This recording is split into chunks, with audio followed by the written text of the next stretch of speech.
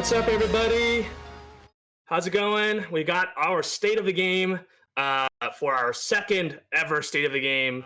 How are y'all doing today? Thank you so much for being here. We've got a lot to cover, so we'll hop right in.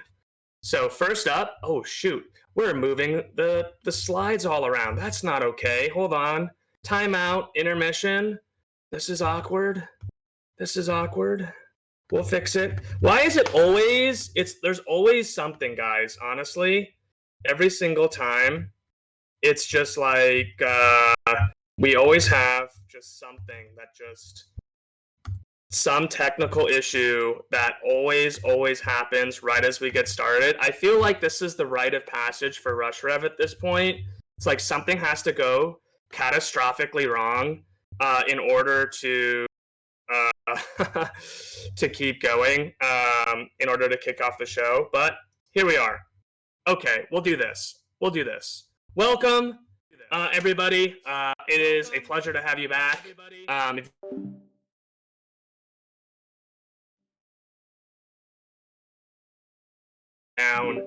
Join the conversation.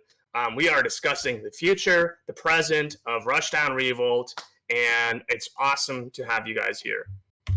So previously on State of the Game, I was going to do my best TV show impression here. Previously on State of the Game, we talked about new competitions. We've got Hello Axie's combo contest coming up very soon. Definitely make sure you don't miss it. What's the date on that? We'll have to remind you guys when that's coming out. But we have new holos that are coming out that are in development. We have custom holos for a bunch of our top players and the most kind of loved members of our community. We have new characters coming out. This is all previous. We talked about Revolt University. The deadline is September 1st. If you don't know what this is, it's a free program. We teach you how to be a better player. We teach you about mindset. We teach you about how to spark IRL. How is it that you can just move flashier, do cooler things you ever thought was possible, but IRL. So if you want to be an entertainer, shoutcaster, commentator, organizer, anything you want to do inside of RushRev, outside of RushRev, Revolt University is for you. It's free. Deadline is September 1st. Make sure you apply at revoltuniversity.com. And now, our feature presentation. So, this past Open Alpha, we've made some new friends. We have Shaq News covering us. I'm actually going to be interviewed by Rodney Conyers, who you know as one of our amazing commentators who have joined us from the traditional fighting game community.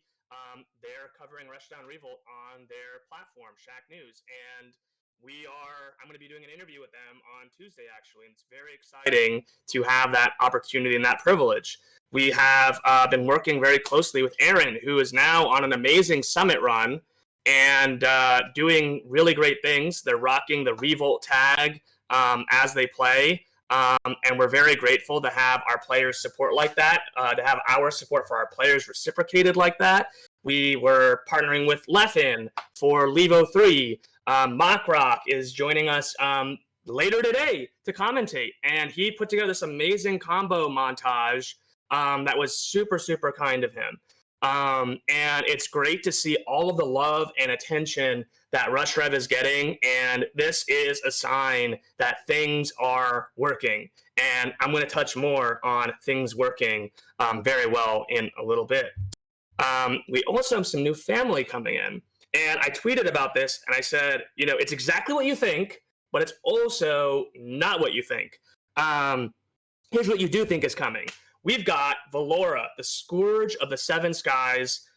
She is so cool. We showed off some in-game model stuff during Levo. There's some new images here on screen right now. We have, I don't know which aerial that is in the middle picture. It doesn't matter. Whatever it is, it might not even be final. It's going to look sick when it's released. And we have her on the far right here doing one of Zhurong's kind of emotes. But we are making custom emotes for her. That was just kind of for internal demonstrating how her model looks in game, the blade reflections and things like that. We also showed off her artillery strike, which is one of her special moves where her ship, which we've named the ship, it is called Horizon's Roar, and her ship can assist her. And this is one of her special moves. A cannon will come down, very inspired by Raymer. It's almost like a bouncy ball. And then she can kick it and hit it and interact with it with her other specials and her other range tools to make it do crazy things. And we have Sarah Miller-Cruz, who was this Genshin Impact character. I don't know who it is, but she was this character and other amazing roles. And she is the voice of Valora. And I'm going to pull up some audio that I think Goose will be able to play for you here. We're doing this super rough here. Let's see. You guys can see all the file names here. Let me give you, let's do Captain Valora to you. You can play this on stream. And we'll do Hear Horizons Roar. And we'll do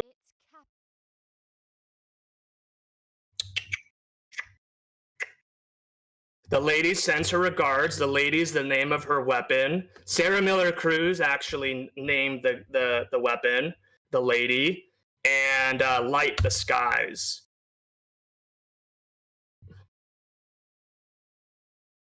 All right, yeah, Light the Skies.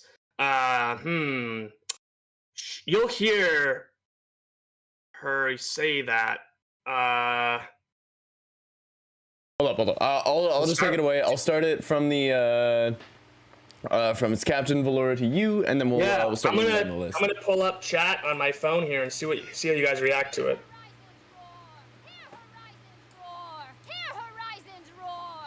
Okay, so that's the Horizons Roar. Then what else we get? Okay, that's Roar, and then we get. I'm gonna end up having a billion of these.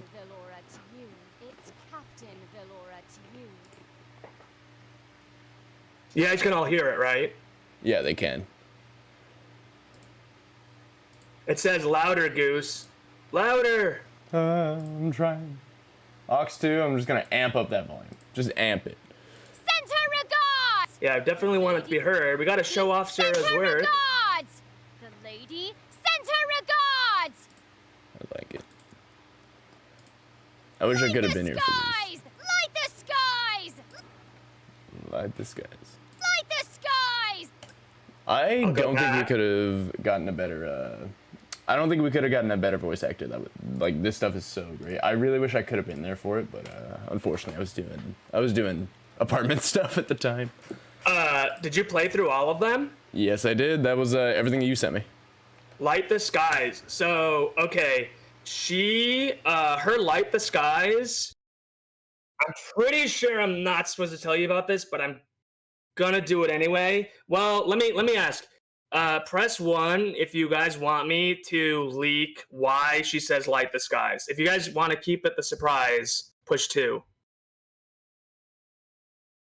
1 if you want me to leak why she says light the skies. 2 if you want me to keep it a surprise.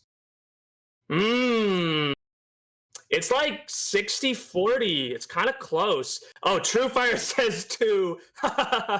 Truefire says 2. That's an important vote. Ataru says 2. Oh no. Guys, I'm being reined in by the team. No! All right. I can't tell you why she says light the skies. Shoot!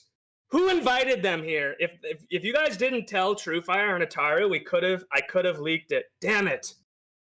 Ah! All right, well, guess what? There's a cool reason. That's all you gotta know.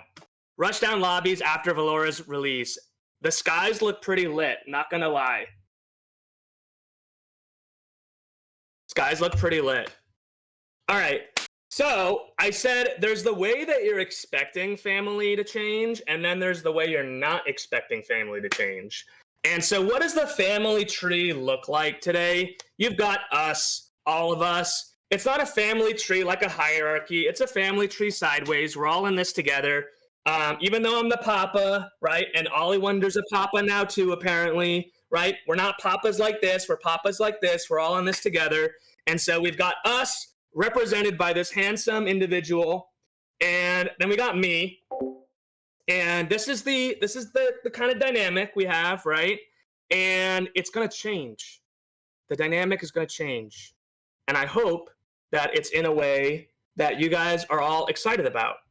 And the idea is that I am now getting a Papa. Who's going to be like, there's going to be you, there's going to be me, and then there's going to be like a Super Papa, right? So let's talk about who the Super Papa is.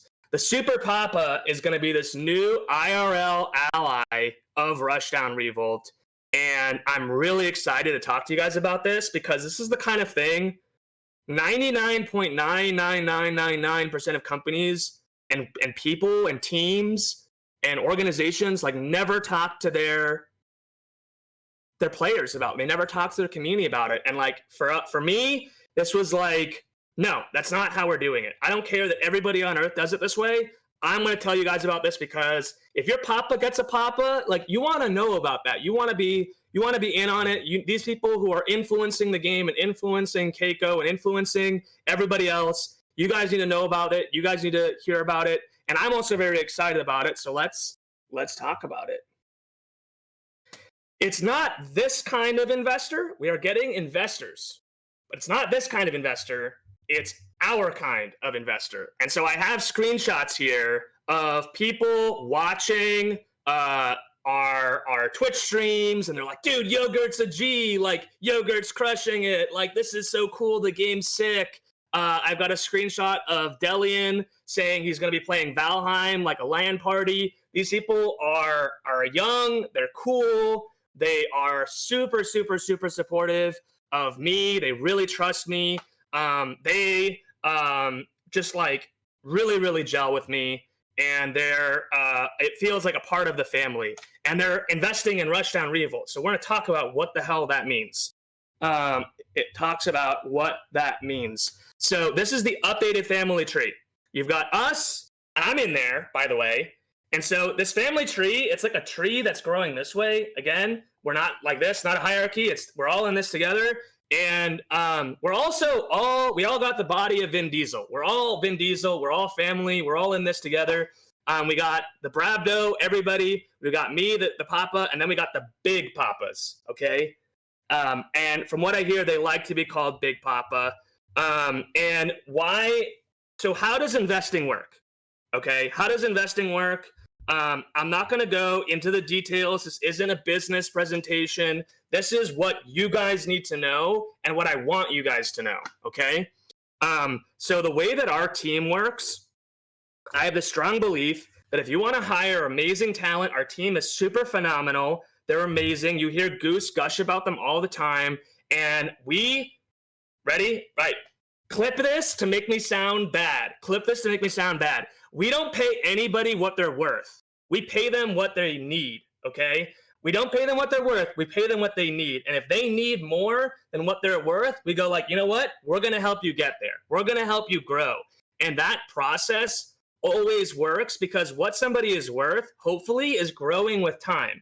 And so we're always trying to encourage them to get to that next level. And when they do, then we pay them even more. What do you need? We do it. I think up until this point, I think we have like 40 people we've hired, and there's only, I think, 3 or 2 times where I've said, that's a little bit high. Can we do a little bit lower? Every other time, whatever you come to me with, I'm like, let's try it. And worst case, and I haven't had to do this yet, but worst case, it's like, okay, you asked for a little bit too much. Can we go back? Like, we tried this. You know, we don't have to go back to the old number, but we'll go somewhere in between, right? And if you need this, you need it. So if you need it, then we won't step you down. But if you're okay with going down, then we'll go back down so that this is what we need, right? And I found this to be the best single factor where it's like the first time anyone joins, how much do you want to get paid and what do you want to do? You decide what you want to do. You decide how much you get paid. And I think that that's why our team has the success that it has. And so now, how do I know that this is our kind of investor? They were like, Keiko, what do you need? What do you need? This game looks amazing. You know, as players, you guys believe in it. And now these people, they watch the game, they think it looks sick. They're like, Keiko, what do you need? We're people with a lot of money. If you need money, you tell us what you need and we'll give it to you. And I was like, well, we spent like $100,000 of my money, basically, and that was all the money I had left, including like maxing out my credit cards and stuff. And we spent that in the last 2 years And I worked on Wall Street, which is where that money came from. You know, I was saving that up over my career, and it's all spent now. And I had to borrow some money from friends, and it was not great, but we got there. And so I was like, okay, we spent $100K in the last 2 years. Maybe double that. Like, we could do twice as much, right? And they were like, here's $880,000, basically. And I got a little heart around Justin there. I'll talk more about that later. He's my favorite, not to play favorites, only because of all of the investors. He actually started a company before. You might have heard of it. It's called Tinder. Pretty successful. So he's got money, and he was like, dude, how much you need? I'll hook you up. And these guys are super, super cool. They're doing everything they can to help us. And so let me talk about what this $880,000 is going to. By the way, a chunk of this is already spent. This is all stuff that has been kind of happening, and it's been coming in like waves where they're like, all right, let's see what we can do with like a little piece of this, a little piece of this, a little piece of this. And now we got the whole amount, basically. So if you were wondering, like, how is it that the prize pools got really big all of a sudden? Now you guys know. There was a secret. We normally never keep secrets from you guys. The only reason we didn't talk about this earlier was that it wasn't a done deal. We waited for all of the documents to be signed, all of the stuff to be wired, and now we're talking about it. So what is it for? Right? This is about transformation, okay? This is about everything in the game is changing, right? Before we got this money, the amount that we were spending on our team, right? $100K in 2 years, you do the math, that's like $4,000 a month on average, right? But like, it wasn't always $4,000. It like kind of started at like 0 and it ramped up.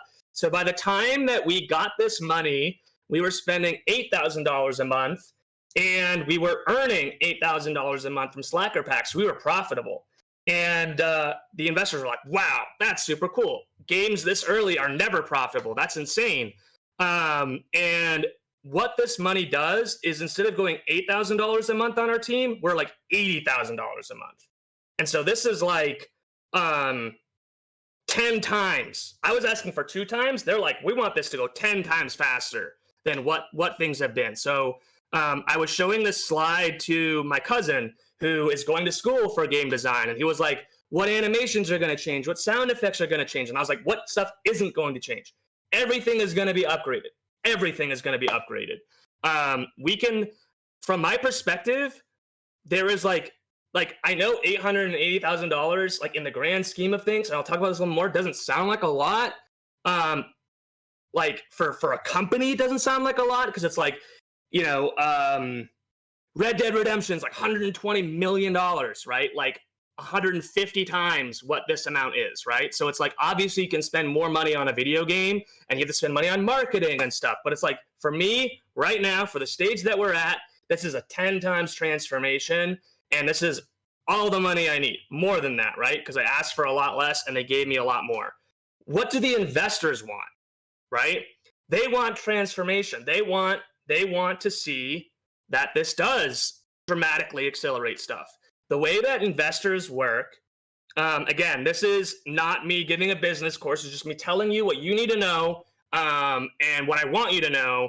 And that is that when someone invests in you, it's the same thing as a player. When you guys are investing in us and you're putting your time in us and you're giving us your feedback, you want us to respect you. You want us to do what needs to be done to make it a better experience for you. You don't want us to C&D your events. You know, that's a pretty low bar, right? We clear that. We actually listen to you. We actually improve the game. We care about the competition. We're not always perfect, right? We're growing. We screw up with a couple esports events, or we screw up with a couple patches. We're listening, we're learning, we're growing. And they're the same way. They're like, hey, we're investing not this time in you, and not like a Slacker pack of money in you. We're investing this big amount of money in you, and we want to see that you are earning that respect, that trust, that investment in you. You're giving it back to us. And it's not, there's no money going out the door. They want to see the game grow, and thrive.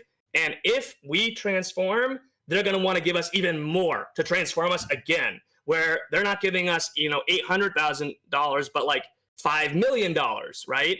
And so this is the question, what happens next? And like I put a joke here, a working replay system. Hopefully we actually do get a working replay system. But again, it's about transformation. All of the characters will be updated. All of the sound effects will be updated. A lot of the animations will be updated. Especially the ones that don't look good, and the ones that are just okay will be updated. All the stages will be updated. Like everything is being updated, and it's going to be a transformation for the game. Some context, guys, right? Money is not success. This means what they see, in the same way that we made these friends, that Leffin's like, this game looks good enough that I'm going to host it on my platform and ask if Rushdown wants to be a part of it without being sponsored, right? Leffin trusts us, and these guys now trust us. And they're like, we're not going to put you on a Twitch stream. We're going to help you in the way that we can help you, which is with money. And this is the beginning of a transformation, right? We're going to turn from the caterpillar. We had the caterpillar into the butterfly that is Rushrev now, but now we're like going to evolve into like Beedrill or some shit, like the next evolution with this success. And this is just literally a new beginning for us. We're starting over, basically, not like literally, obviously, but like this is the beginning of a new day. It's like all of the history didn't matter because it was just leading up to this moment. This isn't success yet. We're going to be working hard as we ever have, with as much passion and love as we always have. And, look, Wave Dash got almost 10 times the amount of money. And what did it mean? So this money cannot change anything. In the same vein that it's going to change everything about the game, it's going to change nothing about who we are. It's going to change nothing about how we interact with the community. It's going to change nothing about how we support the community, how we communicate with the community. Everything's the same from who we are. And if we let the money change us, that's how, Blockbuster stops innovating and doesn't become Netflix. We can't let our success, quote unquote, that we've had change who we are. We have to stay true to who we are, and that's why I want to talk to you guys about this important growth in the game, and for us. And by the way, this money means I can pay myself a salary. I haven't had any income for the last 2 years. I've had to live with my parents, with my girlfriend paying my rent. Like I could not, I was, maxing out my credit card on my personal life expenses. I can take like a salary now, and it's not a lot. It's 40 grand. And it's not my business to share what the team makes, but everybody's getting what they need, and everybody feels cared for, and everyone's happy. And that's what matters, is that we're happy and we can do good work. So what does this mean? Let me lay out some stuff for you guys about how transformation is going to materialize in front of your eyes. Step one, we have a new beginnings patch, okay? This is not just the open alpha that has Valora in it. Valora is coming 9/25, but it has cast upgrades. There was a very big learning that happened from Rushdown Rainbow to Seth and then to Valora, right? And as you go Rushdown Rainbow to Seth, we released Seth. We learned so much about the release of Seth. We realized fusions are a really good idea. They've never been done before, so we kind of screwed it up a little bit. And we learned that there's so much more that could be done with a fusion. And then when we were working on Valora, we learned, holy shit, we had this realization. This whole time, for the existence of Rushdown Revolt, we had Spark, and then we had catch up our icon/melee engine, catch up, right? Catch up the legacy gameplay to Spark, and everything was adapted to Spark and caught up with Spark. And we had this holy shit revelation, which is, wait a second, why are we still doing stuff that makes sense when you can't up B multiple times, you can't air dodge multiple times, you don't have a dash cancel system? And so we're like, oh my God, we can completely change the way moves work in this game, make them way more fun, way more unique, way more rush rev. And so now we're like moving past catching up with Spark and being like, what does Spark let us do? What's the possibility? We have no idea. But we're like, this is the tip of the iceberg. This was like the stuff that first clicked with us. Now that we have Spark, there's so many new things that we can do. Valora is like a character unlike anything that has ever existed before in a fighting game. And we're like, wow, the rest of our cast is going to suck compared to this character. She is so freaking cool. Let's update the rest of the cast just a little bit so that they can kind of keep up with Valora now. So it stopped being like keep up with Spark. It's now keep up with Valora. And she is so freaking cool. And so there's a lot of cast upgrades and moveset changes that are going to blow your minds. Normally,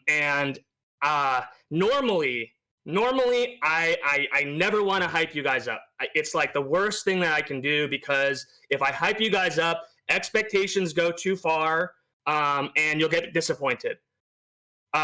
With what I've said, okay, I'm not saying hype it up more than I already have. With what I've said, you will not be disappointed. This is some really, really cool shit, right? But guys, don't hype this up anymore, okay? I already hyped it up a lot.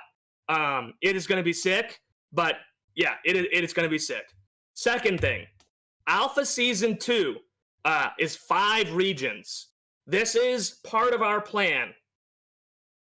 One of the things I told the investors when I said transformation was that by the end of next year, I want to be the biggest fighting game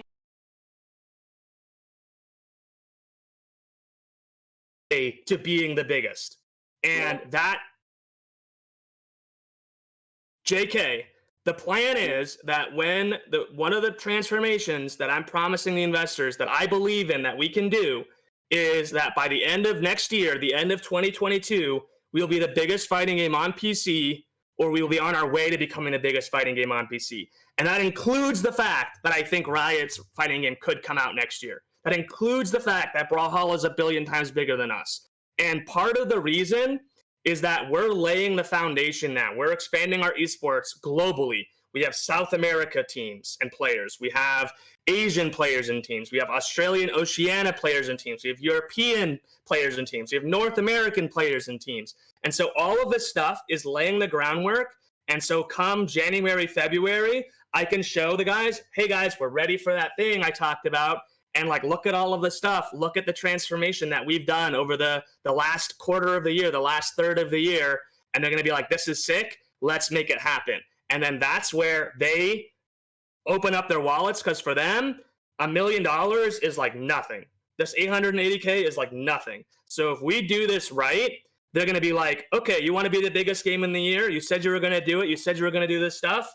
All right, we can give you the money to make that happen. And so that's the path that we're on. And again, we can't let this money change us. We can't let it change who we are, what we care about. I will not allow that to happen. Very recent change that we made as part of this transformation is we've hired someone that, as far as I know, doesn't exist. Their job title does not exist in the entire world that I'm aware of. They're our chief well-being officer, or our well-being leader. What does that mean? Their job is to make sure people are happy. That's it. Make sure people are happy. It's not HR. It's not like, are you on the right career track? It's not, you're in trouble and you're being reprimanded. It's not, let me help hire people. It's not any of that. It's literally, are people happy? And his job extends to you. It's not just Team Vortex. It's every player. Is every player happy? His job is to make sure players are happy, and his job is to make sure the team is happy. And this is something that I am so, so proud of, to have somebody dedicated in that kind of role, where it's like we care about the well-being of our employees. We care about the well-being of our players so much that we have, an executive level person, a leader of the company whose only responsibility is just that. This is the biggest news, guys. This is the big news. Our open, I'm gonna say the family-friendly word here, beta, is coming. Open beta. We're not going to be alpha anymore.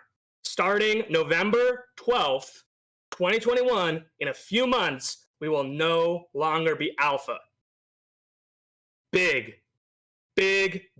family-friendly deal. This is a big deal, okay? Big effing deal. We take the stage of our game extremely seriously, because we know the potential of this game is so high that we didn't want to call what we've been playing a beta. You could argue it was a beta. We would say definitely not. This is a glimmer. Alpha so far has been a glimmer of what the potential is. And open beta is that next stage where it starts to feel like a real game. It starts to feel like a League of Legends caliber game. It starts to feel like a Valorant caliber game. It starts to feel like this is going to be the next big game. That's when open beta starts for us, and that's when it's the feeling gets real. And we think we will be ready by this November, thanks to the transformational money that our investors, the big papas, are giving us. And again, this wouldn't have happened if it wasn't for you. If you weren't here telling us, guys, I believe in you. This game has so much potential. Please just change this, this, and this. Please listen to this feedback. And if we were not humble enough and caring enough about you to listen to you, and we didn't respect you enough, we wouldn't be here. But this is a two-way street. This is a conversation. You guys respect us. We respect you. And now look at what this is doing. Look at what's happening. We've got Leffen hosting tournaments. We're like in the news that people want to talk about us to people. Investors want to give us money. This is literally your will coming to life, right? And we're listening and we're making it happen. And I am so grateful that I somehow managed to be in the position that I'm in to help make this happen. And I'm so grateful for the whole team. I'm so grateful for all of you. But guys, this is a big effing deal. This is a really big effing deal. And I had to like articulate this to a lot of friends and family. So I didn't get very emotional, but like it's a very big deal. I mean, like I said, I had 2 years, no salary, nothing. I invested in Wave Dash, and that game, rose and fall. And here we are. Here we freaking are. This is a new beginning. This is another transformation, just like the one you just saw. From icons to this, we're going to do it again. We're going to do it 10 times bigger and better. It is, I don't know. I feel like for me, it's like a once in a lifetime thing, honestly, to be here and for something like this. So I just want to express my gratitude to you guys for this opportunity. So thank you so much. And again, to every team member, like we couldn't do it without you, with the passion you guys bring, the care you guys bring. It's a special moment. So this is the big announcement. This is the finale of this presentation, if you will. There is more, but this is the big deal. For the investors, it's not enough to me that I talk to you about them. It's not enough to me that I tell you about them. It's not enough to me that I talk to you about the finances and I tell you what you need to know and what I want you to know. But I actually want you to talk to them. I want you to see these people are people who I trust. And I want you to judge me. I want you to hold me accountable if you think I didn't pick the right people. And if you think that there are concerns that you have, or you're concerned that they're going to lead me astray, right? The one thing you have to remember is that we're not a monolith. We're a monolith together when we have consensus, but every one person has different priorities. Like Saul here, the young guy in the white shirt on the right, he's like, hey, I care about revenues and dollars, right? And the two guys on the left are like, hey, We think it's much more important that you make your players happy and you make sure that they're like, this is a game that's going to exist 10 years from now, and just don't care about money. We don't care about money whatsoever. We just want you to make a sick game. Collectively, I think they're a really amazing group. And I would love to tell you more about them. And that all will happen soon, where we're going to do a presentation. I think it's going to be at least 2 weeks from now, maybe Labor Day weekend. And I'll have them introduce themselves to you, talk about what kinds of companies they invest in, what kind of track record they have, because that was part of why I trusted them.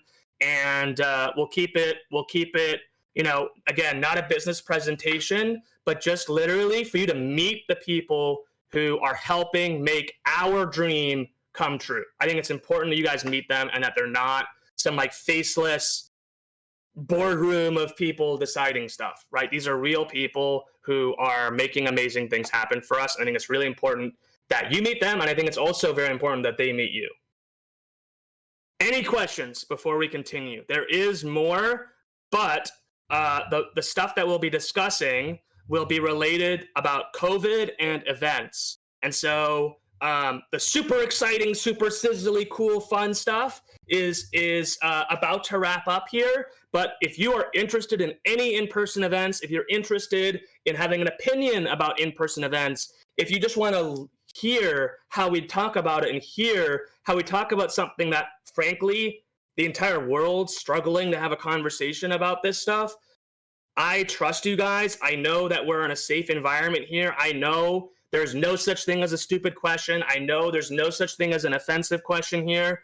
And so I'm confident this will go very smoothly, just like our debate nights. If you guys remember debate nights, everyone's like, having a debate with your players about game ideas sounds like a disaster, but it was actually some of the most rewarding and fulfilling time I found on ideating on the game with you guys. I think that this will go very similarly. So before we get to that, though, what questions do you guys have on the state of the game, what we have coming, the transformation, the Valora New Beginnings patch, the Open Alpha Season 2, which will be 4 lives. If I haven't told you that, it's 4 lives for the competitive season, and for our open beta in mid-November. Ollie Wonder House Goose team, who's here? What do you guys have? All right. Alrighty. So we have a couple of questions here. So we have one from TLF Arrow. Said, not related to any current events, what's the team's stance on modding the game? Okay, this is my dream. Listen, Project Plus got shut down at Riptide. This is the stupidest thing I have ever heard in my life, okay? And you just gave me the ticket to say so many things that I wanted to say, but I can't say it unless someone asks me. But, like, holy shit, this is so stupid. I would have killed to have these people taking our creation and trying to make something with it. I would have hired every single one of them. Now, obviously, I wouldn't want to do that because I'm kind of learning from Icons, right? Icons and Wave Dash, they hired just 2 Project M people, and that didn't look so great. We actually talked to the Project Plus team, and we said, listen, is there any way we can support you? Because this is bullshit.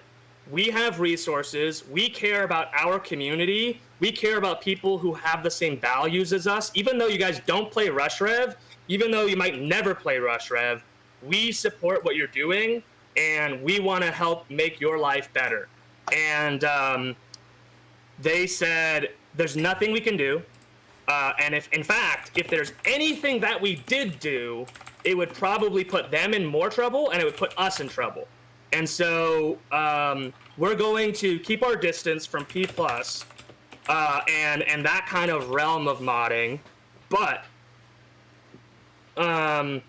I dream of taking the tools that we have with RushRev and our design team and making those more and more and more accessible to the point where you one day will be able to go in and change whatever you want about Rush Rev and make it your own experience.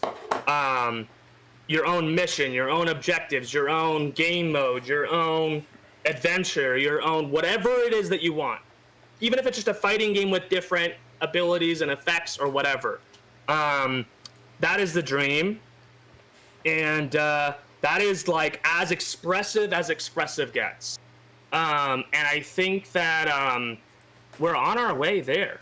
I mean, you heard Goose, if you guys were on the MockRock Get Ready Rush Rev with Goose, they were talking about giving Goose and MockRock access to a build, and they will show you the development tools that we already have and how it's GUI based. So it's like there's no code. It's no code. You're just literally dialing things, clicking up, clicking down, dragging sliders, that kind of thing, mixing and matching abilities and animations. And they're going to make stuff together. They'll patch it that day, and then that night, you guys will get to play whatever version they put out. And we're going to try to do more and more stuff like that gets us closer and closer and closer to this dream that I'm talking about. And so the stance on modding is that it is the ultimate form of expressiveness. It's the ultimate form of community and game becoming one, and that's what we want. We're getting as close as we can to it, one step at a time, but that is definitely the ultimate goal. All right, excellent. Thank you so much. Yeah, I see some questions about LTC, guys. We are going to be talking about LTC. Yeah. Don't worry, that is going to be in the next soon. section of the presentation here. We just wanted to take questions first, halfway through. So another one we have is from Boondoggle. Are we going to eventually get repeats of fusion content, such as another wave fusion down the road? I think what is guaranteed is that we're going to do the coolest, sickest, most amazing things that we can do. And I'm confident that we're going to be around forever. And so that means that we're probably, odds are we're definitely going to be doing a Weishan, mashup. We might even do a Ashani Weishan mashup from Ashani's perspective. Eventually, who knows? So I would say that with 100% certainty, there will eventually be a Weishan fusion again. And there may even be a Weishan Ashani fusion from the other character's perspective. Especially post-Valora. Pre-Valora, we were like, how different can these moves be? How much wiggle room do we have with fusions? And what you will see from Valora is like, holy hell, Raymer into Zhurong or Zhurong into Raymer are going to be completely different. Completely different. All right, another one we have from Kenpai. Does that mean that by November 12th, there won't be any more Icons assets?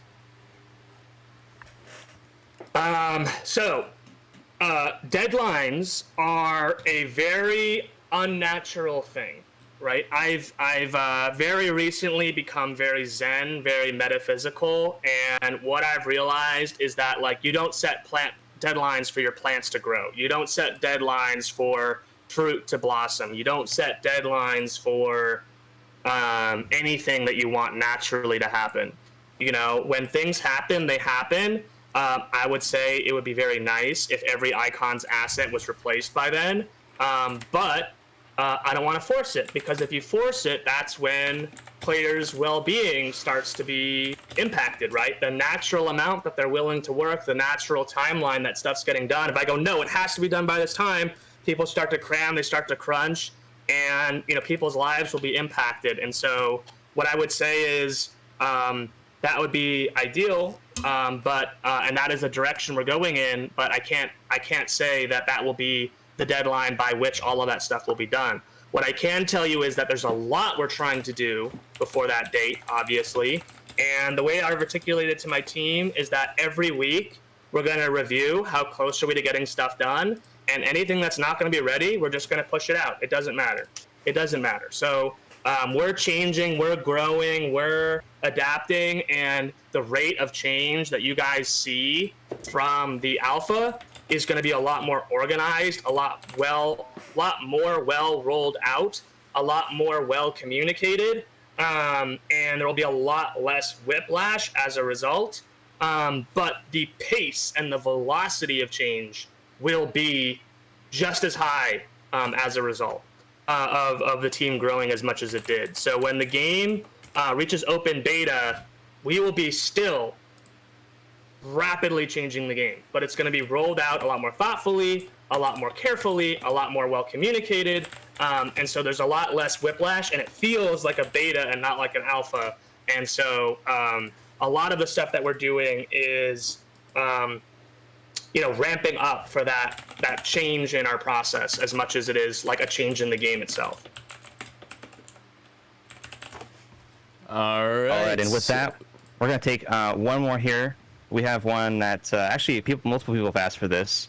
We have plenty of questions that we would like to address. You can obviously ask them in the Discord if you'd like, but we do have the Arcadian coming up and the second portion to talk about with LTC, so we don't want to take too much time here. What I can tell you, I see Kaminari really quickly saying that there's going to be 3 fusion characters this year. I can't confirm that as 100% fact. I know that we're aiming for it. Like I said, deadlines are an unnatural thing. So if we say we're going to have our 3rd fusion character definitely out by, the open beta, for example, things will have to get cut as a result. And I don't know that we want to say that yet. But what I can tell you is the next fusion after Valora will have Afigalu as one of the components. And it's going to be nutty. It's going to be really, really nutty. An ANG fusion. Yeah, that's going to be sweet. Well, we'll talk about some of the one more really quick. JJ101 says, will there be original character again?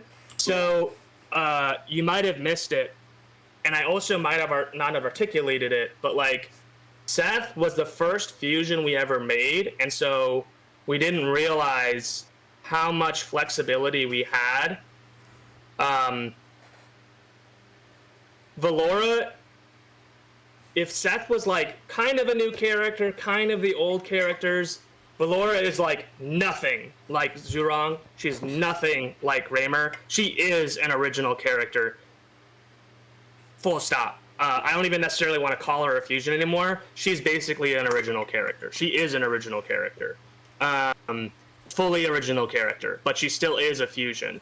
And as part of this New Beginnings patch, you will see that Seth, the step change from Seth to Valora is night and day. Literally night and day. So yeah, we should keep moving. Yeah. So if we're gonna be moving over to LTC stuff, correct? Yes. All right. So we have 30 I'll put you on minutes, screen. guys. We have 30 minutes. So I think it's really important we discuss this as a community. This is a decision that affects all of us. How do we make decisions in light of COVID and public events?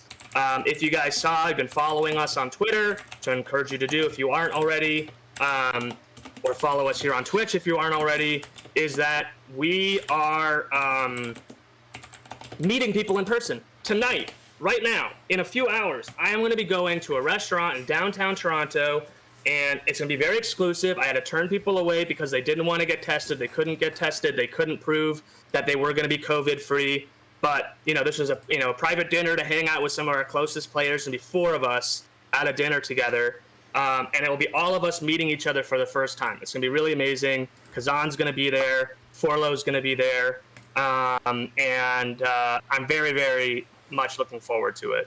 I was also in LA, and I was meeting people, and that was also very intimate and very cozy. This is a little bit different, because LTC, we made some decisions, and I think that we have to now change the plans. I think we have to change the plans, but I want to see what you guys think, okay? This is not, and it's not just me either. When I say I want to see it, but also the whole team wants to see it. We want to hear what you have to say about this, because we want you to be involved in this decision, because this decision impacts you. So whenever we can, We want your feedback on decisions that will impact you, and this is no different. So Low Tide City is October 2nd weekend. We were targeting at least 60 entrants. That's like the floor. We wanted it to be the most attended event ever. It had a prize pool of $10,000, and currently, right now, we have like 10 entrants or less. This is a thing related to COVID. Nobody from Canada will probably be able to come. Nobody from Canada will be able to come. So all of the Levo 3 top 4, who are all Canadians, won't be able to come. Goose, who's hosting this stream right now, will not be able to come.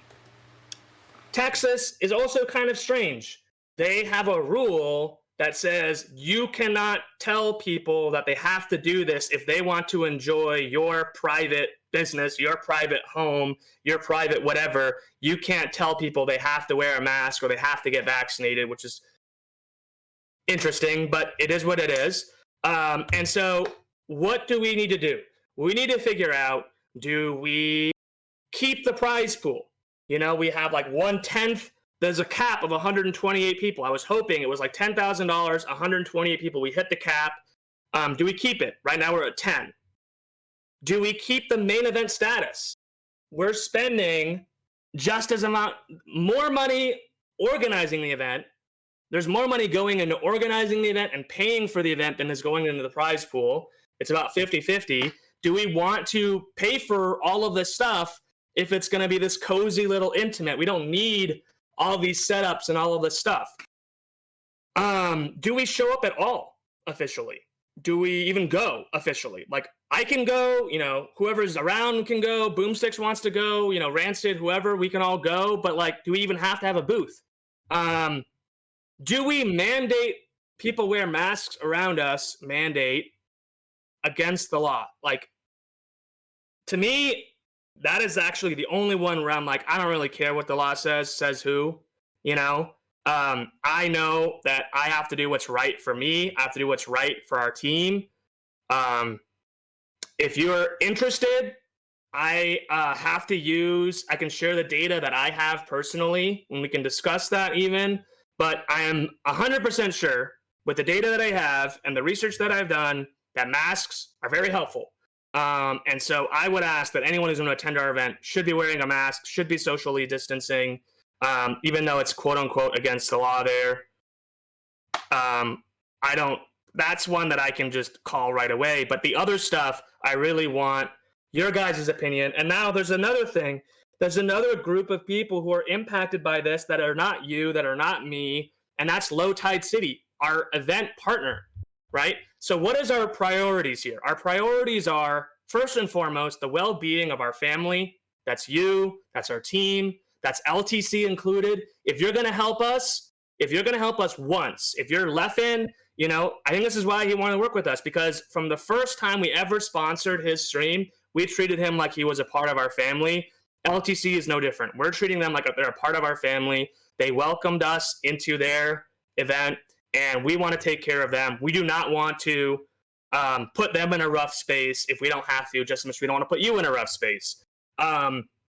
Anyone who wants to attend, if you are one of the people who are like, I don't care about it, I love Rush Rev, and I love Keiko, and I love the team so much, and I love my fellow players so much, I want to go. We want to make sure they're supported and they're cared for. If it's going to be a competition, we want to make the best environment for competition. And last but not least, we don't want to force anything unnatural. So if there's anything that's like people are uncomfortable with, people don't think is a good idea, then we just should not force it, right? So those are our priorities. That's what we have to do. Do we keep the prize pool? What status do we keep? Are we a $10,000 event? Are we a main event at all? Do we have a booth? Do we have anything at all? This is my starting opinion. Okay, I want to throw this out there. I know that the team has been taking your questions and comments here. My opinion is that the show will go on. We will be there. I will be there. Anyone from the team who wants to be there will be there. But I think we should downsize to a booth. I think that we should have laptops there that people can play. I think we should have setups there that we can bring for our booth. I don't think that we'll stream it. I think we would treat it the same way that we would treat Play NYC, which was an event we went to, or PAX, where we have the setup, people can try it out. I think that we should take the prize pool and reschedule it to a $10,000 event in the future. Maybe we put it, the week that Open, the Valora thing comes out, we can do it as like an online event. And so it's not really moving that much. Or we reschedule to an online event. But this is where I'm at. But this is not a me decision, right? This is a team decision. And you're a part of the team. So what do you guys think we should do? How does this sound to you? Again, the questions are, do we keep the prize pool? Do we keep a main event status? Do we show up? Do we have a booth at all? And then despite everything that we decide, we have to also make sure that whatever we do works for Low Tide City. So we have to have like some contingencies of like, well, what if they will go bankrupt if we they've already booked things and they can't do this. Like, we don't want to put them in a rough spot. So we have to think about all of that stuff.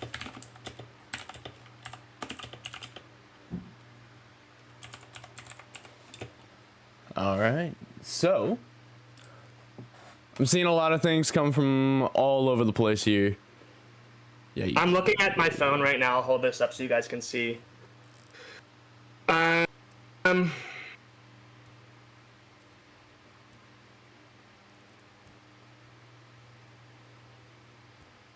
What's the point if top competitors can't do it? That's a good question.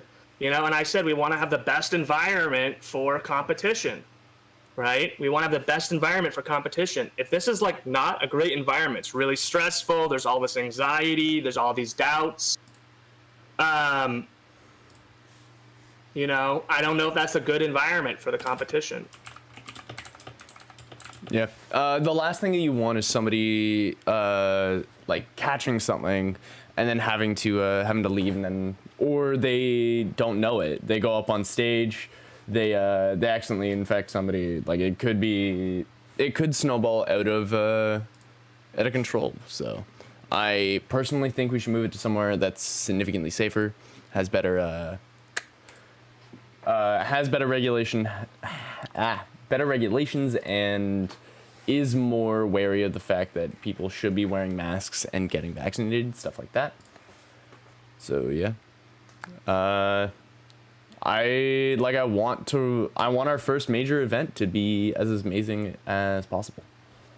Partly Awesome says, to me, for public protection, you should do masks against the law. I mean, also, it's like, what is against the law? I have to look it up. There's probably like loopholes where we can go, we're not mandating you wear a mask, but we can ask everybody individually to individually ask people around them to wear a mask. And so, like, we're not making you wear a mask, but people are asking you to. I don't know. I'm sure laws are stupid. I had a debate with somebody. It wasn't a debate. It was a discussion with somebody where I was like, laws should follow what is moral. And they were like, but laws don't. And I was like, but they should. And we were like, well, why don't they? And we were like, maybe it's because the punishment of the laws are so severe that because the laws' punishments are so severe, we have to bake in this like cushion so that it's not right at the cusp of what is moral, because then the laws could be abused and the consequences are, I don't know. I'm going on a tangent. Anyway, let's see. There seems to be overwhelming support of postponing the online event and doing a side event and saving the prize pool for the future.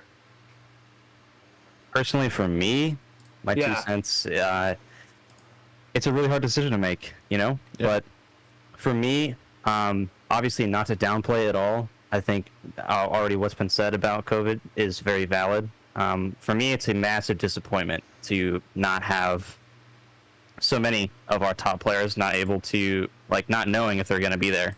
And if we want to support those players as well, that's true. Me, that's it's very not true, a good look right? at all. They can't come. How are we supporting them by saying, hey, we're going to have an event that you like legally can't even go to? It's just not a good look. I don't know. I just don't, it doesn't make me feel good about it. Yeah. All right. So.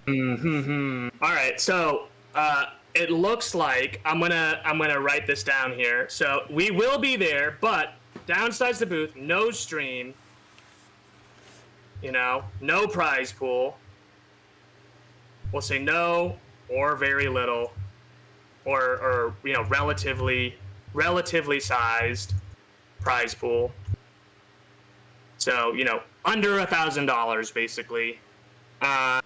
And we will reschedule this competition to the future, and we'll save this money for another event another time. Does everybody agree with this? Hit 1 if you agree with this, and 2 if you do not agree with this. They were like adamant that it was an offline thing and not an online thing as well. $10,000 for an online thing, I think is. Yeah. That's not gonna happen. Not gonna happen. That could be bad. There's a lot of just want to. I do just want to pop in. Hi, Toggle. Just woke up. It is 8 o'clock here. Anyway, for the purposes of the booth, like, we do want to support LTC. Like, I was a tournament organizer for many years before I got this job. Pugsy, stop. Wait.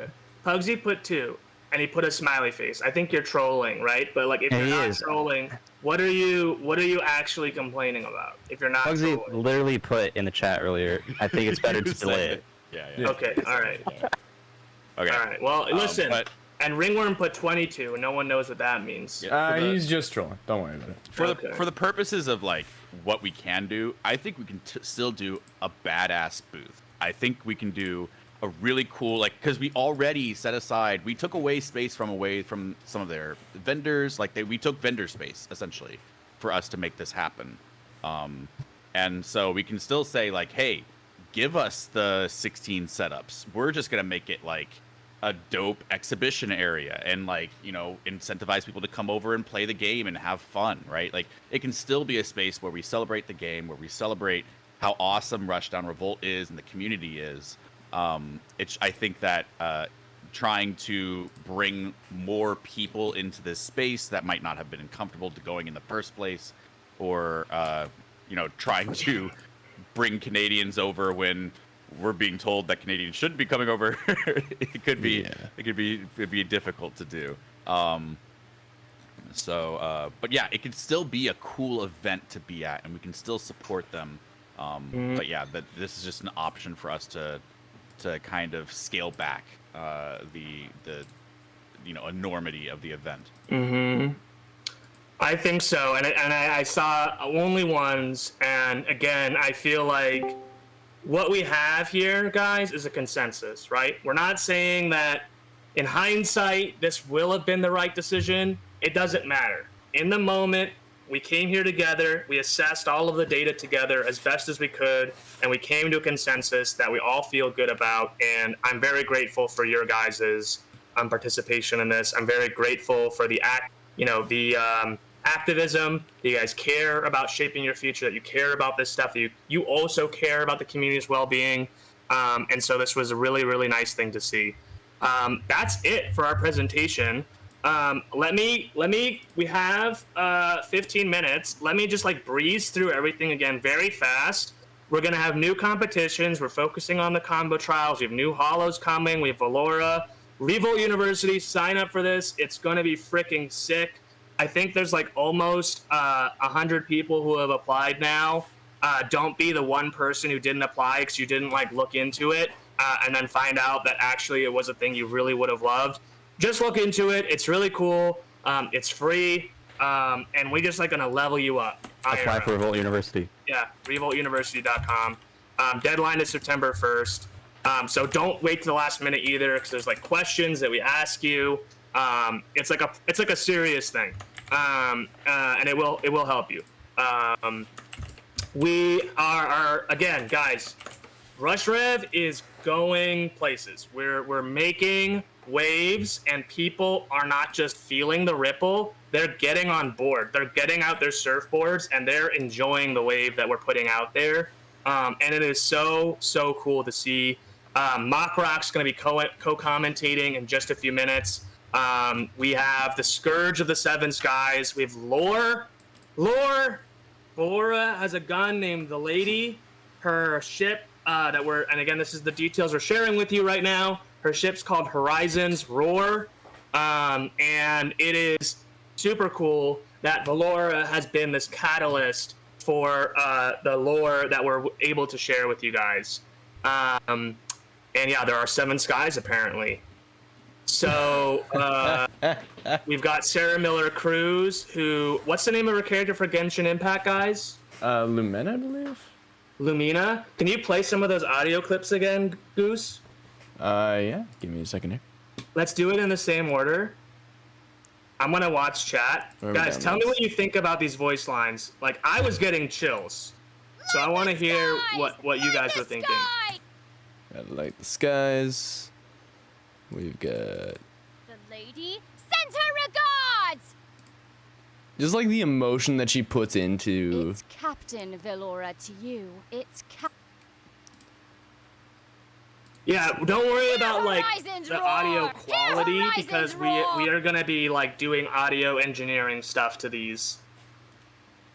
I'm very excited to get this. It's Captain Valora to you. Yep. They're all absolutely amazing. Family tree. I'm the papa, but again, it's not a vertical tree; it's a sideways tree. We've got a big papa now. These people are investing in us. They're not players like you guys, where they're investing their time. They are players like you guys, where they enjoy the game, they love watching the game, but they're also able and willing to support us financially, and that is going to dramatically transform our future together. And so they're giving us a bunch of money. I would encourage you, this is a long conversation for a proper sit down. I would encourage you to watch the VOD instead of me just kind of skimming over it. So I'm going to skim over it here because there's a lot of really important details that if you're hearing this for the first time, you should hear it the way that I intended to communicate it to you and not in the summary version. But things are going to be changing a lot. We have a new beginnings patch. Valora and major cast updates are coming September 25th. Alpha Season 2 with 5 regions is starting next week, right, Toggle? Is Toggle still in here? Yeah, I'm here. And it's going to be, there's over $1,400 of prize pools every Let's week. go. It's going to be dope. It's going to be so cool. Open beta, this is the biggest announcement of the announcements today. November 12th, 2021 is going to be the open beta. This is the beginning of our next chapter together, and we're super, super, super freaking excited. And yeah, and then we talked about this. We agreed on what I have right here. We will be at LTC. We are going to be downsizing in some capacity. We're going to be pulling the prize pool back, and we're going to reschedule this competition to the future. That said, our priorities are the well-being of our family, including LTC. So if our withdrawal from the event and for the setups is going to put them in a tough situation that they can't get out of, we're not going to leave them hanging. So we're going to have to figure out what that looks like. But at least we all here agree on the direction, and we're going to do our best to go in that direction, given where the other kind of pieces fall. So this was really wonderful, guys. I really like these State of the Games. This is the second one we've done. I feel like every time I think to myself, oh my gosh, what are we going to talk about? And there's just actually, like, then I sit down and I think about, wow, there's so much stuff we could talk about. So I thought this was so much fun. It was really great to be here. It was really great to have all of y'all's in participation. I need to hydrate, apparently. I really need to hydrate, apparently. Thank you, guys. And I will be drinking lots of water when I get when I get off stream here, and I'm sweating. But wow, so many hydrations. All right. Let's go. I'm gonna kill you. Oh god, I need to put a cooldown on this. Oh god, I need to put a cooldown on this. All right, Goose. I'm gonna go run a bath real quick. I need to drink a whole gallon of water. Oh my gosh, too many hydrations, guys. How many? So I'm gonna go for the a swim Arcadian. now. Basically, I'm gonna go find a pool to jump in. No, stop! What are you guys doing? They won't Guys, stop. first Really thing into cool the is if we mechanic hydrate with some electricity subs. based. We're gonna get electrocuted here, guys. What are you doing? What are you doing? All right, Goose. How much time do we have before the Too much tournament? water. All We have right. like some questions that we could take, but I don't want to push you to your limit. All right. No, keep so going. no, well, I have to get set up for the bracket is the thing, and I need to do some Yeah. audio tests. So you need that now, or do we take some questions? Or? Goose, if you want to do whatever you need to do to get ready, please do that behind the scenes. Let's try to have this. We'll try to give every minute we can because our state of the games are so rare and special. Let's try to give every minute we can to the community, and then at the last second we can switch over to All the. right. If I could ask, I need a Arcadian. 5-minute ad break. You can just throw me up, and you can just turn your camera off, and I can just keep going. All right. Well. Yeah. Trust me, I'm not gonna do anything bad. No, it's more like I need to do audio stuff. Oh, okay. Yeah. So we'll do that. We'll do that in a bit here. So you have 5 minutes or 6 minutes, and then at a 5-minute part, I'm going to. Oh, I'm I gonna see. get the stream Okay. That makes sense. I understand. You have to like actually set up. All right. Yeah. No, I have to set up tournament stuff. All right, What do you so guys want to know? Reyna leaks. Ooh, my God. I am so glad that we worked through these fusions before we started working on Reyna, because she would have ended up completely different if we tried to like really earnestly work on her before Valora, because again, Valora's just changed everything. And part of it is Valora, part of it is our big papas.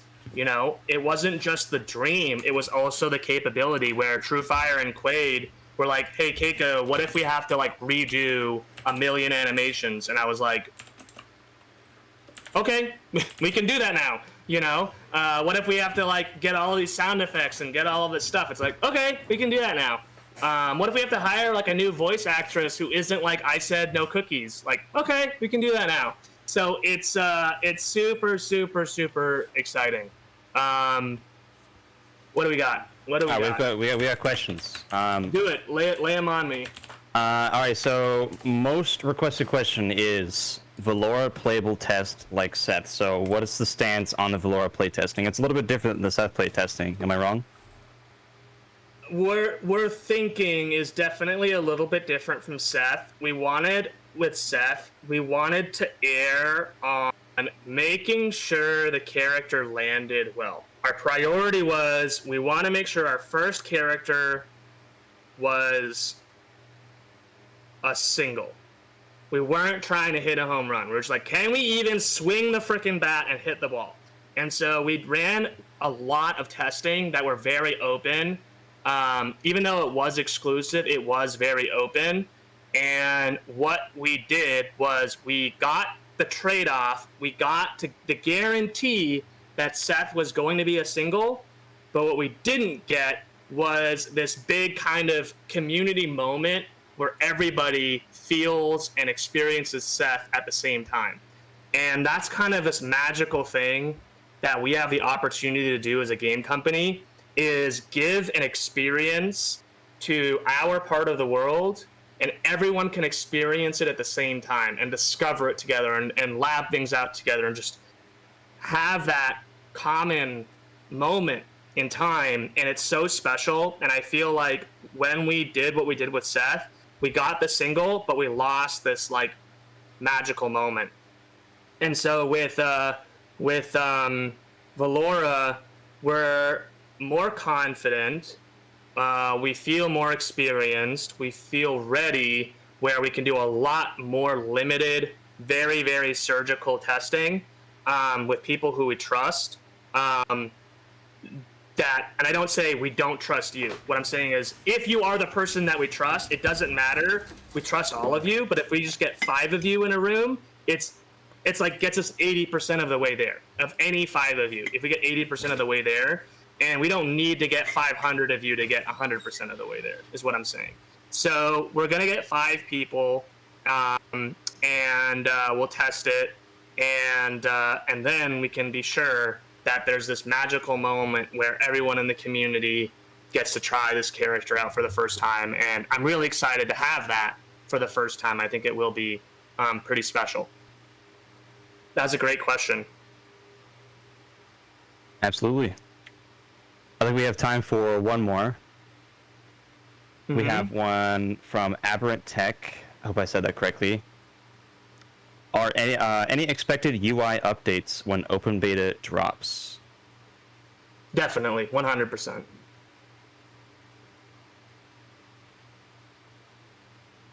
Yeah, that was really quick. All right, maybe another question then. Let's see.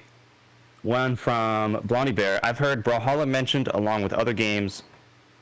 Do you think that porting to console would be beneficial enough to make the plunge? If so, /not, how high is that on the priority list? So we now have backers. We have Big Papas. And Big Papas like it when you call them Big Papa, but they also like that they can help change our future. They can literally be like, your future looks pretty promising. How much money do you need to make your dreams come true? 10 million? Easy. And so if we are doing a good job and we're transforming in all the ways that they want us to transform, and we say to them, we want to be on console by the end of next year, they can make that happen for us. So I think that more than ever, the idea that we will be on console next year is more likely than ever. But I'm stopping shy explicitly of confirming it, right? We don't know if we definitely will do that, right? We don't want to force deadlines, but if it's the right thing to do, it will happen. Awesome. Great news. That's what I like to hear. All right, Goose, you need to do some testing, or can we take some more questions? Lee Scano, really quick. Lee Scano, are there plans for new mechanics? Always. There's a lot of problems that we think about and we hear about, and like every single negative piece of feedback that you guys have about the game, where it's like, this is a problem, this needs to change in some way. The more information we get, the kind of clearer and clearer solutions become. Because then it stops being, oh, well, we need to adjust that one thing. It's like, oh, there's like a system of problems that we could fix with one change. And then, so the longer we wait to kind of respond to problems, the more likely it is we can solve it with a systemic mechanic change than like a specific one-off solution. So I think those are always on the board, and we're always looking at them. All right, guys, this was freaking sick. I'm so excited. Again, really quick, last time, Valora New Beginnings patch, September 25th. Like, what is that, 4 weeks from now? That's nothing, right? Big moment. Circle this on your calendar. Tell freaking everybody you know. This is going to be a big patch. Alpha Season 2 starts next weekend, and open beta. This is the big moment where if they weren't convinced for the Valora one, they will be convinced for this. Very excited. And thank you. Thank you for having me. I love you guys. I think that's it. And we love Goose you wants too. to cut me off now. All right, so we're going to run away over to some ads while I get us set up. Joining us very soon is a very familiar face who is right here. Come here. Get over here. Lean in, buddy. Lean in, bitch. Lean in. Whoa. Lean in. Boomstick. No, we already did that. Get out of here. Oh. I just want to kiss. Yeah, no, you only get one. Thank you guys so much for joining us. It was I did not know amazing. what was happening until I watched the stream. I was so confused. Dude, he messaged me. He's like, "Give me a kiss." I'm like, "Lean in. What are you doing?" It was great. Come on. Yeah, But no, thank you so very much, guys. excited for the Arcadian that's about to come up. We got Goose big and names. Boomsticks love each other too. This is a giant love fest. Isn't that wonderful, guys? All right, ads. All right. We'll be right we all back. love each other. We all love you. And have a great day. Enjoy the Arcadian. It's going to be my favorite moment of the week is the Arcadian. Seeing the new blood, the fresh blood. What does the future of Rush Rev look like? That's what the Arcadians mean to me. So I'll be watching, and I'm looking forward to it. I'm going to peace out. I got to hydrate 10 million times, I'm pretty sure. So I'm going to go jump in the pool. And, yeah. This is awesome, guys. We'll see you in a bit. right. Peace. Have a great day, Keiko.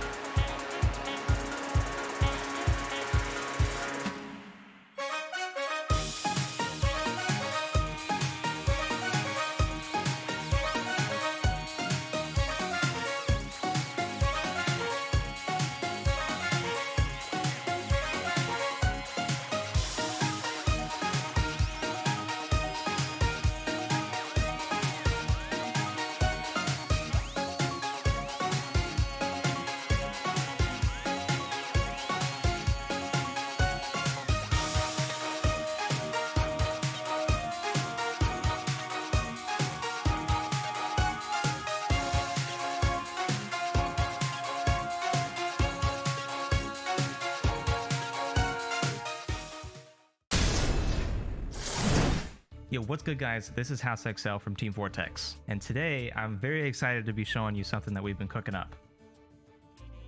We said we wanted to invest in our players and our community, and alongside drastically increasing our prize pool for our players, we wanted to do something a little bit extra for everyone else too. Revolt University, a free partnership program to guide and develop you in whichever way you choose. Whether you're a commentator, competitor, tournament event or organizer, content creator, or just an aspiring leader, Revolt University is here to help you level up. Each track or subject will have a Sherpa, a coach you will personally work with. For competitors, there is mindset coaching, healthy practice habits, and much more. For tournament and event organizers, work with coaches experienced in the field and learn how to host inspiring events. For aspiring leaders, discover personal growth in navigating difficult challenges. For content creators, gain access to valuable knowledge on marketing, brand quality, and growth for your channel and brand. This is just the tip of the iceberg, and all you gotta do is go to revoltuniversity.com/apply. Accepting anyone, apply now.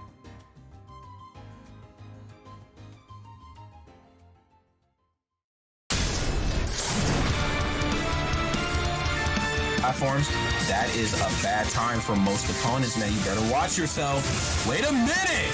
Hold up a second. Your opponent might approach aggressively, and then from there you can punish the way you're supposed to, but it's neither here nor there here. The up airs are coming out here. Oh my god. Yo, Malibu, is he about to kill him right here? Yes, he is! Another Urdah Ditto, yeah, the third most popular character in the bracket among those who actually declared what their characters were. Both guys doing a little bit of a mind meld. What a parry on that up air. Yeah, I gotta say. Axie and Rancid, for that matter, have the philosophy of using up air as a cross-up tool. Jesus Christ, he died! Good.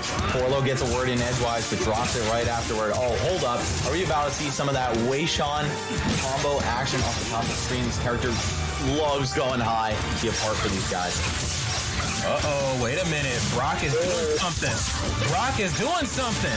He's doing a lot more than something, Rodney. He is in the lead. We're at the top. He's the one in control of the stage right now.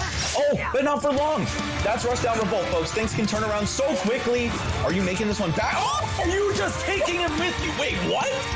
Who died first? I'm almost sure Starman won. Yeah, okay. All right. Thanks for being boss, man. Forget the word. Okay. Back to the Leslie goes. Starman, though, looking really proficient right now. Coming in with a lot of momentum off of that last game. And yes, the throw right to the top, command grab. As great of a move as it is, it does leave you open if it whips. Oh, God. Oh, what a down B! The classic Rancid music. Here we go with the back air. Yogurt now taking center stage. Oh, he tried to get over this side B. Is not able to do it. And then here we go. Rancid! Yo! The double zoom! Oh, FD is a counter pick. And that's a counter. Yeah, that makes sense. Oh my god, going for it! Oh my god! And then Still there?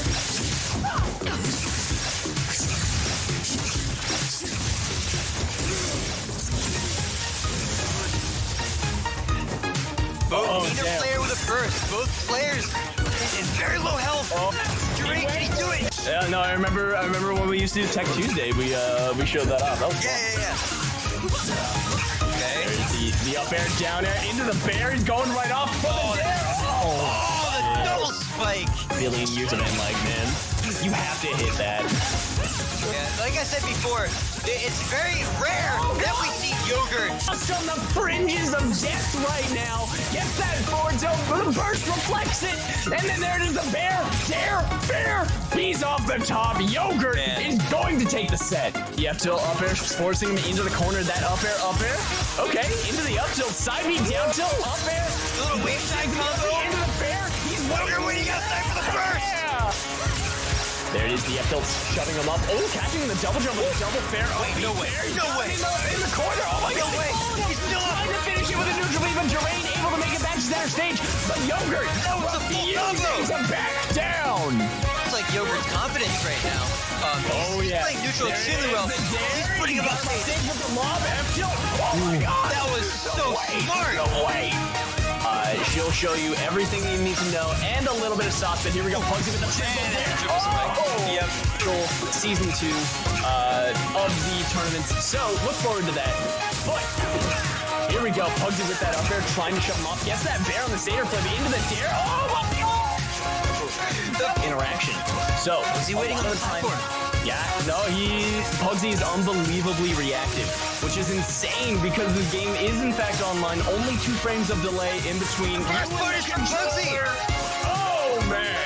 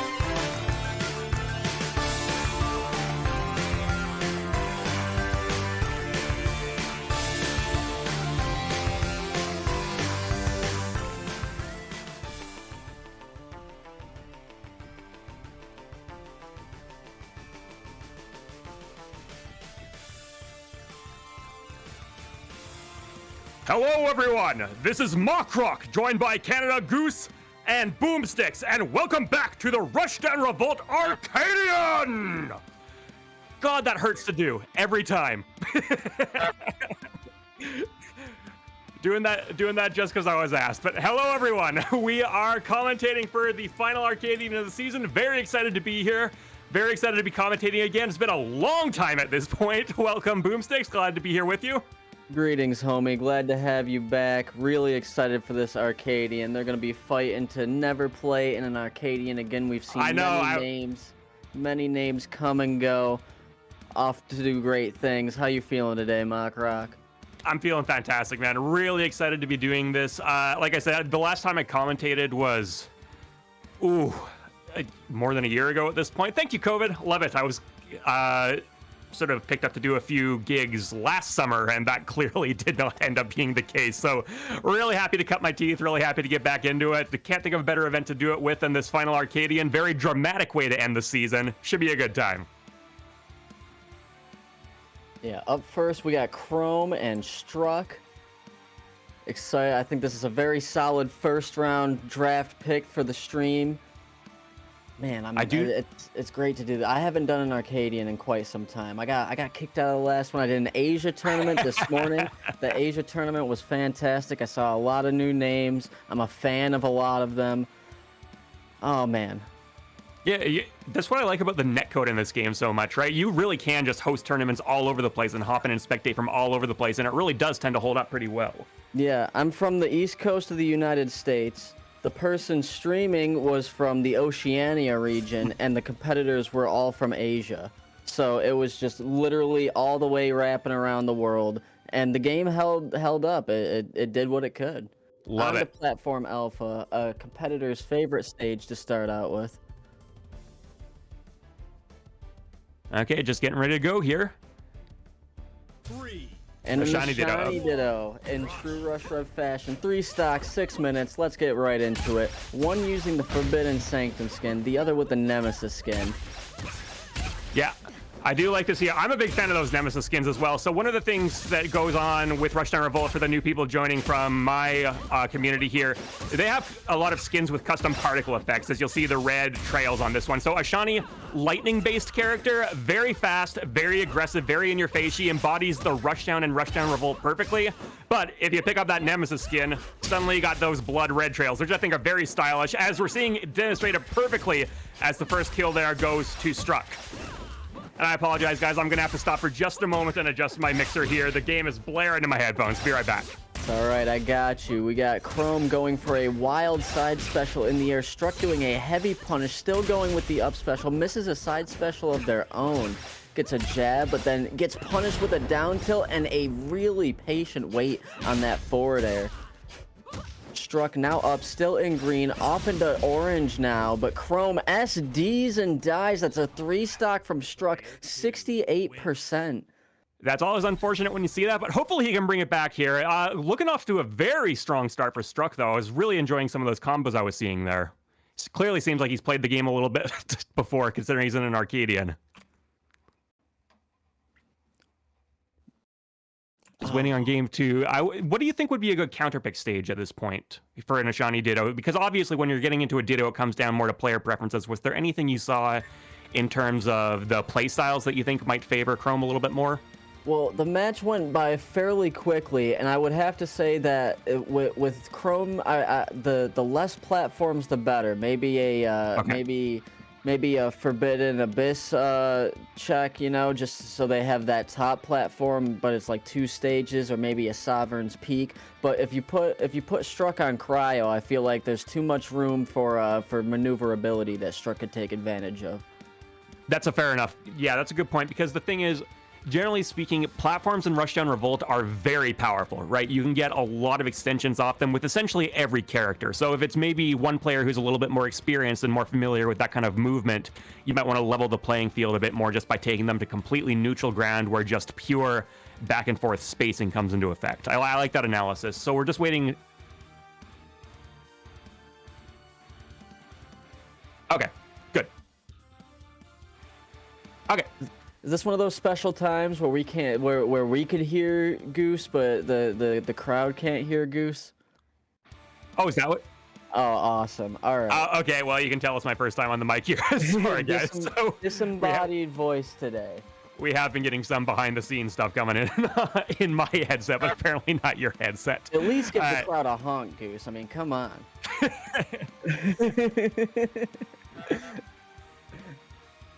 All right, sounds good. Good call from Boomsticks with here. Sovereign Peak. And, you know, if every game goes this fast, we can knock this out in a clean half an hour. MockRock, we could get out of your hair as fast as possible, go up, take a nap, you know? I am getting a decent amount of hair at this point to get out of, man, but happy to be doing it. Should be fun. Okay, starting off with an immediate attack from Chrome. Gets the down throw, fails to get the follow-up, but we're still moving forward. Just a lot of neutral base action right now. You're seeing really that fast movement from Ashani coming into play. These players managing to land. Okay, the first big combo of the game coming out from Struck. Chrome lands the counter hit. Are we gonna see a juggle? Ooh, does a tech attack, but Chrome waiting for it. Goes in with the back air. Gets the fade back up air into a side special. Beautiful. Ooh. Not landing a long combo on Struck at this point, but he is managing to get these consistent resets going off, and has resulted in a lot of damage for him, looking very different from last game. Ooh, Chrome challenging out the forward air with a side special. That was a risky maneuver, but it ended up paying off. They're back into neutral now. Very smooth neutral coming out from these players this time. Risky side special, but pays off. He blinks out of there. Okay, good back air from Chrome.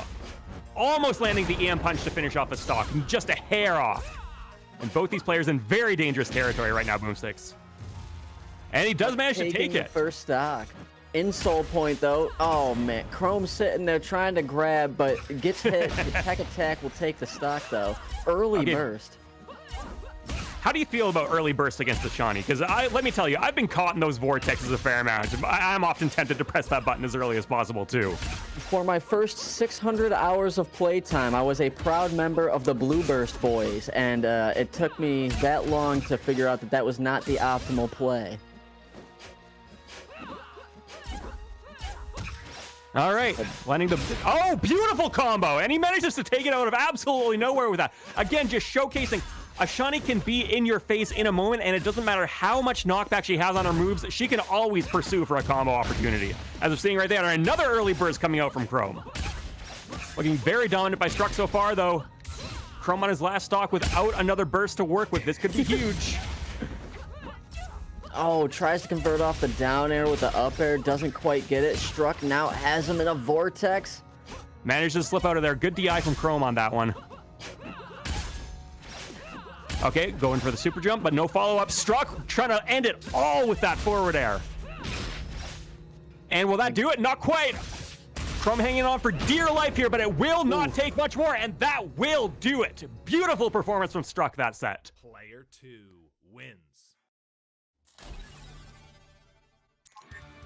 And that should do it pretty definitively. Yeah, excellent performance from Struck on that one. Again, just showcasing some of that real combination of power and speed that has made Ashani such a devastating force in the competitive scene over the last few months here. And we're seeing this character, essentially, you told me, is showing up everywhere in tournaments at the moment. Is that correct? Oh, yeah, no. Ashani is just dominating the competitive scene, along with Raymer. There's been multiple tournaments in recent history where it does end up being one of those two characters, and they are just taking over the competitive landscape.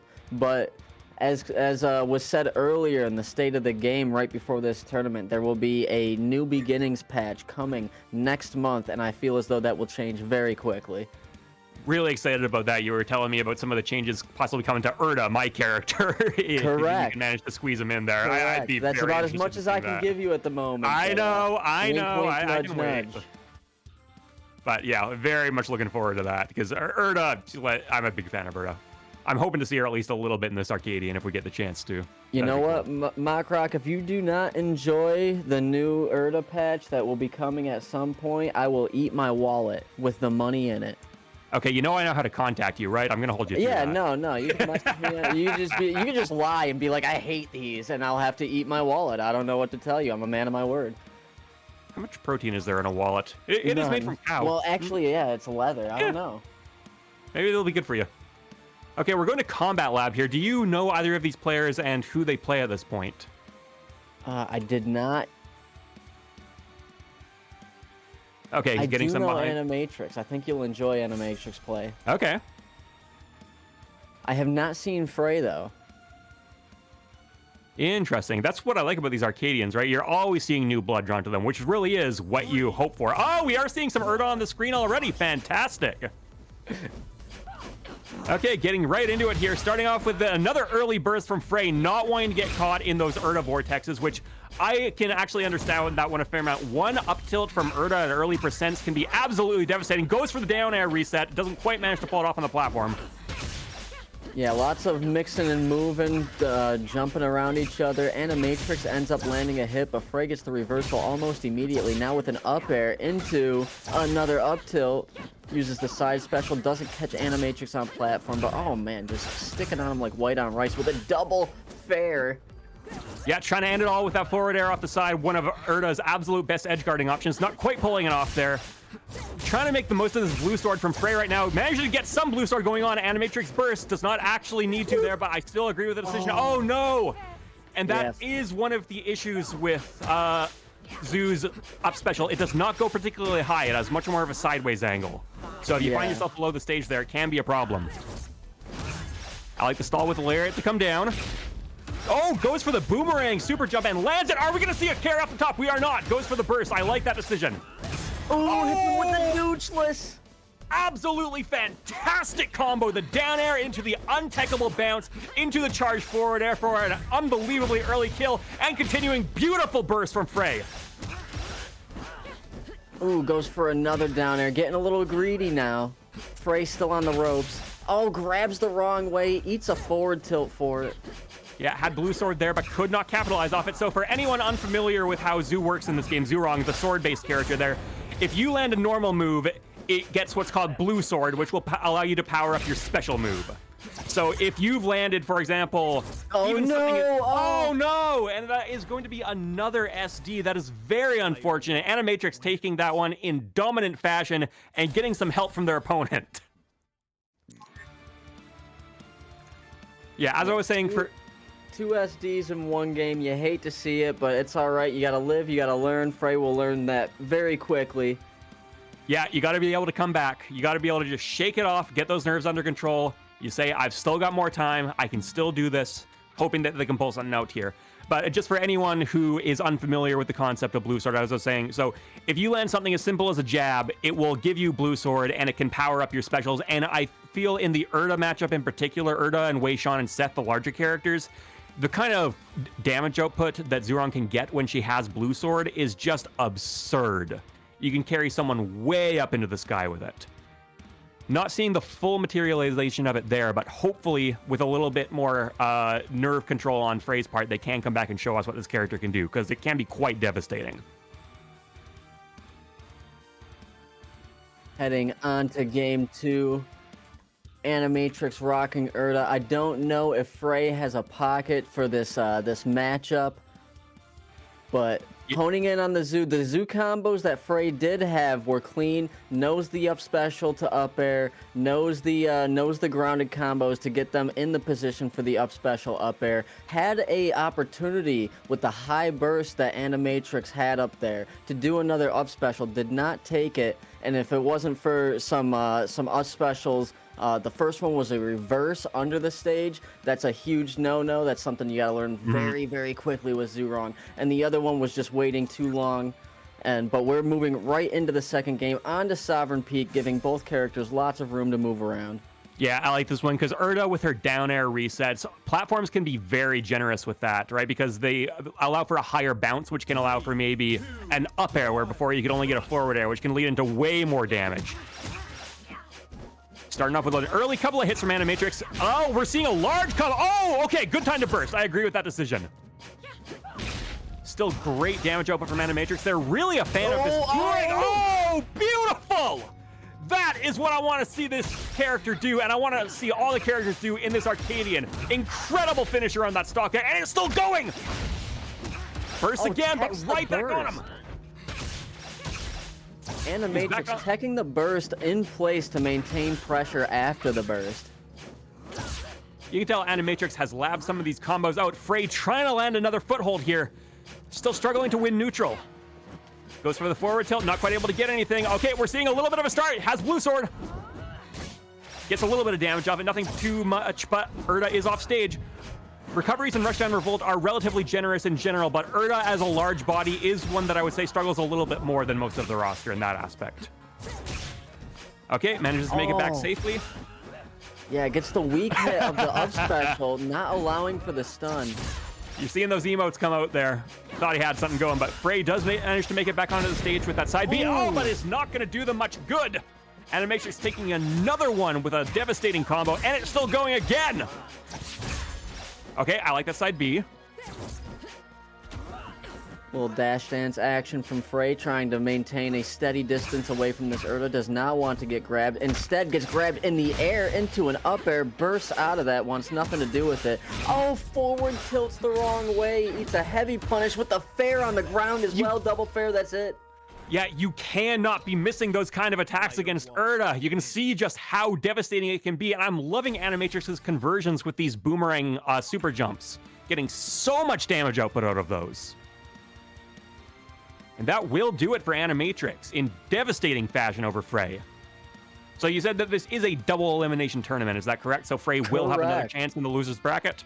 Yes, every tournament that I know of, at least ones that I've commentated, is double elimination. Frey will get a second chance in the loser's bracket. Animatrix will traverse through the winner's bracket as far as they can go, maybe all the way. Maybe this is their last Arcadian ever. Who knows? But Frey is not out of the tournament yet. That was looking like it to me right there. Animatrix really showing that they know their stuff with this character.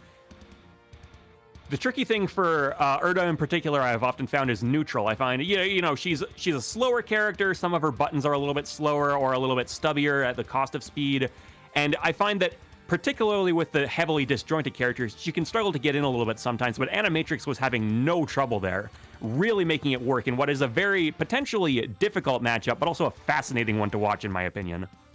Yeah, the Animatrix was able to win a lot of neutrals using the especially fast down tilt. Really caught Frey off guard with the up special loops, especially into the not the up special loops, the up air loops, which led into twice the forward air off of the down air tech bounce and the back air off of the down air tech bounce. And if you get down air tech bounce, there's no real tech to be had. It's kind of free for the first one. It used to be always free. That was those were darker times. Yeah, that's how you get into some of those ridiculous loops that just come out of absolutely nowhere.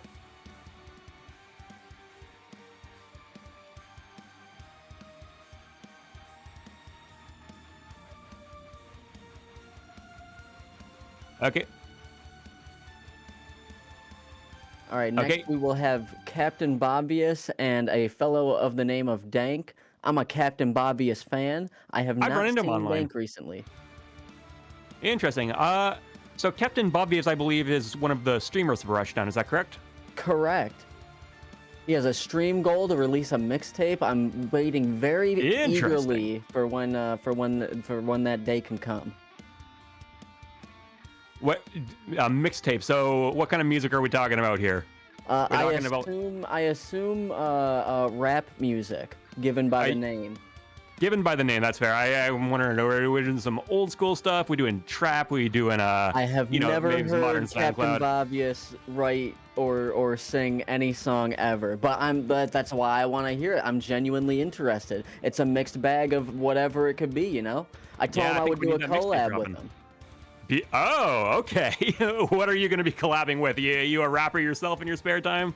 I do, in fact, write music. I strayed away from rap a little bit. Now I write primarily sad music that you shouldn't listen to. He's a sad e-boy with a goatee. Don't worry about it. Why, MockRock? You looking to collab? You want to write me a give me a guitar riff? I've done some music myself, man. The guitars again. Yeah, I keep forgetting that those are there. Oh, my collection of 6 guitars. Well, I dabble in music sometimes. No, okay, I'm going to be honest. So, 2 of the guitars back there are reasonable quality, and the rest of them are things I bought in my first 2 months of playing that I just kind of have never gotten rid of. But overall, it's still a collection I'm pretty happy with. I'll say that much. All right, so they are character locked. They're not in the lobby yet. Captain Bobvious is going to be playing Seth. Dank is going to be young Kid.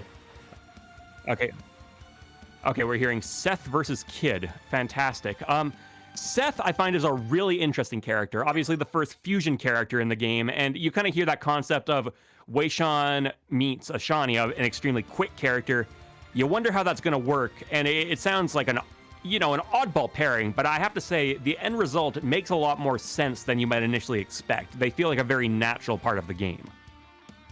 Oh, 100%. Seth's gigantic moves and really oppressive playstyle once they get going. They're like a freight train. It's really just so entertaining to watch a Seth in their prime.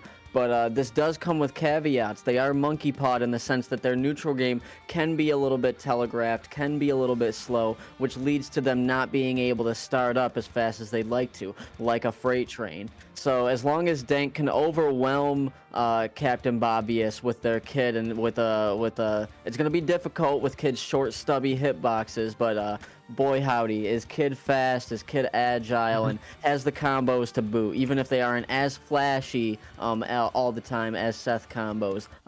Kid has them, trust me. This feels like a very volatile matchup to me, right? It's kind of whichever one of these characters gets the first little hint of momentum, they can just carry that all the way to a stock relatively easily, especially since they both have meter mechanics.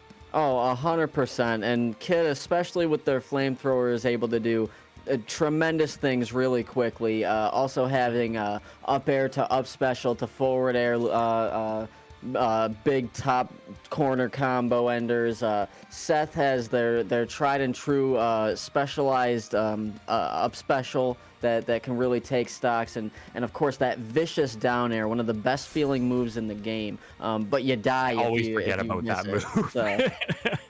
I've been caught by that down air too many times. It's like, oh, clearly you're in disadvantage. Oh wait, no, never mind. All right, getting into the game here, going with, again, that Nemesis skin, seeing those cool custom particle effects coming out. Dank tries to land the first hit, but Captain Bob DIs up and manages to get away from it. It's a very passive neutral game being played here. Both players cautiously trying to land a hit. Oh, Dank manages to convert, but does not manage to get anything. Captain Bob attacking on that platform. A grab into a reverse forward air. Another forward air. Can he get the third? No, gets jabbed out of it, punches him in the head, says no thank you. I like that movement, but he looks like he's starting his aerials a little bit too close to the ground for them to actually come out there. Okay, good burst from Captain Bob. I agree with that decision. Stock is almost gone. If you're going to use it, might as well use it now. Oh no, is this an SB? He manages to pull it back. Oh, I like that. Yeah, that is a kid staple. The jetpack hover in to back air. Been caught by that many a time myself. Captain Bob trying to get something started. Yeah, stalls out the side B to go into the down B, but misspaces it, and Dank calls it out right there, getting the grab. And now, trying to keep Dank away with the up tilts. Doesn't quite work out. Now I'm liking these anti-airs. Yeah, he's managing to make great use of this up special. Almost using it a little bit like the classic Shoryuken, which, yeah, tell me there wasn't some inspiration there when you were designing this one. We take inspiration from everywhere when designing a character. I love to see it. And he's putting it to very good use there, managing to get himself out of some sticky situations, trying to end Dank's stock very close to it, but the same can be said in reverse. Dank stuck at the ledge, manages to make his way back to center stage and retake stage control. Can he keep it going? He does with a beautiful burst stall, not quite able to land the finishing blow. There it is. Yeah, managing to use the side special so they slide on the top platform. Had Bobvious dropped down at any point, that wouldn't have worked, but Dank kind of knew that Captain Bobvious was looking for that Shoryuken and using, I love that movement. You can dash forward with the grab and it'll extend your dash. Oh, we tech those, Dank. Oh, not quite. Almost. Still in very good shape here. Captain Bobvious trying to make a comeback, and we are definitely seeing he knows some of what Dank is going to go for here, but overall, Dank still looking like he's very much the favored one, but this is Seth we're talking about, and this is also Kid, who is a fast faller, so if Seth gets something going, that stock can disappear very quickly. Ooh, reverses the up tilt. That was not the right decision. Didn't get the second one, though. Oh, he's overextended. Possibly he is. Yeah, that is not going to work. Still in a favored position, but Captain Bobvious maybe making a little bit of a comeback here. Mysteriously high on that uppercut, and that'll almost do it. Good use of burst. Makes his way back to stage, but he is on his last magic pixel of health here. If something's going to happen, it's going to happen now. Oh, no. Doesn't quite get the follow-up, and that will do it just off the ledge attack. He was starting to make it work, but just not quite able to land the finisher, and that will do it. Closer game one for Dank than we've seen so far, though. Absolutely not out of the picture for Captain Bobvious to get his way back into this. Yeah, and it was Kid's weight that really won them the stock because Captain Bobvious had something going on at the bottom of the stage there. There was an opportunity to turn it around really quick, even though Dank was in blue. But Kid is so heavy that they just fell out of the combo. And the only way that Captain Bobvious could have continued that was to risk a down air. And it honestly wasn't worth it. Had to get back on stage. Kid uses and you know, the story's already written from there. Yeah. I think more or less before he was going to go for that one big final play, he maybe needed one more neutral win, right? Just push him maybe one more band of health lower so we can really start getting that knockback going. And then Seth can absolutely kill once you start getting into yellow band or green band. But he started that off very, very early on. And he had the right idea, but the knockback was just not quite there yet. And it caused him to overextend and get hit by that ledge attack for the game. Yeah, I don't say this often, but the Captain Bobvious might need to be a little bit more conservative in their approaches. The Shoryuken, I think Dank has that implanted in their mind now. Gonna have to use that at more opportune times. Dank just has to maintain this pressure. They have all the momentum right now, And if they are able to, they're looking at a clean 2-0, but I want to see a set here. I do too. And Captain Bobvious can definitely make it happen. We were seeing it was starting to get close. Going to a dual platform here. Seth can do a lot with those dual platforms because of how much horizontal space he can cover with those special moves, or that hyper hop as we're seeing for First Blood there. Oh, nice combo coming out. Does not rush forward. Opts to go for the ledge reset. Oh no, do we have a desync? Waiting. Dank ain't moving.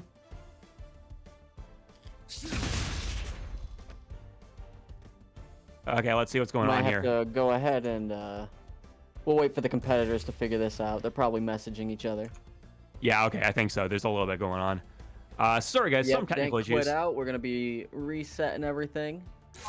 Okay, not a problem. So how do you sort of feel about the Seth matchup in general with Kid?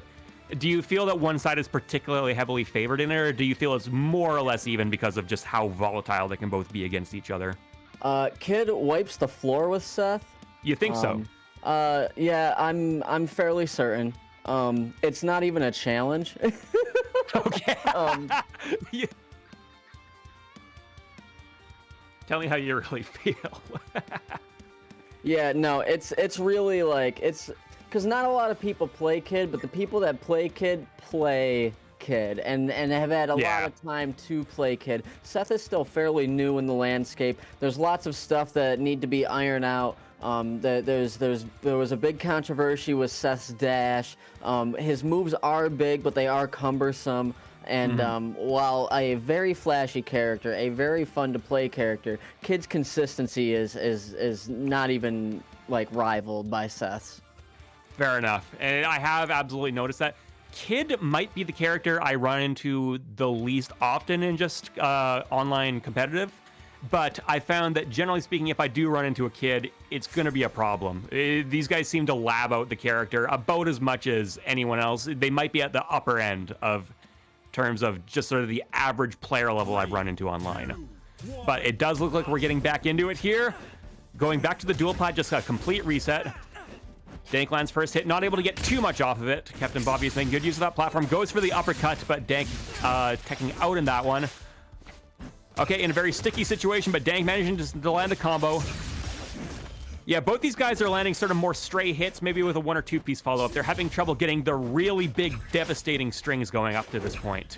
Okay, Dank manages to stuff out Captain Bobvious with that exact kind of cumbersome move you were talking about.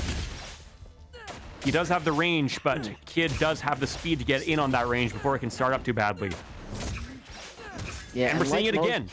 Like most matches. Oh, that's unfortunate. Did not up special there. That's a half and half. That's almost a homie SD or something like that. But yeah, like most. Beautiful parry. Parry. Never mind. Forget what I was saying. That parry was astounding. And that can be tricky to go for with Seth because Seth has a lot of multi-hit aerials as well. And for anyone who isn't aware, anyone coming into this as a new-time viewer, you need to parry every single individual hit of multi-hits. That's actually something I was unaware of before I was told by this man right here. Yeah, gotta get all your ducks in a row. Gotta hit all of them. And we're seeing that neutral air. So devastating, so many hits. I will say, as a pit main coming in from the Smash series, I'm personally a big fan of that move myself, especially when you add those flashy lightning effects to it. Really devastating tool in Seth's arsenal. Oh, nice uppercut again. Captain Bobvious has been on point with these throughout most of the set. Whiffing that one there, but no punish, thankfully. All Dank can do is get away. And again. Oh, going for anything they can, using all the big moves, the forward tilt, the down tilt, the side special EX.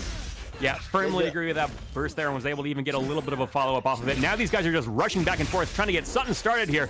Gets the uppercut, but has to just retreat back to neutral. Ooh. Great burst from Dank right there. It's stopping any thoughts that Captain Bobvious would have had about continuing that combo. You got it. Okay, Dank going for a risky play there. Does make it back. Captain Bobvious there to punish and maintain control of center stage to some degree. Will this be it? Oh, he goes for the uppercut. Oh, he reverses it. No, he's out there. He's stranded. Not sure if he misread the DI. Oh, that'll do it, yeah. We should talk about that a little bit here for any new players as well. So the ledge mechanic here is something a little bit unique. It's not like some of the earlier Smash titles where if someone is grabbing the ledge, you simply can't grab it. And it's not like the later Smash titles where you actually take priority over someone already grabbing the ledge. Instead, if you are grabbing the ledge and someone else tries to grab it, they will be pushed back onto the stage in hit stun, allowing for you to follow up. Think of it as a slightly less devastating version of, for example, the melee version of how ledges work. And we're seeing that incredibly powerful down throw from Seth coming out there, able to chase from that at any percent. It does not matter what band you are in, and manages to use it to take the stock and get down to a last stock situation here. Ooh, that was a rough burst to have. It was necessary, and now it's over. Yeah, and has absolutely nothing to answer back with in that situation there. Seth off stage without a burst, it can be a rough life. And Dank managed to take it there. Closest set we've seen of the day so far. It was a lot of fun to watch. I really do like that matchup. But yeah, Dank just making those matchup numbers work in his favor there.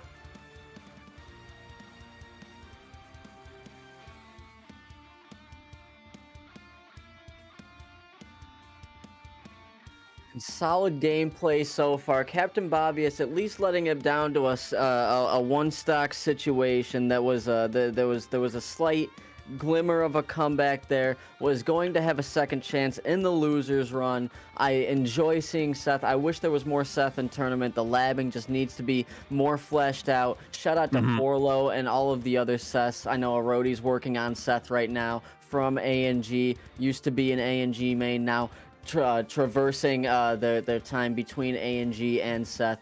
Dank, Dank's kid has been shaping up real well over the past few months, and I'm excited to see the future of what Dank has for kids. We're waiting on the next match. Yeah, it was looking very solid, and I gotta say, I actually did like a lot of what both players were doing. Captain Bobvious, okay, fair enough. Few things to tighten up, I agree with that, but the intuition behind those up specials and how he was catching Dank with that so many times, clearly he had a feel for what to do in neutral. It was maybe just tighten up some of those combo extensions a little bit more. He seemed to be struggling, maybe again because Kid is just such a fast faller. You need to change up your strategy against him a little bit more. Some follow-ups work a little bit differently than on the floatier characters, but it looked like both of them have a lot of potential to push this further, and I'm happy that we're going to be able to get to see more of both these players. One of them, of course, continuing in winners, and one in the losers bracket.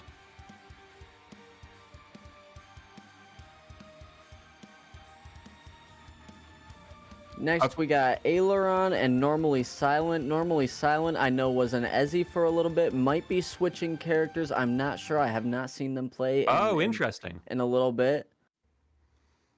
Okay, yeah, meta is still young. There's still a lot of space to be explored with all of these characters here. Ezzy in particular, she's a character that we actually discussed the last time I was on this stream. Kind of a polarizing one in the community, from what I understand. Oh yeah, no, she's been tossed around and reworked and sent into hiding and ostracized and beloved. Like there's nothing that Ezzy hasn't gone through.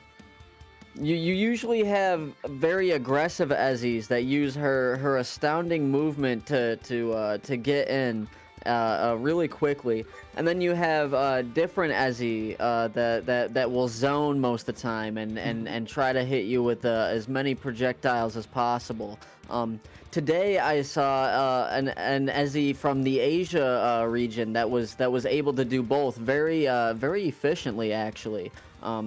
It was quite astounding to see, because I usually see one or the other, but a blend of both is really using the character to its full potential. And I think if they're able to keep going the way they're going, we're gonna be seeing their name a lot more. Yeah, absolutely, because the thing is, Ezzy is every character in this game plays with space quite a bit, but Ezzy, she has the ability to really mix up how she uses it. I'd say even more so than most characters. So in terms of being able to be really versatile and adapt to the matchup and even the player matchup, that is a huge asset with a character like that, and you can see that carry someone really far potentially. Again, young meta, we need to see how much these characters can still be pushed, but I'm personally looking very forward to it. It looks like a Raymer Ditto. Yes, we now have a Raymer Ditto. All that talk about Ezzy, we now have two Raymers. Fairly similar skins as well. One's a pirate, though. Personally, that's my Raymer skin of choice. Back in the Icons days, Raymer was one of the characters I played most, and I always went for the tri-hat skin, or the tri-hat, yeah. I really like that. Already very high damage output against normally silent here. Aileron just making this character do some work. Tries to anti-air with the bullet, not quite getting anything, not taking the bait. This is an interesting stage. The way that a lot of movement options work here can be weird. Aileron getting a very good use of the burst there, making what would potentially very much have been a stock loss not happen. Okay, clanking with the bullet. These characters almost neck and neck at this point. Oh, is this going to be it? Has an up special opportunity, gets bursted out of it. Yeah, perfect time to use the burst. That absolutely would have been it if not for the burst option. Ooh. Okay, and that will take it.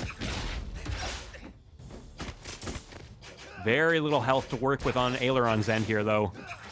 Oh, they're playing tennis! I love it! Yeah, Raymer gets Spark off of the orb, so they can just play around with the orb, setting up an approach, waiting for the invincibility to wear off between stocks.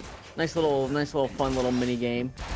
Okay, tricky recovery from normally silent. I like that option of reversing the up B to just slip right past Aileron to get back onto the stage, but not doing a whole lot of good right now. Still really struggling to regain control.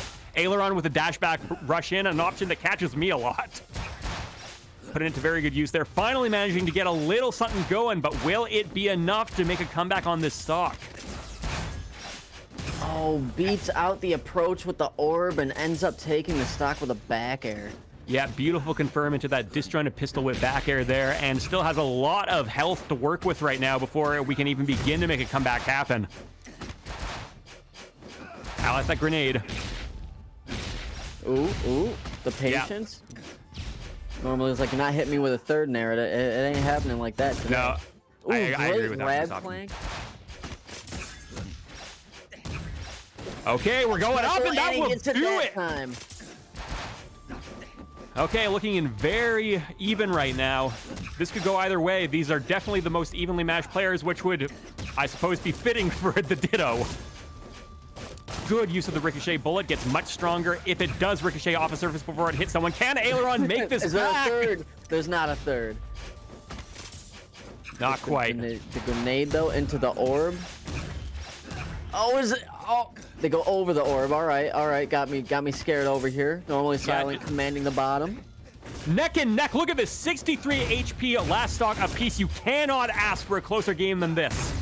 Both players trying to win neutral, managed to get the shield grab, and that's going to be a big combo with the bullet and the grenade. And another grenade, and Aileron claws it back. Absolutely spectacular last performance on that stock there. Yeah, that was fantastic, using Raymer's projectiles to completely box out the recovery. There was no real recovery low option, because then that goes into the down air, into grenade, into orb. Like, that's a terrible position to be with. So you want to recover high, but if you got an accurate Raymer, then that's also extremely difficult. Yeah, I agree. Raymer has a very high skill cap, but once you start getting really good with those projectiles off stage, you know, aiming the ricochet bullets at that perfect angle, tossing those grenades that just can be so oppressive with those arcs they send at. They can cover high, they can cover low. You need to time yourself absolutely perfectly to have any hope of getting around there. It can feel like a real uphill struggle. Of course, if you're in a Raymer Ditto, the other Raymer himself, if he has bullets, can try to interrupt that a little bit, using the bullets to knock the Raymer off stage, or knock the Raymer on stage a little further back. But it's generally not going to do as much, right? Because it's much harder to get the ricochet, which is where you actually get the high level knockback coming in. Yeah, I definitely agree with all of that. Yeah, overall, it can just be a real challenge. Like, it's so momentum based in this matchup. That applies to a decent amount of matchups in Rushdown Revolt, but Raymer in particular, as soon as he gets you in disadvantage, it's painful. Okay, going to platform alpha here, back to the dual platform. I'm assuming we're not going to be seeing any character switches here, considering how close that game was there. No, I don't think so at all. Okay, yeah, as expected. Skin Continuing changes, on. though. Maybe they were a little bit too close in the skins. Wanted a little bit more difference, so they know who's who. Aileron trying to approach with the bullet, having absolutely no part of that, just going around it. Oh, cancels with the burst. Tries to do a bit of tricky movement there, but Aileron not falling for it. And actually now finds himself in control of the stage. Oh, nice follow-up with the forward tilt there, and the grenade. Oh, burst too Great early. burst This could punish. hurt.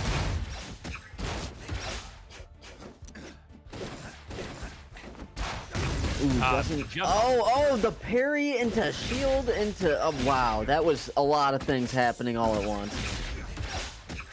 Oh, beautiful super jump from normally silent there, though.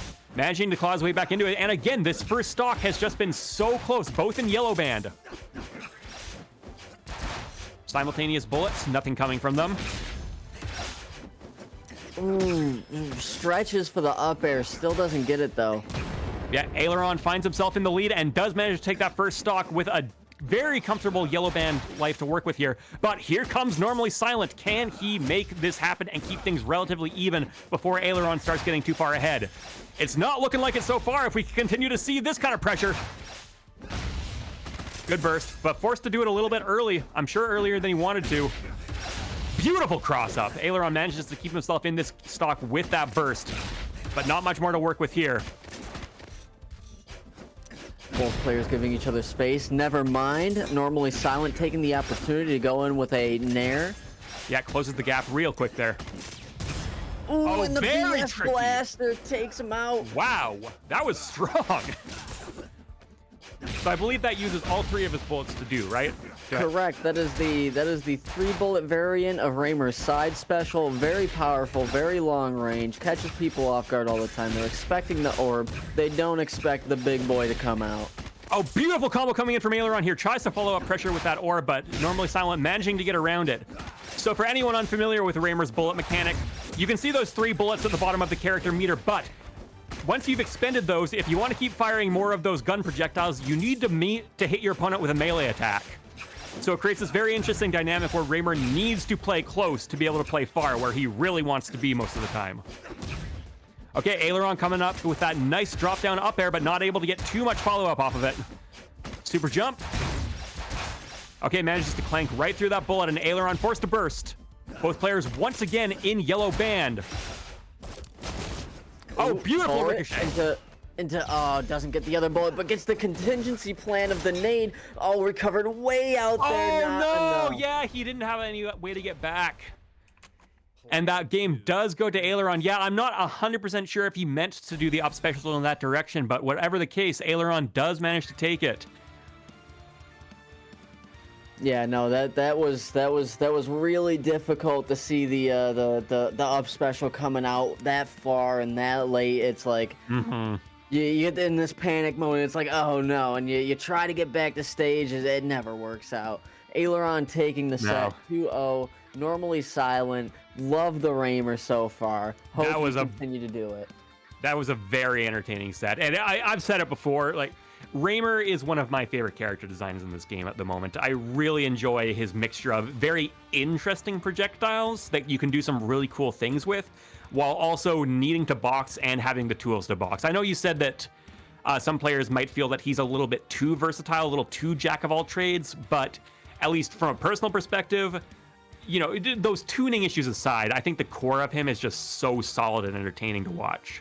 Oh, very entertaining character. I think entertaining is the perfect word for Raymer. He's got the legs, he's got the guns, he's got grenades, he's got a gun that doesn't reload and a grenade that he throws underhand. It's just a wacky character. So much fun. And, I love that grenade animation. It's so nonchalant, and it very much matches sort of what the character design is going for. Definitely, and it's just like the character has been pushed so far over the course of me watching this game that it's really getting astounding what people are able to do with the character. So yes, very, very entertaining character. Yeah, and he seems like he's a fairly popular one among players as well. I see quite a few Raymers when I go and play. yeah, very extremely popular. Something about him, you know. He's gotta cool. be the legs. At one time, I sat the Raymers down, and I'm like, "Do you want to be? Do you like the kicks or do you like the bullets? Because you can't have both." They're like, "No, we want both." And I'm like, "Okay, well, I mean, there you go." I like that too, though. Like Raymer, he's just got this really long, skinny frame, and the way he sort of almost casually just does these massive spindly spider leg kicks at you. It feels really good. He just wiggles around you like a buttered noodle and kicks you in the face. You're off. You don't know what happened. Yeah, and then I really like the sort of melee gun animations. I really like that back air. That's a really strong pose. The character overall, he's not one that I've picked up yet, but he's kind of the one that I've thought about maybe after I learn more of Urdah, dabbling with. Him and Wei Shan are the other two that I'm kind of interested in at the moment. But certainly from a spectator perspective, he's among my favorites. Yeah, definitely. I think when you do finally make the Raymer attempt, you're either gonna be like, this isn't for me instantly, or you're gonna be playing Raymer for an extended period of time. Yeah, you even got me interested in trying out like a resource-based character, which I don't generally opt for basically ever. So that just shows you how much I like that sort of, rogue gunslinger mixed melee and range thing you got going on. I will say the other character that we were talking about there, Wei Shan, he's one of the ones that I've always wanted to see. Right? I've talked before about how I really enjoy heavyweights. I really enjoy sword fighters, or I suppose spear or glaive fighters in this case. And I really enjoy characters that mess with their own health bar. I think that's always a really cool mechanic to see. So the fact that you've got them all stretched into one there, and he's got like these EX moves where the EX resource that he drains is his own health. And I love the decision that he can't take his own stock once he's in infinite mode off that last health, so he gets basically unlimited EX moves as a final desperation. Super entertaining character to watch in that aspect. And I think he's got some of the coolest animations as well. So he's one of the other ones that I might pick up at some point. But we're going to have to see how much those Urdah updates that you're talking about go through for me. Because, if they're sort of pushing me to say, I no longer have anything that I can do to be pushed off this character, whatever, maybe she's all I need. We'll have to see how that goes moving forward. Wei Shan is one of the most storied characters in the game. We got Ali Wonder, who started the whole Wei Shan train, the granddaddy of the Wei Shans, and then we got my homie Rancid, who went in and completely changed the game with Wei Shan. We got Zackstar Attack, our only lab monkey, who drilled it in the entire community's head that you could fast follow his up special from frame 5 to frame 15. We got there's so many ways. We got Yogurt, who adapted all of the play styles and put them into one to make their own. There's lots of stuff to be had with Wei Shan. There's Food Knight, who used almost exclusively special moves. Like there's lots and lots of Wei Shan stuff. Lots of different ways to play that character. Another character I think you'd really enjoy if you just took that Urdah leap. I will say he's the other. I talked about this a little bit when I was on the stream with you last time, but I already try to play Urdah a little bit like Wei Shan, weirdly enough. I try to space with her more when that's really not what she's trying to do, and it's very much what Wei Shan is trying to do. So, I think he's kind of my spirit character, but again, that rush mechanic with Urdah's grab is just... I've never seen anything like it, and I can't let it go. It's too cool. It feels amazing. I don't blame you. Good. Yeah. For me, undebatably the best grappler in any fighting game, Urdah. She takes the in any platform fighting game. She takes the cake easily. I agree. It's not even close. I honestly do. I think that she's a very much more blatant expression of the archetype than we've typically seen before, and it's just been done so much justice. And the way that she's sort of centered around mobility, but in her own, very weird grapplery way, still feels very much in line with the spirit of what a grappler should be, and in line with the spirit of what you'd hope to see in a platform fighter, particularly a more fast-paced, expressive one like Rushdown Revolt is aiming to be. So, really happy with her design. I'm seeing Aberrant Yokai versus KaminariEXP in the stream here. Do you know who either of them use? So these two have been around for quite a while. Aberrant has been fighting for this Arcadian win for quite a while now. So is Kaminari. We've seen both of them improve by just absolutely obscene amounts. That is not the right stage. I'm just waiting for Kaminari to lock in a stage. Okay. Sending them a quick reminder. You guys might have to re-enter the lobby. I'm sorry. Yeah, I just got disconnected there. No worries. I will do that. All right, but I'm very excited for this one. Yeah, this should be a good set. Mm-hmm. Zoo is one of those characters that she can be in your phase much faster than you'd initially expect. Just, you know, the sword fighter. You don't generally associate that with just, I'm rushing you down immediately and I'm never going to stop. But she's clearly been moved more in that way while still maintaining some of that elegance in this really flashy combo game. So she's one of the ones that, once she gets going, I think she has some of the most devastating damage output in the game if you can get that blue sword up and running and keep it up and running. And it's just, it can be a real sort of, you described Seth as a freight train earlier, which is obviously a much more fair analogy. You kind of associate that with bigger characters, but I almost give a little bit of that kind of title to Zoo as well, just from a pure momentum perspective. It really can be hard to get away from her once she manages to get her game plan up and running. Yeah, 100% with you. I'm right there with you. I would, if I were to be forced into continuing that analogy, I would say Zoo's more like a bullet train. She goes really fast. I like no that. matter what happens, and she doesn't care how you DI. She doesn't care what you got hit by. She doesn't care where you are on stage, what stage you're on. She'll find a way to continue the combo. I agree, and she can really cover a lot of space incredibly quickly. Yeah, it is 100% on the Zoo player to make sure that the opponent doesn't fall out, because she really does. It feels as though she has the answer for everything, especially with that fairly long-reaching, extremely fast side special that you are getting in the air, because you're comboing in the air. You're always having blue. You know, it's the up special stun. Her down tilt is amazing. Her crouch, she slips into a single finite point of existence in her crouch. I'm almost convinced she doesn't exist when she crouches. Okay, so we do have the match going on, and it is going to be Raymer versus Zoo. And that's a lot of damage output very quickly there. Yeah, about 4 back airs into a weird parry into a clank.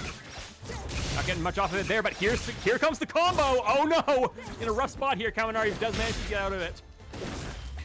Okay, manages to make it back to the stage without having to burn the burst.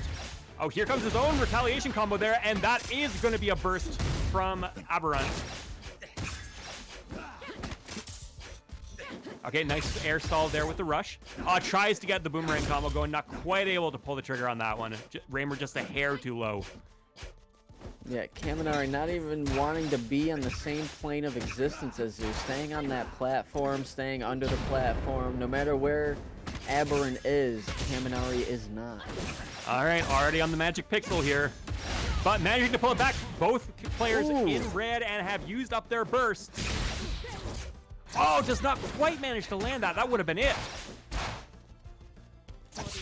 Oh my God! The side special. That was their stock to lose. Soul read on that forward tilt. Knew that was coming from a mile away, but not too big a deal. Does manage to bring it back very quickly. And there's with the BS blaster. There you go, the BS blaster. Okay, Kaminari trying to come through and do it again.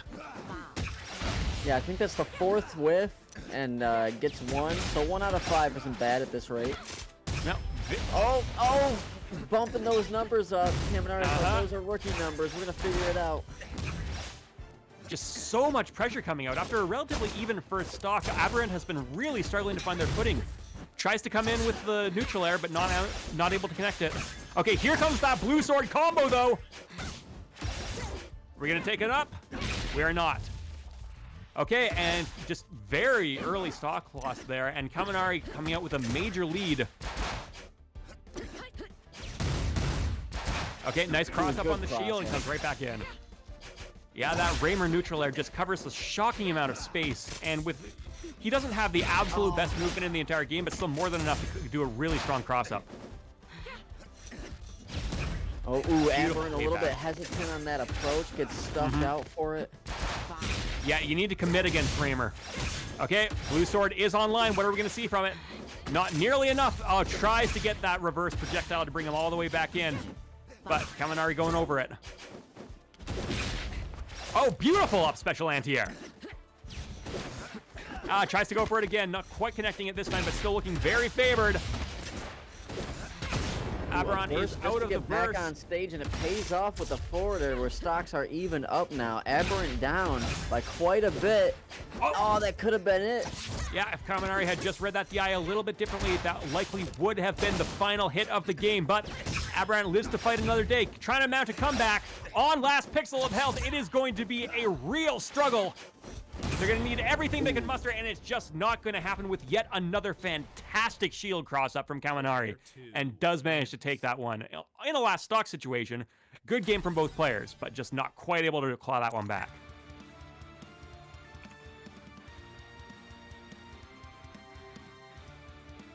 Yeah, and it's really the two different play styles that are almost opposite of each other. I say almost because Raymer's play style can be very, very aggressive, and he also doesn't always care where you DI, at least for the start of the combos. But a really close base sword character.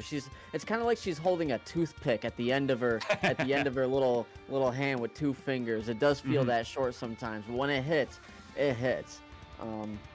And Kaminari really using the spacing out with those BS blasters, trying to condition Aberrant into being where he wants. Kaminari really making sure that Aberrant is second guessing their approaches, and it worked out for Kaminari in the end.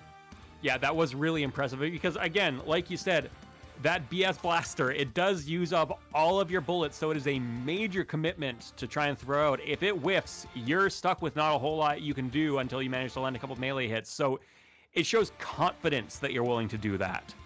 Confidence, or, you know, just trying to be rude. But we'll go with confidence.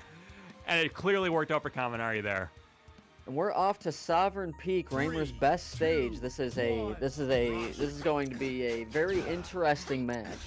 I agree. I wonder what the rationale behind this is, because Aberrant doesn't really have a whole lot of ways to escape from Raymer's projectile pressure on here. Oh, a big combo coming out. No projectile needed there. Tries to go for the blue shot again. Not going to land it that time. Here comes Aberrant, though, and we are getting the devastating combo started. This time, Kaminari forced to stuff it out with the burst. Good roll into orb pressure, forcing the shield, but Aberrant coming out with a combo. Needed the forward air there and not the up air. Aberrant, like I said, it's on the Zoo player to keep the combo going. And it's off the top anyway. Yeah, now we're seeing some more of those combos that we know and love from Zoo coming out there, and manages to take the first stock and get a relatively healthy lead. Burns the burst. Punishing the empty hyper hop with the forward air. Goes for a parry, misses because Aberrant overshoots it. Okay, here comes Kaminari. Oh, a little bit of rollback going on here. Oh, are we in full-on desync? Okay. All right, they're playing it out. Yeah, okay, good. The connection's recovered. Okay, still back in it. We're playing NA to Norway right now. Wow, I'm even on rollback netcode, I'm surprised that manages to hold up at all, but the gameplay so far, I gotta say, has been relatively smooth. Oh no! Oh no! Manages to make it back, forced to burn burst. That's a big resource to have to use up just to make it back onto the stage, but they do make it back. The game continues, and they still find themselves in the favored position at the moment. Oh, beautiful reverse rush back in from Kaminari. Ooh, grabs the BS blaster. The sheer willpower of Aberrant. Yeah, it does have a little bit of startup on it. Okay, here comes Kaminari, not quite able to take the stock there, but definitely doing some good chip damage, which is very much needed at this point. Oh, F-tilt's in the wrong direction, but manages to get away with it. Nice use of the bullet. And again, here he comes! Trying to read another approach. Okay, we're being told it's Albania to NA, so still a pretty decent connection to be going for. Managed to make it, managed to make it back to last stock here, but looking a little bit hard for Kaminari, especially with these kinds of combos coming out. There we go, and that will take it. Very even game at the moment. Okay, here comes the combo. Ooh, again, overshooting the hyper hops. Gets that nair though. Kaminari not having any of it with the combo after the up special. Yeah, Aberrant trying to get something really devastating started here, but not quite going for it. That's gonna hurt. Okay, bold approach from Aberrant to get back onto the stage, but it did work. Oh, is this gonna be it? That will be it. My God, had to burn the burst early and suffers hard for it. Fantastic last play by Aberrant there.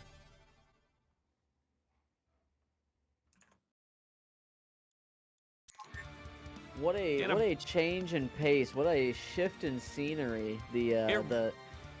It's really a because that's phase 2 of Zoo. You learn the up special into up air, and then you learn, oh, you could just down air and then up air anyway. So it's up special, down air, up air. That'll get you many more kills much faster. Yeah, once you start getting more comfortable with Zoo, she can push her advantage state so far. It can be honestly very just frustrating to deal with, right? Because you're stuck, and if you've already used up your burst, you're just like, well, guess I'm gone. But like you said, it relies entirely on the Zoo player knowing that they can continue on, and they need to know their DI, because Zoo is a character that I feel, at least later on, is very much about following DI, because you need to make such split-second decisions with her.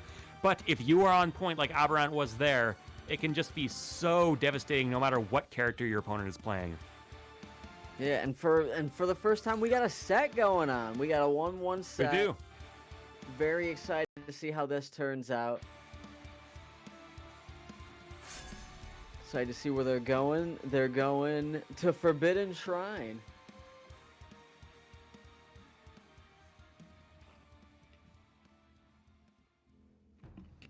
Forbidden Shrine. This is a stage that, honestly, I would possibly have expected Aberrant to go to more than Kaminari, just because, again, you do have that upper platform that you can use to run over Raymer bullets. How do you feel about the stage choice?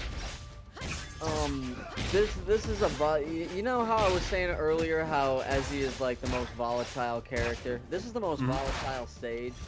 Okay, people either love this stage or hate it. Kaminari's just standing there waiting to see where the connection is. But like, if you're a Wayshan, you love this stage. If you're not, you got mixed feelings, you know? Fair enough. Under the platform, Raymer is astounding because he can ricochet the bullets wherever he wants under there. Above the platform, not so much. Kind of scary. And Zoo's up tilt does hit through the platform on the stage, right? To my knowledge. The platform in this stage is higher than all the other platforms in the other stages on a base level at least. Oh, beautiful! Oh my God! Is he gonna finish his food? Not quite, but almost there, and does manage to take it. Excellent combo there. Kaminari, being put in a real pressured situation, had to do everything they possibly could to get out of it, and at the end of the day, just too much pressure to handle. But so close, they absolutely can still bring this back. Just gotta make a play. And that grenade's a good start in the infinite. And that will take it with only 14 damage taken. Still very close. Beautiful parry on the projectile to reflect that orb right back at Raymer. Tries to land the blue fire again. Yeah, Kaminari is getting impatient with that powered side special. It worked so well the first time. Yeah, it worked fantastically in the first game, so clearly they can try it again, but again, you're seeing it's just not landing for them the same way that it did before, and now they find themselves without a lot of bullets to work with, but here they come, landing those crucial melee hits, and we get the bullet into a combo. Oh no, a little bit of rollback going on again. I'm not sure how that led to a stock block, but it led to a stock block. Okay, but here comes Aberrant, trying to land the big combo. Goes for the blue fire again. I have to wonder if maybe an orb in that situation would have helped them out more. Maybe a little wary of the fact that Aberrant has managed to parry so many of them. Oh man, see, it's difficult because now Aberrant has a real chance here. Oh no! Even out the stocks, goes for a risky down air. What? Oh my, that was. I would never attempt such a callous maneuver. I mean, if it had worked, though, eh? Yeah, no, as long as it works. Okay, Aberrant coming back again. And that is a last stock situation. Kaminari working with about double the health. Not insurmountable by any means. Unless you're going to be dropping combos like that into Kaminari's F tilt. Okay, Aberrant coming through again with blue sword. Kaminari first to use the burst. Good time to do it. Oh, okay. Has an up special opportunity. Does not get it though. A fairly even game now. Oh no, never mind. In red. Goes for the bullet to bullet, but doesn't have it. Aberrant misses the stage though, and eats the down air. Excellent last stock by Kaminari there. Yeah, I saw that bullet try to come out, wasn't going to do it, and I assumed that Kaminari was going to be in a little bit of a worse spot after that, but you know what? They kept their head cool, they kept the pressure up, and they were able to take it with that beautiful down air off the stage to end it. What an explosive set from these two players. A lot of twists and turns in that one compared to what we've seen so far. Yeah, most entertaining set I've seen so far, if nothing for the fact that it was a close 1-1 game at one point, didn't know where it was going to go. Aberrant having some really solid combos, had a little bit of trouble finishing. I have that same problem too. I got the combo starters already up and ready roaring, and then the last hit, it's just like, oh no, where'd they go? I don't know. Oh, I'm getting comboed, now I'm dead, you know? Kaminari being really reckless with those side specials, but it's not really an easy move to punish, you know? So Kaminari does feel comfortable going for those BS blasters willy-nilly, knows that they just need a jab combo to get all the bullets back. It's really an effective playstyle that ended up working out in the end. Yeah, I really liked the way they were playing all the way throughout that. I will say the BS blasters, they stopped working after a while, and it was maybe a little bit stubborn to keep going for them, but the thing is, that's one of those situations where that can change at any time, right? If they start working again at some point, suddenly you look like a genius. So it's a risk that's very much worth taking sometimes, but the thing is, those times that it does work aren't necessarily that easy to predict ahead of time. It's very much a player feel kind of thing. I've always said that if you throw out a random move in a random place and it somehow hits, it's a read. I don't care. You can say whatever you want. It's a read. Let him have it. How are you gonna prove him wrong? You know? No, absolutely not. I have made some horrendous inputs in tournament brackets on stream that played out beautifully for me, and nope, absolutely meant to do it. I don't know what you're talking about. Yeah, yeah, exactly.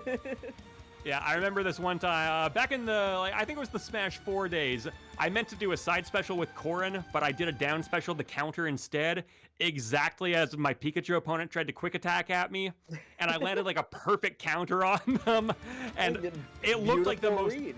Yeah, because that move is basically unreactable, so it looked like I just read their soul, and I stayed quiet up until I suppose this moment. So hi, if any of the people from the old Smash 4 competitive days are watching this, oops.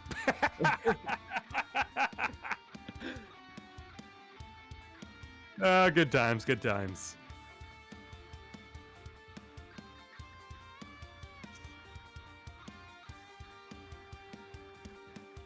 Everybody, I see what you're saying in chat, and never tell me that I've never done anything for you. I'm gonna put Wyanvee on screen. Yeah, I was wondering if they could hear you. Okay.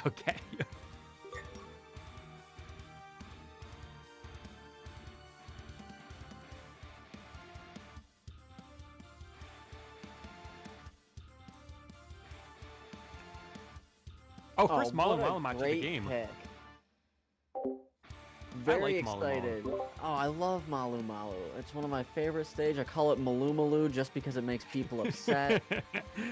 I will say you can get some real goofy stuff going on Malu while the top platforms are enabled. Some ridiculously cheesy kills off the top. I love it.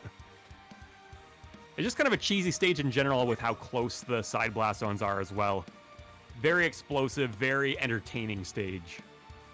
I also really like the dynamic element of it. I'm a fan of dynamic stages in general. Yeah, the platforms disappearing has helped me and hindered me numerous times. I like that little part of it. It tells you when it's happening, but you don't pay attention to that, you know. Sometimes the rocks will fall, and I think they're Raymer grenades, even though Raymer's not on stage. So it's just like I don't know, man. I think I've actually gotten caught by that before too. Yeah, because it's very easy as a spectator to see all that kind of stuff going on, but as a player, you're kind of just watching and seeing, like, little movements out of the corner of your eye because you're trying to track where the actual characters are. So a lot of that kind of extra stuff tends to get lost in the background a lot more. and then you're watching the stream of them playing, and you're going, how on earth did they never notice that happening? But in game, it's not always nearly that simple, especially when you've got all these other things that you need to be focusing on. It's why you see, the best players in the world sometimes just blatantly not do an obvious anti-air or something like that, because you're just so focused on other things. There's a fantastic YouTube video by a channel called Cora Gaming that goes more into that kind of System 1 versus System 2 mindset, where things that are in your brain and almost reactive and instinctive, and the things that you need to put conscious effort into can often mess with you in unexpected ways that aren't necessarily obvious if you're just watching it from the spectator perspective. All right, starting to load the game up here, going into Malu Malu. I don't know any matchups that aren't made a lot more volatile by this. How do you feel about the Kid versus Raymer matchup in general? Both very high tiers in the game. It really depends. Like, I'm not comfortable enough saying this is 100% 50-50, but these characters are very close in maneuverability and capability. Their kits are both astounding, and really it's going to come down to who can do the most intricate, who knows their character's kit inside and out more, who can do who can catch the other player off guard, because both these players have seen all there is to see. So it's just a matter of making sure that they're able to mix up their approaches. They're able to get those techs that they need, and Wyanvee is really adept at kid, really good at movement. Misses the up tilt after the ledge lob though. Yeah, I got that one reversed, unfortunately. But you're speaking about mixing up approaches. He is using these boomerang super jumps so complexly. It seems very difficult to actually get a read on where he's going to go. And we see again that dash back, jump, reverse rush, back air.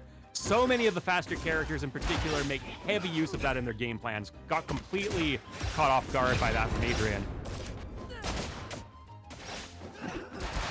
Wyanvee up tilting in the wrong direction. They're forced to use burst. I mean, if you're on infinite health, why not? Yeah. When else are you going to use it? Okay, just caught with that simple get-up attack. Yeah, tech attack is more often than not the deciding factor in a lot of these stocks. You'll see over the course of time how a lot of the stocks in tournament are taken from a combo that was predicated after a tech attack. It's really crazy how powerful that option can be if you know that the approach is coming. Yeah, you do not want your opponent getting back to the ground. Great ambiguous approach once again from Wyanvee, but Adrian does use the burst and it lives to fight another day here, but not a whole lot of health to work with on infinite. And that flamethrower will take it. Very comfortable lead for Wyanvee right now. Oh, nice parry. Oh, and manages to get in afterwards, and this is going to be a big combo coming out. My God, it's still going. Adrian cannot make it back to stage. Oh, the SD, no. though. Moved too fast. He was flying there, but maybe a little bit too close to the sun on that one. Adrian, taken it by sheer good fortune, but manages to bring it to a last stock situation, surviving so far. Approaches with the bullet. Again, Wyanvee manages to get the parry on it. And slipping by that one. Not a whole lot happening from these projectiles here. He just cannot get it started. Tries to land the flamethrower over his own. Another burst. Oh, let's not get to see a repeat performance. Yeah, okay, he's back. Getting back on stage, looking for a ledge lob. Adrian recovers high to make sure that doesn't happen. Gets a reverse back air. Ooh, the side special into dive kick, into reverse forward air. This is not undoable, but he's going to have to make a big play here. This is what I'm talking about. Okay, forced to burn the burst, and that is not going to happen, though. Wyanvee just coming right back down with that simple, surprisingly large forward air. Manages to take that game on Malu Malu. Explosive first game to start things off, but I feel like Wyanvee was in control of that a little bit, but not to the degree where with a bit of strong adaptation, Adrian can't bring that right back. Yeah, and surprisingly large is basically the whole crux of the way to describe Kid's forward air. Kid's forward air is about 17 miles long, and it only looks about 2 inches, but that thing will come at you from anywhere on stage, especially with Kid's super jump. Kid's super jump is so astounding for catching you off guard. He's one of these characters, sort of like Ashani, who can just cover so much space so quickly, and then you've got that jetpack to mix up your spacing even more, and then you've got his back air, which is also a really good approach tool in its own right, even if it's not necessarily quite filling the same role as forward air. He's just so ambiguous with how he's going to get in on you, especially with a player like Wyanvee, who is making such good use of those boomerang jumps, such good use of those rushes in, and we're seeing it right now. Big combo coming out, already below 100 health in the first few seconds of the match. Ooh, getting some space out there. Uses the kicks off the side special. Okay, Adrian going for a big combo after that up tilt. Not able to get too much off of it, but still a nice healthy chunk of damage. Both players rushing around each other, trying to close the gap in neutral. Nice cross up from Wyanvee, and he's keeping the pressure up. Goes for the flamethrower, and comes the jetpack. Goes for red horns. What he did. Man. That would have been catastrophic. What an attempt. And that move feels so bad to be hit by. Okay, both players out of burst and nearing the end of their health bars for this stock. Adrian going high again. Wyanvee patiently waiting it out, not pulling the trigger too early. Oh, again, these ambiguous approaches. Ooh, stuck out the side special with the nair. I didn't think he had one interaction. Oh, getting some gravy over here with the re-grab into the nair. Oh, it's still going. My God, the platform pressure. Okay, manages to take it with a throw, but he lost one interaction and took half his health as compensation. My God.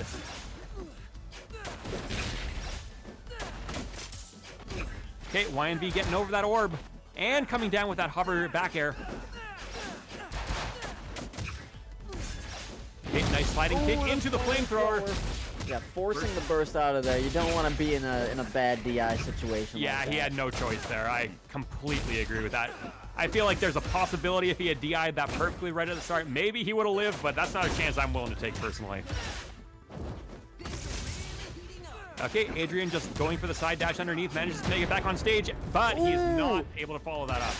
That was the shortest hop I've ever seen in my life. It was. Okay, we have a game on our hands here. Last stock, fresh each. Coming through with the orb. Nice get-up attack. Okay, text back, puts up shield, just trying not to get too overwhelmed with that same devastating platform pressure that we saw earlier from Adrian himself. Okay, here come the combos. Oh, the perfect parry. He is so good with these parries on that orb.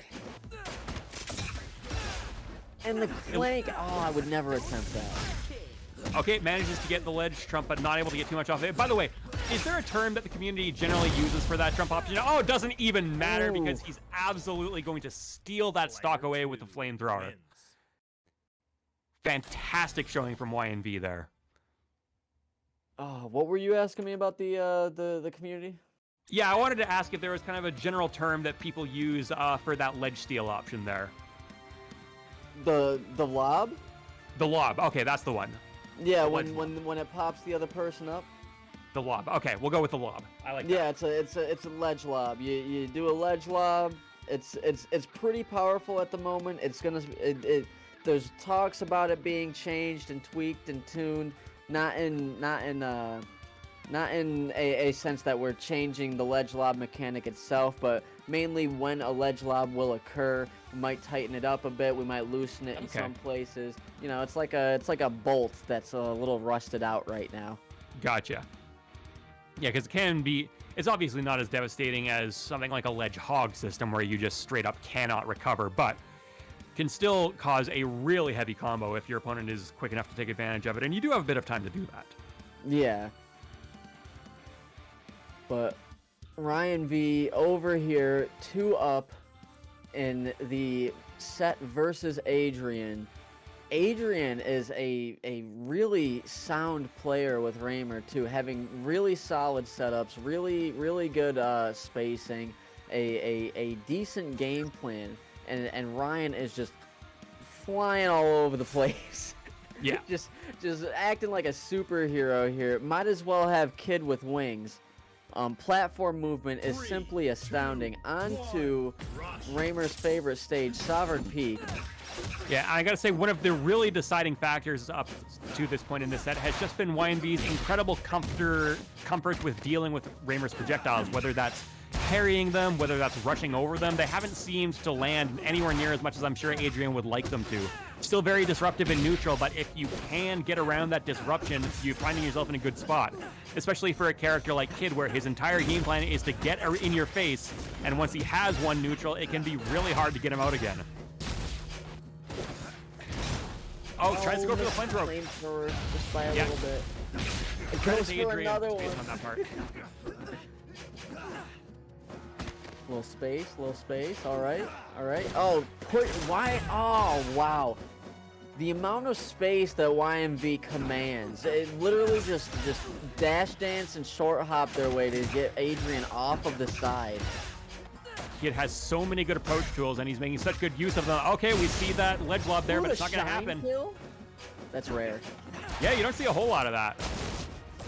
I feel like Shine, in general, isn't necessarily Kid's bread and butter tool like we've seen some other sort of spacey archetypes and platform fighters. Oh no! That really does. This could be a rough one for Adrian. Great parry.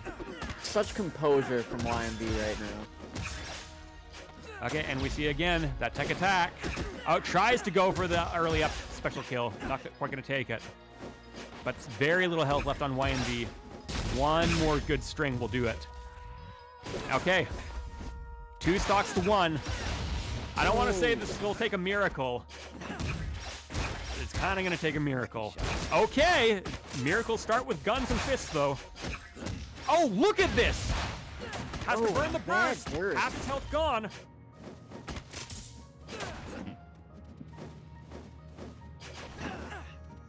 Adrian doesn't want to get hit by a single thing. I don't blame him. Oh, had the up special opportunity, did not take it fast enough. Goes for a bullet, a little bit off kilter with the bullets. This has been very impressive play for Adrian, managing to hold on to this last bit of health he has, but can he seriously make this happen? I don't know. He's making a strong case for it, but it's not quite gonna work. Beautiful approach again by Wyanvee. That forward air just going from half screen to in your face at a moment's notice can be so hard to deal with. All right. Well.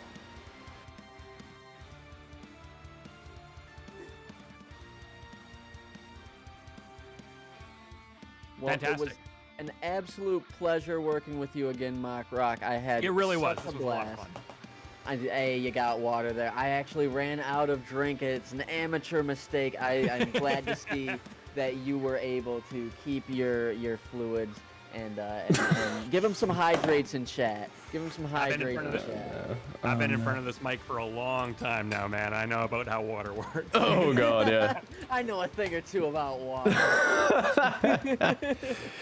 Oh god.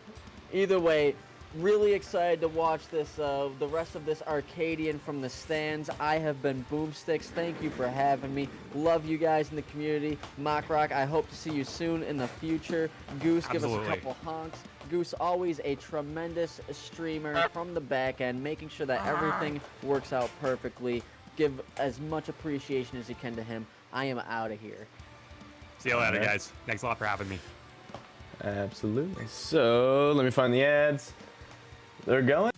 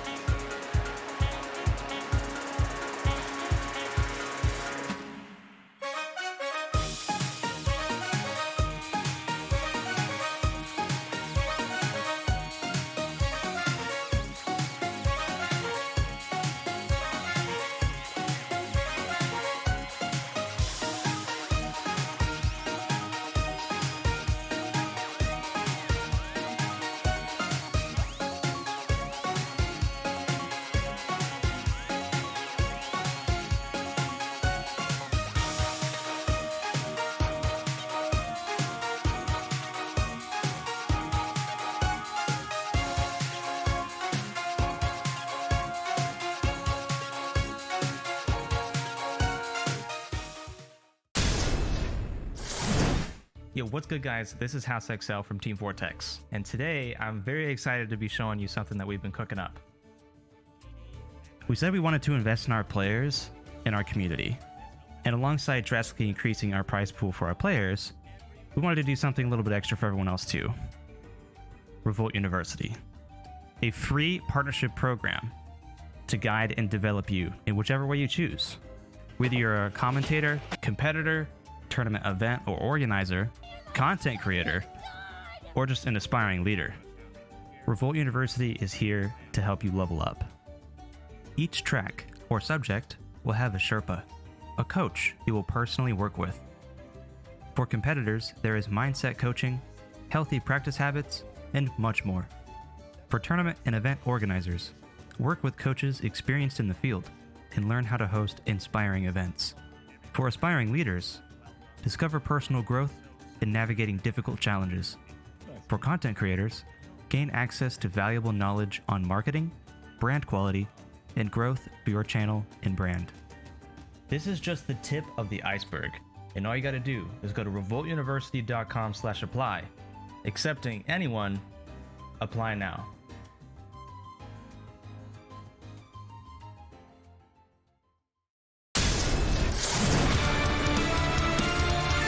Platforms, that is a bad time for most opponents. Now you better watch yourself. Wait a minute! Hold up a second. Your opponent might approach aggressively, and then from there you can punish the way you're supposed to, but it's neither here nor there here. The up airs are coming out here.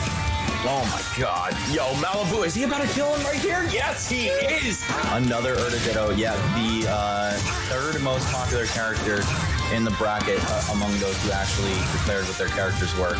Both guys doing a little bit of a mind meld. Ooh, what a parry on that up air. I gotta say. Axie and Branson, for that matter, have the philosophy of using up air as a cross-up tool. Jesus Christ, he died! Good. Forlo gets a word in edgewise, but drops it right afterward. Oh, hold up. Are we about to see some of that Wayshawn combo action off the top of the screen? This character loves going high. Be a part for these guys. Uh-oh, wait a minute. Brock is doing something. Brock is doing something. He's doing a lot more than some. Rodney is in the lead. Oh, we're at the top. He's the one in control of the stage right now. Oh, but not for long. That's Rushdown Revolt, folks. Things can turn around so quickly. Are you making this one back? Oh, are you just taking him with you? Wait, what? Who died first? I'm almost sure Starman won. Yeah, okay. All right. Thanks for being boss, man. Okay. Back to as they go. Starman, though, looking really proficient right now. Coming in with a lot of momentum off of that last game. And yes, the throw right to the top, command grab. As great of a move as it is, it does leave you open if it whips. Oh, God. Oh, what a down B! The classic Branson music! Here we go with the back air. Yogurt now taking center stage. Oh, he tried to get over this. Side B is unable to do it. And then here we go. Branson! Oh, no! The double zoom! Oh, FD is a counter pick. And that's a counter pick. Yeah, that makes sense. Oh my god, going for the neutral. Oh my god. And then still there?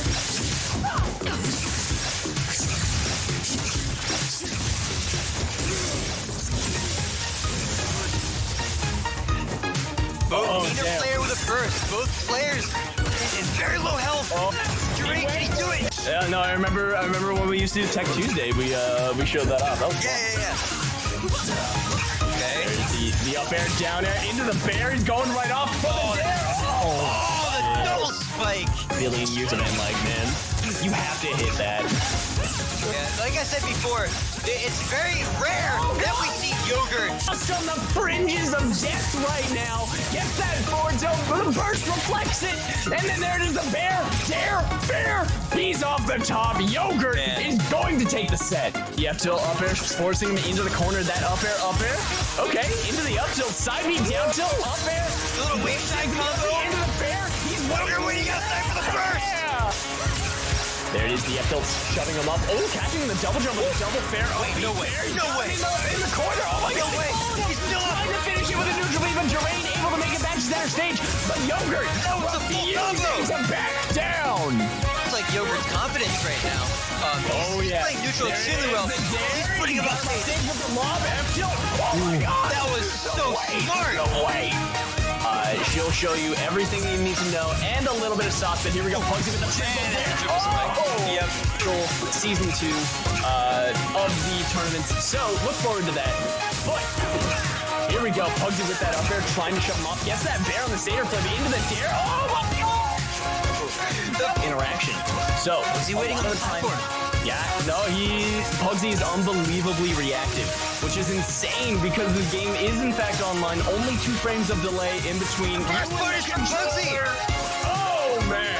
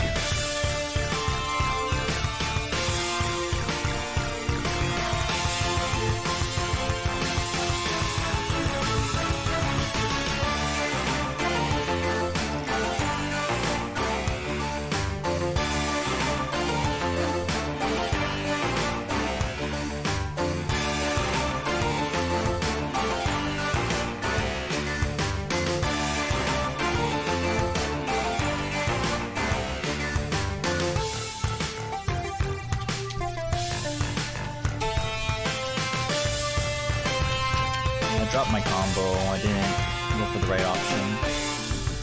Oh, Jesus. You don't have 30 minutes of fucking delay. That's alright. It's alright.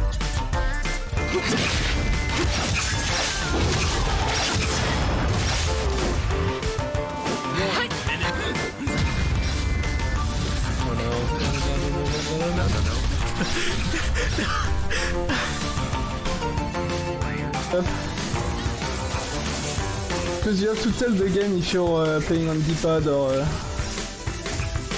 joystick.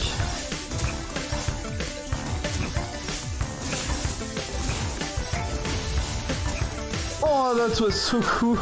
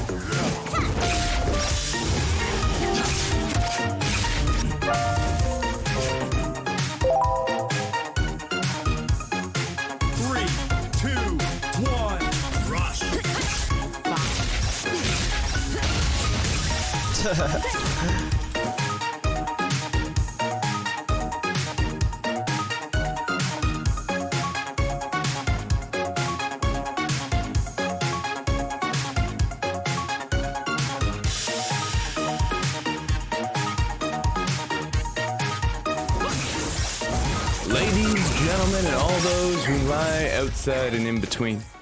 I am Goose. I am here with a good friend of mine, Rodney, one of my favorite commentators of the modern Smash Bros. Games.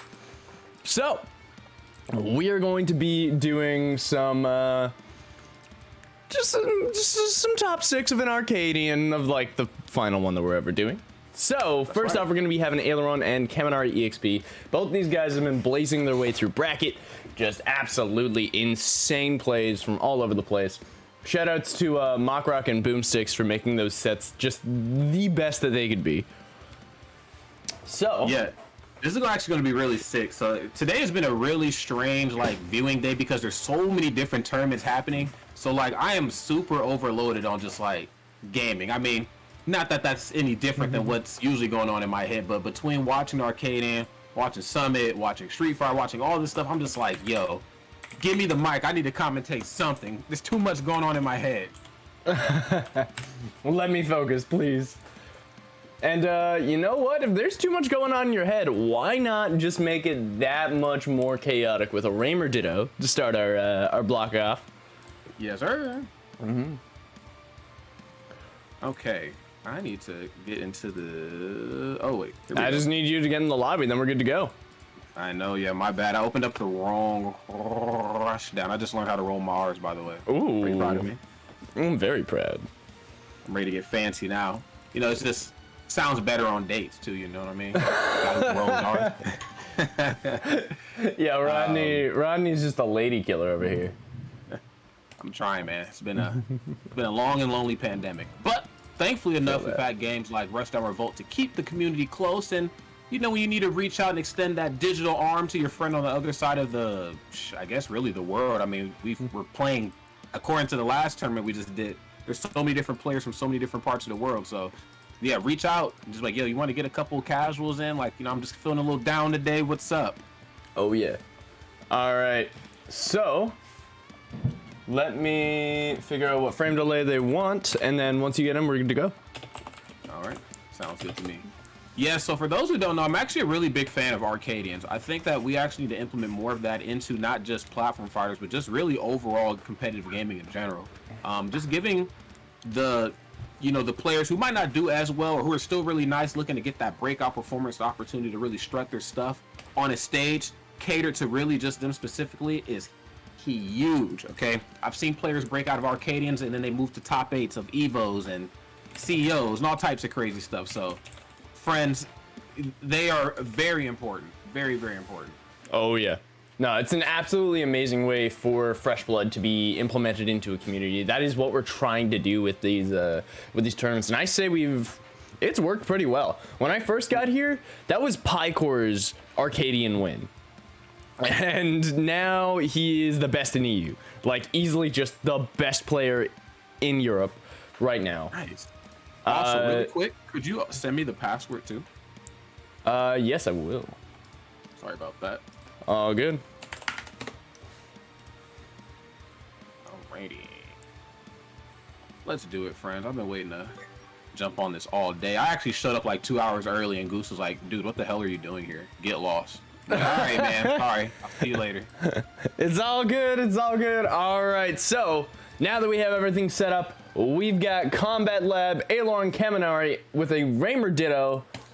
Let's get this ball rolling. I'm excited to see what's gonna happen. I know that Rodney's excited. Like he's been itching at me all day. He's like, yo, when are we starting? When are we starting? When are we doing man. I just got too excited. I was like, yo, I'm ready. You know, I got up early. You know, went for a jog, you know, whatever. I was like, yo, I gotta get the brain juices flowing for commentary. And then I sit down, I'm like, all right, let's do it. And Goose is like, nah, man, you're like 2.5 hours early. Like, now I have to go do regular people stuff for 2 hours. What to do in the meantime? Maybe I should clean my room or pay a bill. I was like, nah, I don't want to do adult stuff. I want to play games. Hops on, quick play, let's go. Alrighty, friends, Combat Lab, the Raymer Ditto. You heard Goose say it once before. And they are sharing the same brain cell here. Let me know if you have any spectator issues. Oh my god, Kaminari with a really misinformed parry there. These two. It was looking a little choppy at first, but I think we're good. All right. It was just like a spectator only thing because nothing happened on my screen. Okay, gotcha. All right, friends. Well, this match starting out pretty good here for the most part. At least, well, let me reframe that. It's starting out pretty good for one side, though the deficit is not too big. But there it is with the uppy. Now follow him in. Not gonna get that BS Blast. And now trying to take center stage with that orb. He's gonna end up getting spiked right back into the stage. Aileron trying to make it back, but Kaminari again with the reversals. Nice stuff. Aileron wins that scuffle off the platform with that back air. Good ledge pressure right there. Yes, synced up a swan dance right there. I was some ballet stuff, you know what I mean? Yeah, no, put these boys in the Olympic. We'll see what happens. There you go. Who doesn't want to see Raymer in a swimsuit doing a synchronized dance with himself? That'd be amazing. I'd actually pay good money to view that. Ooh, I would too. And here we go, Aileron defiantly taking stage while Kaminari tries to dance around. Does come back with that reverse hit in air to take the stock on Aileron's really aggressive approach to center. There we go, that nair up air. Oh my lord, yeah, it doesn't look like the pressure stop here anytime soon. Yes, a little bit is going to get it done. Yes, that was a huge KO right there. And as you can see here, tacking on that extra credit, trying to even up this HP. There it is, the grenade hitting Kaminari, and now Aileron gets to kind of dance around until Kaminari is able to get these reversals that we've seen a whole lot in this game. Here we go, from center, he's able to cross him up on that F tilt and get a bit of damage, but Kaminari immediately firing back, trying to get that that side B3, the buckshot blaster. And an unfortunate turn of events right there. No, just kind of misjudging where the ledge was, and it looked so good because he was able to read the burst way out there. I'm like, okay, he's feeling himself, you know what I'm saying? He knows what's going down, and then boom, doesn't come back to the ledge. Yeah, he just didn't have any more resources. He wasn't able to get the spark off. Aileron with a really good decision to just kind of lean out, not let him get too many sparks, and then force him to make it back on the few resources that he has left. Here we go, Aileron now with the orb.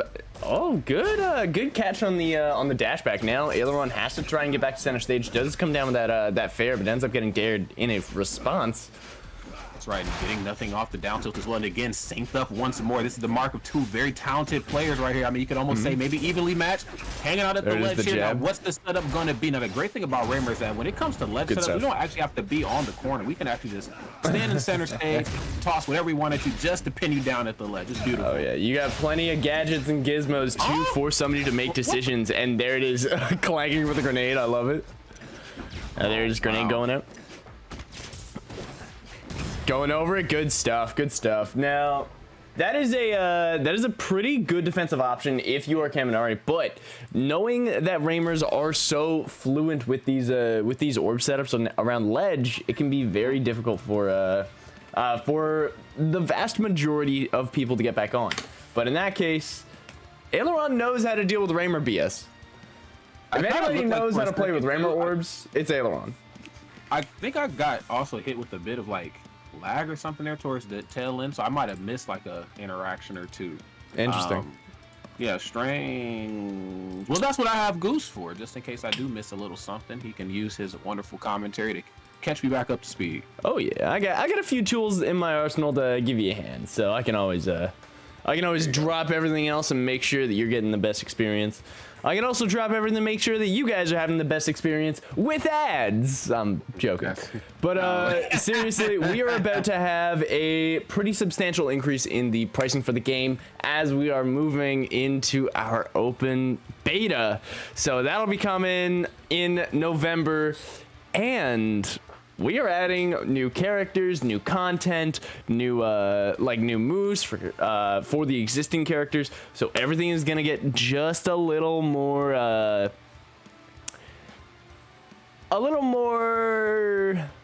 worth it. So we gotta put food in our plates as well. So the price is gonna be going up somewhat soon, but you can still buy the game for $20. It's just if you want the DLC, the founder skins, and all future characters, including everybody behind, be sure to grab the founders pack or grab the slacker pack now to get everything for only $20. So right, it's gonna be awesome, man. And no, I mean, I don't think there's anything wrong with putting a little bit of a price tag on the game. I mean, you guys have done so much for the game as it stands right now for the community, and sooner or later you're gonna have to stamp a little price tag on there somewhere. So it's a sign that things are becoming a little bit more legit, okay? Exactly. And what more can you really ask for with a game as prolific as this, okay? You can still play the game for the same price. It's just it won't be it'll be practically the same amount of content as if you bought it multiple months ago before we put Seth in and are working on Valora. So, moving right back into it. Still can play the game for $20, but if you want skins and additional drip, be sure to grab the Founders Pack. But here we go into game 2 on Shadowbriar. A bit of an unconventional pick, and Kaminari showing exactly why it's a counter pick with a beautiful up B to send him up top. That's right. A bit of an unconventional interaction right there. Oh, yeah. At least for Aileron's perspective. Yeah, Kaminari, I mean, just obviously starting this thing out really, really good. And knowing that they have the lead right now, you really get to showcase some of Raymer's movement options. Now you get to play that bait and punish that you got to come to me now. If you want to make anything happen, and if you ask, you shall receive. Got ourselves even stocks. Beautiful BS Blaster from Aileron. Sorry, I'm just shoving a cracker into my fish. It's a now trust me, man, it's all good. I'm right there with you. And here we go, Aileron taking center stage with that fair into up air. Kaminari bursting him out. I gotta say, we're seeing a lot of really early bursts from these two competitors. Why do you think that might be?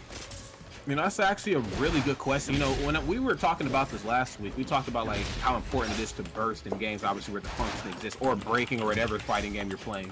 You don't want to obviously expend it too early, but a lot of times we see that just due to nerves. Now, I also talk about too, like how uncomfortable sometimes dittos or mirrors or whatever you want to call them from whatever corner fighting game universe you come from, how uncomfortable they can be at times. And sometimes if you know that your character is as dangerous as you think they are, that could maybe force some pretty awkward options off stage, or really just in any sort of disadvantageous spot where you might feel the need to burst. So there's a lot that could really be playing into effect right here. All in all, though, one thing's for sure, Kaminari has a pretty decent sized lead here, and if you can get this taken like they just did, now you got her 66 right now with 2 stocks. Nice strong back air. One of MockRock's favorite moves, actually. Ooh, over the shoulder with the back air. Some real swag coming up for Aileron, but Kaminari just absolutely denying that, deciding to go right in and get a whole 40 damage combo. Now on in the corner, Kaminari's gonna bring him all the way over to the right side of the stage, and Aileron is going to just fly back with that fair, desperately trying to get to ground. Yeah, really struggling right here to get onto solid ground here, but if there's a will, there's most certainly a way. No there that last time. Second B reverse. Strange spot to be in. Good Not a stuff. good spot at all, but you know what, you still got an okay lead. But if I've seen anything else in this game, Goose, is that what really is a lead. You can lose one neutral interaction and get your whole everything blown up. Oh yeah, so here we go. The up air is barely gonna miss. Oh, the two of them just kind of swinging in neutral to see who gets the next hit, because one interaction can very easily end this. There it is, the double tear off the orb. Beautiful stuff into side B1, forcing Kaminari into a horrible spot. Gets the orb. Unfortunately, he auto cancels his combo, but here we go. The trades. Aileron still holding decent. Oh no! Whoa! I said it. And yet again, Kaminari comes in with just the most ridiculous BS reversal you will ever see. Congratulations to Kaminari on that one. We are now 2-0 in the set. Or sorry, 1-1. Pretty good here. It's starting out pretty good here. I mean, I hate to see steamrolls, you know, as obviously a fan of not just this game, but just games in general. Like, you always want to see more games, but obviously that type of ideology goes against what some of the players on the actual sticks probably want. But this has actually started out to be really, really awesome. I mean, we're just seeing like really solid back and forth. We're also seeing two very different play styles kind of clash together in the middle here. Seeing more of like a bait and punish on the other side, and then we're starting to see more of like a, I can play bait and punish, but I can also use my tools to zone you out really, really tough like. So I'm loving this, man. This is dope. Oh yeah, and the thing about Raymer is that he is so versatile. He has some amazing projectile setups. His boxing options are really good. His combos are really, really damaging. And Kaminari knows how to use the BS Blaster.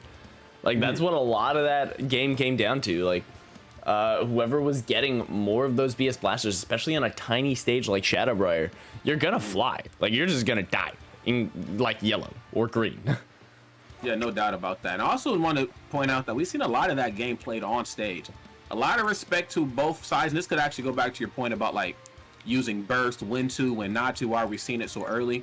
That is a huge thing right there. Like, maybe they just are like, I just need to stay on stage because I understand how dangerous it could be to actually go out here. And maybe also it could also be because obviously the close quarter combat too. We don't need to go off stage as much because whenever I swing, I'm probably going to hit the opponent since we're right here in each other's face. So, oh yeah. Let's see if we get a little bit of a switch here for this next game. Obviously, no platforms, but you know, so we got a lot more room to space around and really just to play around with. So, no, Raymer's threat zones on this stage are pretty much just two massive cones in front and behind him. Now Kaminari, you needing to use that burst a little bit early to not get hit by too much damage. Again, we're seeing a lot of these early bursts this time around. There's some slick combos coming out from Aileron with that jab 1 to get the extension. And there it is, the up air is now going to smack that orb, force Kaminari. Kaminari actually challenging it, going right over top, fast enough to just clear it. But here we go, Aileron still. Yeah, no up air there that time. Obviously forcing Kaminari off stage. Now again, you gotta watch how you recover on stage nice like this with no platforms. Yes, and that was beautiful here. This is actually where you gotta keep Kaminari, because what we looked at in the last game, man, Kaminari comes out strong and then they stay strong pretty much to the tail end. Like even that last game where it was like 150 HP to like 44, that was still uncomfortably close for how dominating he was. So with that in mind, Kaminari is one of those players where when they're down, you gotta also kick them while they're down, because you just can't give them a fighting chance. Oh yeah, and then there it is, the double orb. He needs to use that burst. I think this matchup for the players really comes down to just the counter picks. Like we see Aileron defiantly holding the stage here, while Kaminari is very focused on forcing you off the sides to get early kills. And there it is, that fair into up till up B. Now he's got him in the corner, trying to force out his resources with these bullets. He's now got the grenades. Good shield, good Nair to shield there. And then there we go, another one to kill him.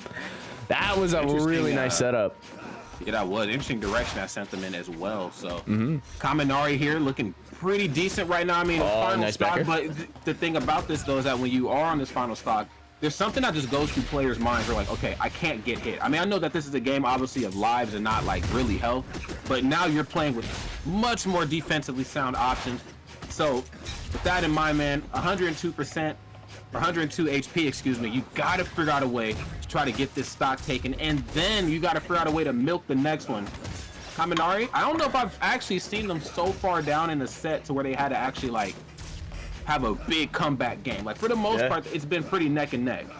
No, they've been doing a pretty decent job at keeping things either close or barely in their favor, despite the situations. They thrive off of trades and they thrive off these offstage interactions. Like, look at that snipe, killing him right at the end, even with burst, not able to get back. But here we go, Aileron now using the stage control, is unable to get that second hit in air. Moving back into center. Oh, misses the shield grab. Yeah, I know. And yeah, he's been holding that shield quite a bit too. I was wondering what that was for, but I mean, I get it. You know, when you have two characters that can range like this, your chance of getting a shield grab are very minimal. However, speaking of minimal, and there it is. Kaminari's life, very minimal. In fact, it is gone, my friend. Wow. Using that rush to its perfect degree, just sliding right under that approach, and is able to get the conversion into that killing up air. Beautiful stuff. Yeah, that was smooth. Very, very smooth. Yeah, I mean, again, this is just the mark of two very talented competitors. You know, I don't want anybody who's just tuning in for the first time to think that, oh, this is Arcadian. You know, this is just kind of like the bottom of the barrel. No, it's absolutely not that. Actually, this is the best of the best in their class. We've given them an arena for them essentially just to throw down on their own. And so you're going to get, you know, it's going to make for exciting matches just like that. Now, traditionally, I try to shy away from mirror matches or dittos or whatever you want to call them again. But when it comes to these two players here, when it comes to double Raymer, one of the coolest characters, if not the baddest ass dude in the game, well, you got to make a little space for the dittos, all right? Oh yeah. So, looks like our last one's gonna be Malu Malu, which definitely does make sense. Also, I give a point to Kaminari and not Aileron. Somebody shoot me in the foot. But it looks like we're gonna be going to Malu Malu, and keep in mind what I said earlier about the counter picks. Aileron wants the slightly larger stages with more room to move around. Meanwhile, Kaminari wants the short blast zones where he can send people off immediately. And actually, we're seeing a little bit of that double blind character picking coming into play. We're going to Malu Malu, and Kaminari is going to be playing Urdah. So, really? Yeah. Yep. Okay. Well, Urdah is here. And she's not playing around. Now, friends, if you've seen Urdah do anything, okay, if you know her to do anything, it's to take lives, literally, just to grab something and kill it. Okay? Let's Let's see if that type of thought process is applied right here. So obviously Kaminari coming in early on. Press forward there, but right as I say that, there's the down throw. Aileron doing their best just to absolutely demolish the health here. Kaminari coming back with some big combos, accidentally auto cancels on the platform, but is able to cover it with that down air. And here we go, Aileron going into that Trojan air.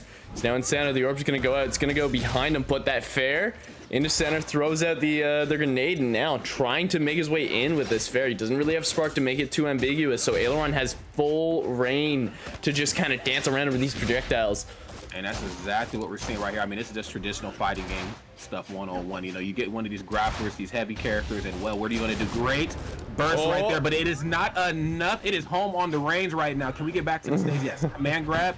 And there it is. Time. Off the side. This is where Kaminari wants to be, because that is a kill right there. If he's able to catch the other one, but Aileron coming back aggressively with that up B is able to get a pretty nice stock off the side there. Kaminari so close to just cheesing out of stock there. That was crazy rush down off the stage. I mean, wow. But you know what, though? We expected that to happen. I mean, you cannot hang out at the ledge when Kaminari, Urdah is trying to recover high. You know you're going to get grabbed, or sometimes you're going to get punched. Great forward air right there. Even stocks right now, and it looks like Kaminari's back into the business. 1% differential. Oh yeah, and then there we go. Oh no, thinking that they had a spark or something. They were trying to cross him up, but accidentally rushes just in place. Here we go, bouncing up the grenade as a pressure tool, and then Kaminari comes down right on it, tries to get him, but with the orb, but Kaminari with a really defined fair to go right through it. Here we go, into the Raymer minigame. Aileron out of bullets, has to approach, and then there it is, the cross up on the F tilt. Gotta do that deep if you want to get across. That's right. Spacing is certainly everything in this matchup, especially when you're going up against somebody like Urdah, who's like really with these linear approach options, looking to just get those hands on you. No up air though, forcing a recovery back down to the left. Safe recovery, but not safe enough right here for Kaminari. There's the burst. It doesn't seem to matter though. The chase is definitely there's the back airs. I'm gonna cross up. Both of them are gonna whiff grabs. It's a little bit of spaghetti, but there it is. That fair down throw, up till up air. Nice stuff. Kaminari now trying to follow it up. That's where I've seen nice, but I've also seen a nicer right here, man. Especially when it comes to some of this Raymer gameplay, you gotta figure out a way to put the kibosh on Kaminari and quick, because I've heard about what this Urdah can do. I haven't seen this, my first time seeing it, Goose, but I've heard what the Urdah can do. And it's getting there it is, the back throw. That is going to be a kill. Just taking them both off stage with that cargo, and now, oh, what a grenade. See, using that thing as a projectile is just so much fun. I'll tell you what's not fun though, the overextensions with the command grab to get back onto the ledge. Okay, nice. Yeah, and there is the grenades. Yeah, he's got a little bit of that Ganon side pump in here, so he's trying to get that, but there it is, the lob into that F tilt. Kaminari now really far off stage, ends up getting popped up. Nice bear to finish it off. Aileron with a JV2 is going to finish off the set.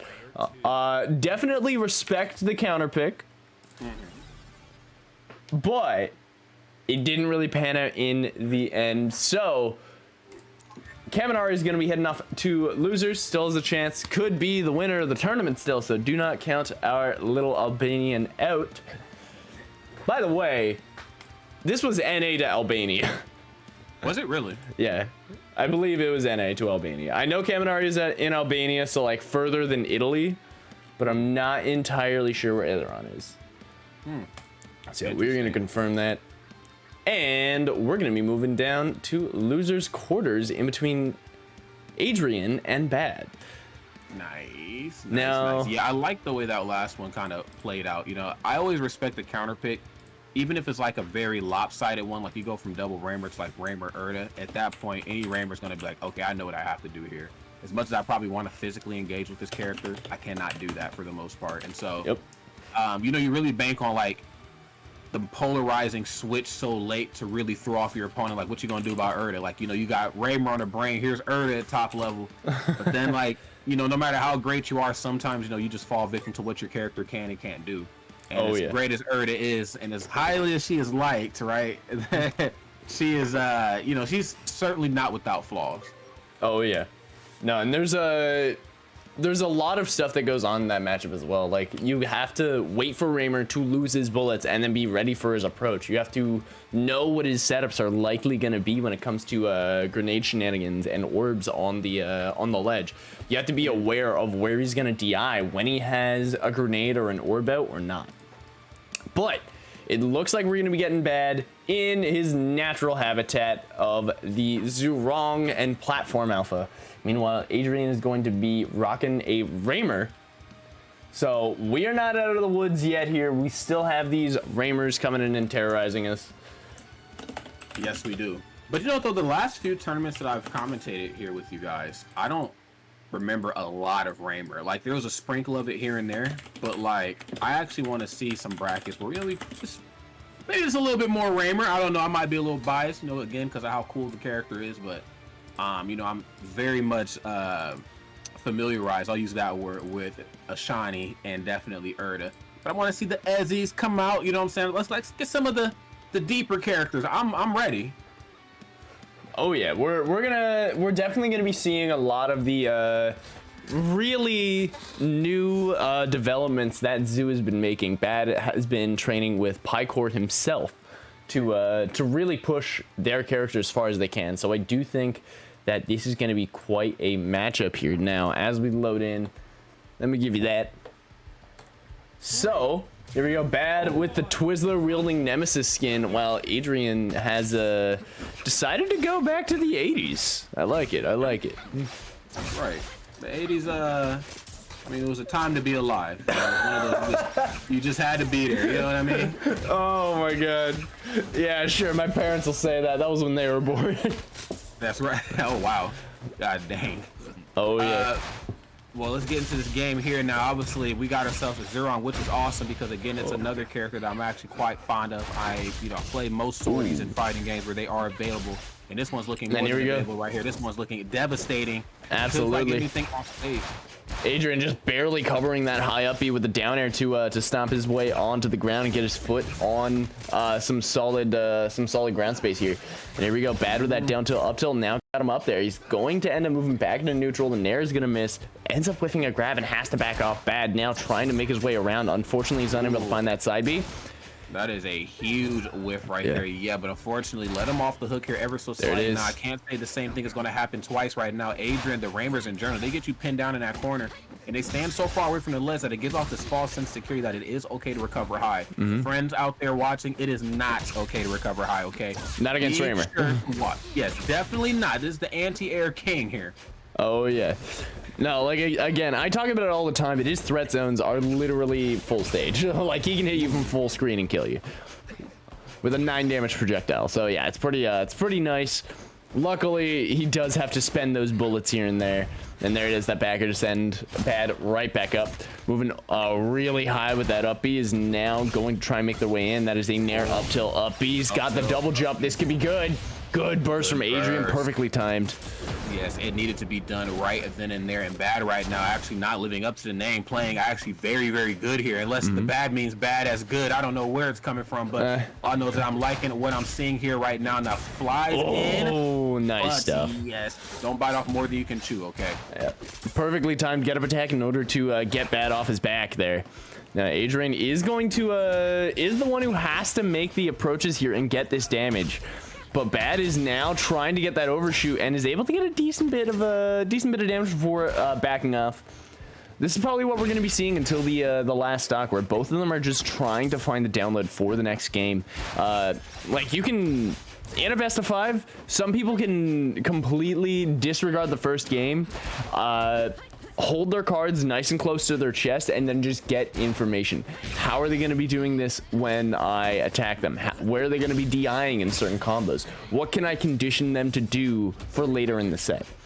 Yeah, no doubt about that, man. And we're seeing that ideology kind of come to life here. Both players playing very close to chest, like you said before, but really, I mean, just not really wanting to show their hand. And I would hate for that to come back in. I mean, it's going to have to bite somebody in the cycle. There has to be a winner here. Yeah. But, yeah, both playing very, very safe right now. Now, I know what Bad's looking for. Bad's looking for that one opening, looking for that down tilt into something. The issue is that... in there. Yes, right. Ends up missing the... oh, there it is. Catching the dash back. Exactly what that move was designed to do. Oh, Adrian with a beautiful read with the up air. And here we go, moving back into center. He ends up just backing off into the corner to avoid that down tilt from Bad. Here we go, Bad breaking neutral with that that nair, but Adrian with a reversal pretty quick. Oh. Looking good though. Yeah, get off of that platform. It's down to up B, down air, up air. Bad with the red up B. Okay, ends up I think messing up that next special. Probably was trying to wave bounce a shine, but there it is, the aerial shine trying to get it into that side B, is unable to make it happen. Adrian trying to snipe him out of the air, but this Phoenix gotta fly.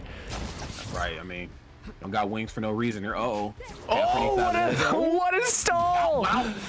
That was badass. Pushing Zoo's recovery to the absolute limit there to force Adrian to try and come off. Now, here we go. On the platform is trying to find their hits. Gets that fair, is unable to follow, gets the Scorpion. Oh, nice F tilt from Adrian, stuffing that side B, and is now on the rails to it, trying to make a comeback, but bad, trying to deny it. No burst either, mind you. 5 HP. This is looking anything but great right now. It is. The side B1. Side B1. Fair tries to go for the up air, is unable to find it. Rushes in with a fair. That's 1-2. It gets the down tilt, is unable to get the up tilt. There it is, the up B on the double jump. Wait, now just wait a damn minute here, Mr. Goose. This is looking kind of crazy here. Oh, you know, he went for a wacky read. Unfortunately, that does spend all of his bullets. This could be a pretty jarring situation to be in if you're bad. Like, you can see him completely backing off and waiting for him to approach. He's not afraid to run out the clock right now. Going high, and then there's that bear. Is gonna finish it. Good stuff from Bad. We are gonna move on to the next one.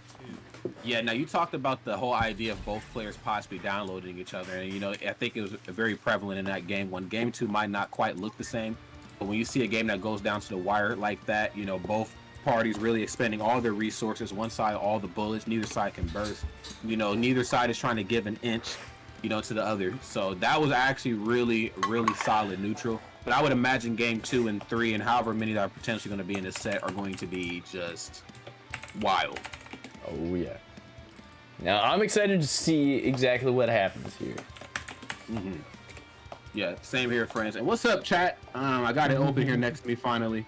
I'm glad you're all here kicking it at the Arcadian. Trust me, if you haven't done it already, you're going to be doing yourself a huge disservice if you do not hit that follow button here on Rushdown Revolt's channel. Or, better yet, if you're feeling really spicy, like you're feeling like you want to share the love, which is good because the world could use a little bit more of that these days, hit that subscribe button, okay? It certainly goes a long way. Plus, you get some cool emotes. Don't you want to spam your favorite characters in the chat? Come on, man. Exactly. I see you, Zephyr Blitz.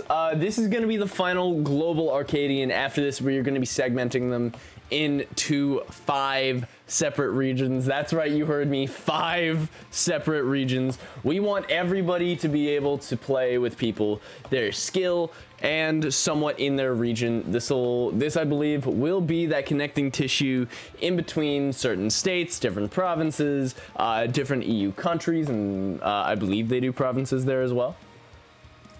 I may not be the geography guy, that is for Toggle, but we want to give you guys some connecting tissue to interact with each other, and I feel like the Arcadian would be the best way to help you guys grow together. So, that being said, we are going to be going Sovereign Peak for game 2, a very good stage for both of these characters.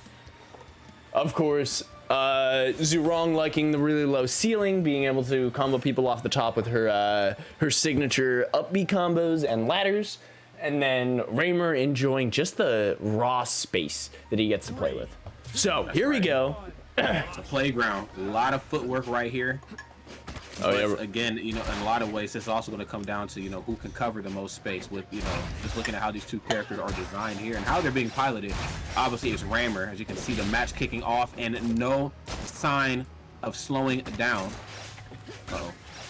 Had a little bit of lag on my side. Oops. It's all good, but here we go, moving the way in. Good down tilt on that on the nair. Now moving in, pushing him off. He ends up buffering the down air out of shield, and then there it is, the neutral B ends up getting a get up attack, perfect DI. And there it is, the good stuff on that rush. Wow. Yeah, that was awesome. Yeah, nade going over the shoulder. Yeah, very clean stuff here. And yeah, this is what I expected to happen. You know, with this much room, usually with no platforms allowing like the sorties to have that kind of breathing space to approach, or to really kind of mix you up from up underneath with their longer options. You know, I foresee characters like Raymer really having a good time here on this stage. You know, being able to just zone from so far away is huge right now. Okay, there it is, down air, F tilt, up air, up B. Oh my god, just barely missing it and then getting the contingency. Perfect stuff. Oh my god, that was a bit of a misinformed DI option from Adrian, just allowing him to get hit with that red up B. Yes, and getting hit with a lot more right now. Now, as you can see here, bad. There it is, really the blue one. Here to find an opening. Ooh, I talked too soon. But a little bit. Maybe just a splash. It wasn't looking good for a hot second, but you know what Bad said, you know, it could go from bad to good really quick. Let me show you something. There's the burst. And there it is, that hyper up nair into that up B, trying to go for the up air, but he ends up just kind of floating over top. Good side B, punish the bullet. Bad returning back to stage, and then there it is. There is no resources for you to get back there, mate. And there it is. Very unfortunate. Just nothing to work off of. Like, got a little bit too greedy, wanted to get a reversal, but ended up getting their wings clipped. So here we go. Bad trying to go high with that up B now. Adrian trying to cover center stage with the orb. Okay. Oh, walks up. There's the shield. Oh, there it is. Back air, F tilt. Oh, fair. Trying to get a second one is not going to work. Had to burst right there. Very smart, but unfortunately won't have it for Bad's potential next life. If you can get this one taken here, only 15 HP left. Yeah, I've seen Adrian work with very little and turn it into a lot, but he might not even get the opportunity. There it is, Bad. What a baddie right now. There it is, off the top. Our little evil maestro is gonna take game 2. We are now 2-0 in favor of Bad. Yeah, Bad was looking pretty good. When we did the last event, we were looking at the spreadsheet of who was from where, sets won, so on and so forth. I was like, you know, I think this Bad person, I mean, just looking at, you know, the track record and the history, I think they're going to be somebody to certainly watch out for.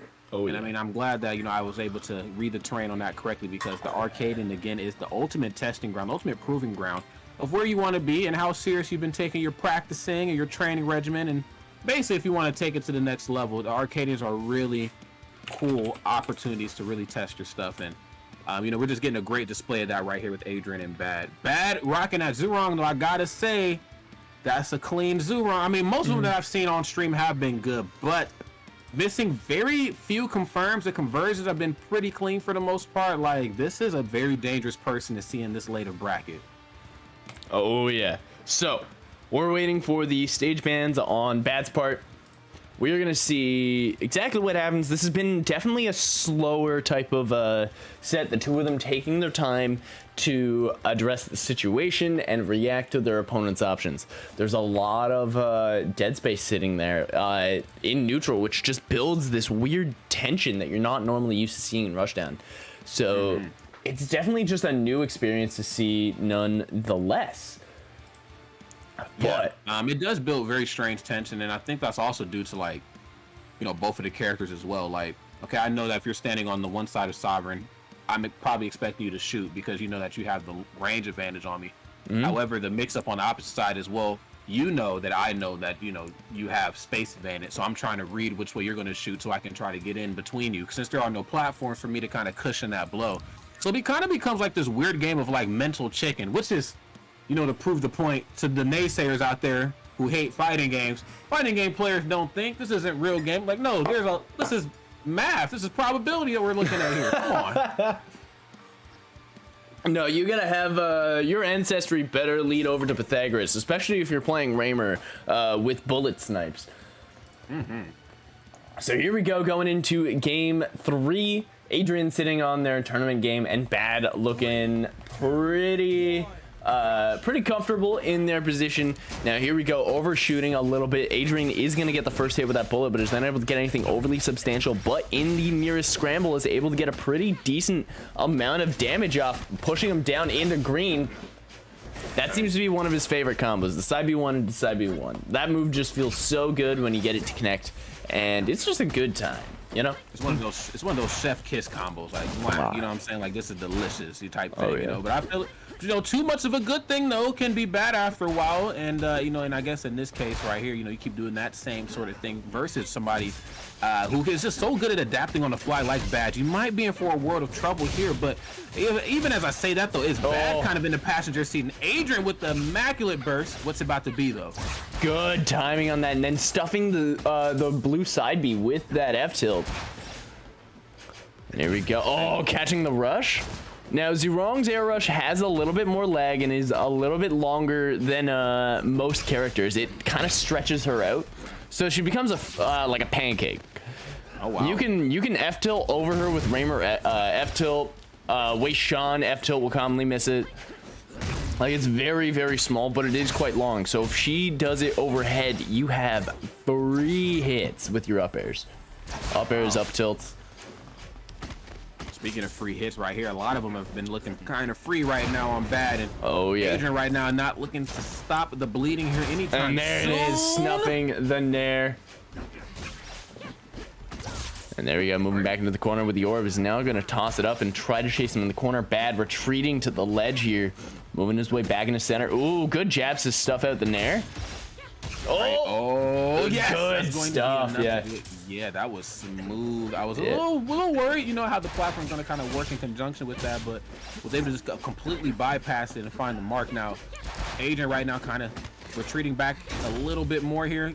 Really utilizing the fact that, again, I have that range on you. I can disengage and really just elect to stay back now. Okay, there's the slow ball. Oh, there it is, the Nair. The second one is going to miss here.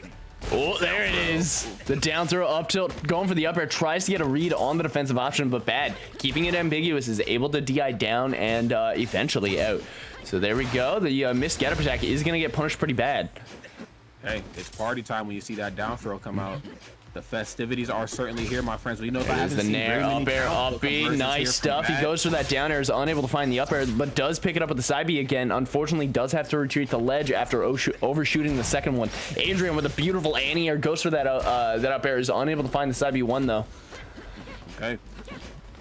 Yeah, I haven't seen too many down tilt conversions here come out from Bad. I don't know if that's just a testament to how great Adrian's playing, or maybe it could just be a bit of a concept that they just, I don't know. I mean, you just can't forget. I don't want to say they forgot about down tilt. It's just so damn pivotal to her toolkit.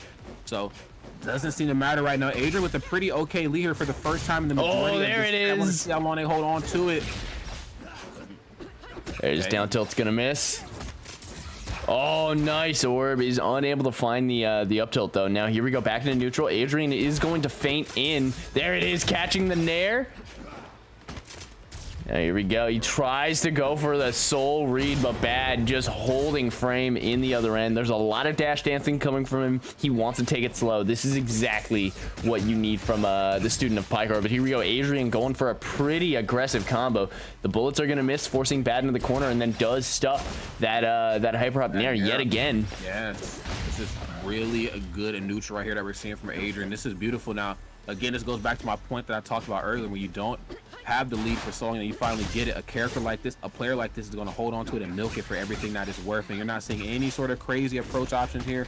Just going for what they know is going to work here. Oh, right the as I side say B that, knocking though, him up. Bad finding some options. That's right. The side B down tilt doesn't get anything off it, and the fat read. Look at the footwork.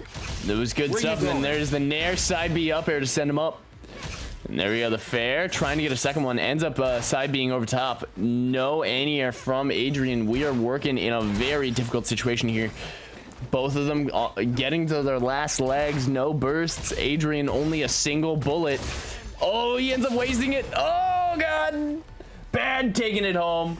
That is going to be a 3-0, but about as close of a 3-0 as you can get. Congratulations to Bad. Yes, absolutely. Very clean all the way around. There's just, again, a lot of respect being shown there. And maybe I was wrong about my statement earlier where I said that, that first one was really going to be close to the chest, and then the rest of them are going to be like download complete. But in no point in time, really, in any of those interactions, did I ever feel like, oh, this side is completely downloaded the other one. There were points in times where I did feel like Adrian came into themselves a little bit more because they had the lead for the first time in pretty much ever. And they're like, okay, if I got this, you're about to get a lot of grenades, a lot of bullets. Like, I'm going to figure out how to chip away at you before you can get my stock taken. But, that one was just really a nail-biting finish, literally from the very start. Oh, yeah. So, just a very, very quick ad break. But first, I'm going to tell you about our Alpha Season 2. It is happening very soon. It'll be starting up next week, and it's going to be divided into 5 regions: Asia, Europe, South America, North America, and Oceania. So, again, EU, NA, SA, Asia, and OCE. So, I hope you guys are excited for that. I sure as hell am. This is going to draw in a lot of people. We're going to be having tons of prize spots, tons of booths. Excuse me. If COVID gets under control, we will be doing a few really great in-person events, all that great stuff. Be sure to hop on the train early and get your muscle memory going right now. I'm going to give you guys some ads. We'll be right back.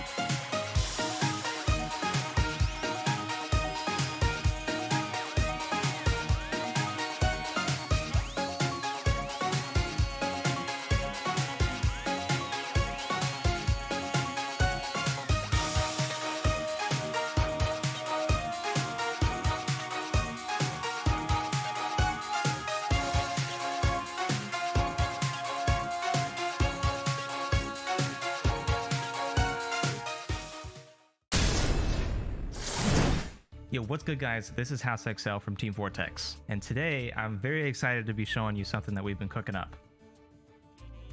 We said we wanted to invest in our players and our community, and alongside drastically increasing our prize pool for our players, we wanted to do something a little bit extra for everyone else too.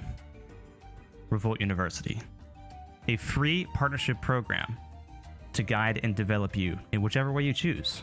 Whether you're a commentator, competitor, tournament event or organizer, content creator, or just an aspiring leader, Revolt University is here to help you level up. Each track or subject will have a Sherpa, a coach you will personally work with. For competitors, there is mindset coaching, healthy practice habits, and much more. For tournament and event organizers, work with coaches experienced in the field and learn how to host inspiring events. For aspiring leaders, discover personal growth in navigating difficult challenges. For content creators, gain access to valuable knowledge on marketing, brand quality, and growth for your channel and brand. This is just the tip of the iceberg, and all you gotta do is go to revoltuniversity.com/apply. Accepting anyone, apply now.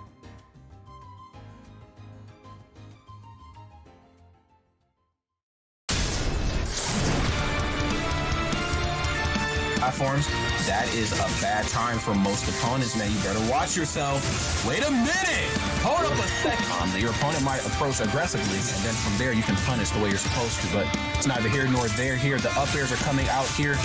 Oh my god. Yo, Malibu, is he about to kill him right here? Yes, he is! Another Urdah Ditto. Yeah, the third most popular character in the bracket among those who actually declared what their characters were. Both guys doing a little bit of a mind meld. What a parry on that up air. I gotta say, Axie and Branson, for that matter, have the philosophy of using up air as a cross-up tool. Jesus Christ, he died! Good. Forlo gets a word in edgewise, but drops it right afterward. Oh, hold up. Are we about to see some of that Wayshawn combo action off the top of the screen? This character loves going high. Be a part for these guys. Uh-oh, wait a minute. Brock is doing something. Brock is doing something. He's doing a lot more than something. Rodney is in the lead. Wow, we're at the top. He's the one in control of the stage right now. Oh, but not for long. That's Rushdown Revolt, folks. Things can turn around so quickly. Are you making this one back? Oh, are you just taking him with you? Wait, what? Who died first? I'm almost sure Starman won. Yeah, okay. All right. Thanks, being boss, man.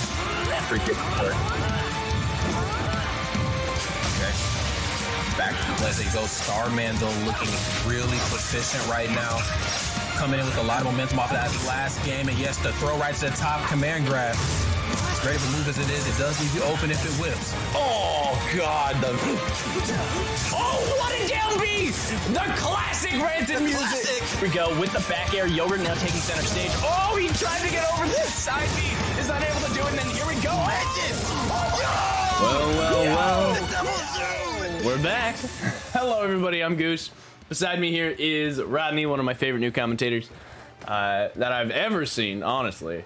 Also, he's dripped out of his goddamn mind all the time. No one's got greater style than him. You look at his profile picture, and you're like, this dude's got some pretty nice style. And then you see him on the weekly, and he's like, he's got the nice jackets over top this like beautiful t-shirt. He's got the glasses with the flip down shades, some beautiful branded hats. Dude's got a wardrobe. My response to that is always no thank you, and this is just, it's all I have, man. And the great thing about this is that I'm at home now. Before I was at my second home in New Jersey that I'm still kind of moving into, and shopping right now in the tri-state area is still kind of dangerous because everything going on in the world, so I can kind of dress up a little bit better here. But no, literally, I just sweater and I got on sweatpants up underneath this, man. So I'm just big lounge chilling, but as much as I'm chilling, I know that these players are certainly not chilling. In fact, they're doing the complete opposite right now. We've seen Kaminari do some crazy stuff earlier, but now they're ready actually to face up against Animatrix, a player that I'm not too familiar with, but I am familiar with the actual Animatrix name. So if it has anything to do with that, like the actual movie, they might be here to whoop some ass. I don't know. Oh yeah, no, we'll see how it goes. Animatrix has been a very a pretty big stone in the community. Been very active, has had some amazing feedback, came up with some absolutely glorious ideas that I do believe we have inputted into the game. So here we go. We got this Urdah Raymer. We saw this matchup earlier when Kaminari did the swap. I think they just instantly desynced. That's fun. Wait. Oh. Okay. I'm seeing stuff. On my side. Look funky on my side. I think they're good. Nope, they are not. They're decent. Okay. Unless they're okay on their end specifically. Yeah, there it is. There it is. Just, hey, you know what? It happens. The Kaminari is still swinging at nothing. All right, so yeah, we'll wait for them to get themselves situated. That's right, friends. It happens to the best of us, okay? Sometimes, as much as we love to game, we are still at the mercy of technology, and do with that information as you must. However, there is a way to fix it, and Kaminari somehow ends up winning that. Strangely enough. All right. So after that, desync, yeah. Okay. All right. Combat Lab is the name of the stage. Rushdown Revolt is the name of the game. Animatrix and Kaminari are going to throw down here for real this time. Hopefully. Urdah and Raymer. Hopefully for real. Yes. Now, we did see a bit of Urdah and Raymer the last match that Kaminari actually played. I think it was the last game, to be exact. And, there's parts of me that feel like this matchup is very lopsided in parts. But then, I've seen just the Urdahs persevere, and I feel like it's a mindset thing that you have to have when you play characters like this. So I'm a little interested to see how this one is going to unfold here for us. As you see right now, Kaminari doing the Kaminari thing and putting on just a boatload of damage here. No up air. And there's the down tilt. He actually ends up canceling the F tilt for the super jump. Tries to go for BS Blaster. Animatrix pretty wise to it. Is able to get around now into center. BS Blaster is gonna again miss, putting him in a horrible position.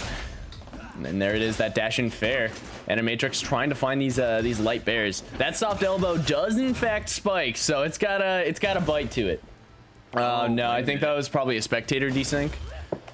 Yeah, I think it was a spectator desync. So we're gonna have to deal with this. If not, they will have to fight off stream. As little as I like to say it. Yeah, desync. Yeah, I think they're. Yeah, no, that crashed. That was a crash.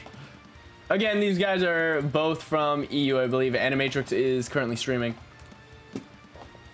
This stuff happens. Yep. We try our best, friends. That's all that matters. Okay, well, you know what? Third time's a charm, right? No, this is again NA to Albania. We're gonna go. Albania is quite the distance away, friends. Now, I'm not the most like savvy when it comes to where things are. I am a filthy American, but I do know that Albania is very far away. Oh yeah. No, it's further than Italy. Like everybody knows that. Yeah. Yeah. I knew that too, man. I did not know that. But yeah, this is about as far away from each other as we can possibly get. So, as a contingency, we can do winners finals in between Aileron and Wyanvee, which should be a good one. Okay. Doesn't hurt to jump over to the winner side, friends. Yeah. Let's. Well, I really wanted to see that Animatrix and Kaminari said. Hopefully, though, like they recorded or something off to this. Animatrix is streaming, so he'll have a VOD ready. Nice. Yeah, I'm gonna go back and study that up a little bit. I definitely wanted to see them throw down. Oh yeah. No, so did I. I'm a big sad right now, but we can always move over to Wyanvee, one of the fan favorites right now. Wyanvee and Aileron. Hey, Aileron. Yes, so I'm excited to, Aileron, of course, I think I just was introduced to them today. I don't even think I remember seeing their name at the last event that we just did. I'm sure if they were there, they probably did really well. To be this late into bracket, I feel like really says something. I mean, it says something in most tournament settings, but between Levo and between the season 1 finale, those are two very big prolific events for I feel like the culture of the game. However, Arcadians just have that kind of that feel, like that grassroots, like a bunch of people in a room with their shirt off, no AC, like it's like, yo, we are proving where we sit right now in the games, community. Like we're trying to see where we sit in bracket versus each other. Like it is like the ultimate proving grounds, Oh yeah. But not to be held up any longer. Why is Kaminari in my lobby? He should not be in my lobby. Get him out of my lobby. Get out of my lobby. All right. Combat lab with these guys. We are going to be doing 2 frame. All right, we're good. Okay. Winners finals, friends. Now we got to jump up over a match because sometimes internet, as much as look, Goose is a powerful gentleman. Okay. But Goose can only do so much, right? I've seen Goose do a lot of things literally simultaneously, but trying to control everybody else's internet is not something that he can do. That is a you thing, friends. Yes, if he could, he would, but here we are. And we should actually get into this game here. Now, this is winners finals. Oh, yeah. And this is Kid, who I haven't seen very much of today. Granted, I did jump on the block a little late. Yeah. However, Wyanvee is I believe, one of the only Kid players in this bracket right now on the, other than maybe Kaminari, who's been testing him out recently. But here we go with some really nice looking movement and some good cancels as baits and reactions. Able to get under that side B1. Aileron trying to pick it up with those jabs, but is unable to make anything huge happen. That grab cancel is going to shove them into the corner. They're going to end up canceling out, and the imminent scramble does leave Wyanvee off stage. After some botched movement. Yeah. Then another clank. Yeah, questionable. Ooh. Up air, no, okay, yes, the immediate burst. Maybe not necessarily needing to use it right there, but you know what though? There it is. Gone, and yes, stock is gone. Nice scramble there in the beginning, but you know, again, you know, you're just zoning this character out, man. Kid really struggling to find a way in. No down tilt.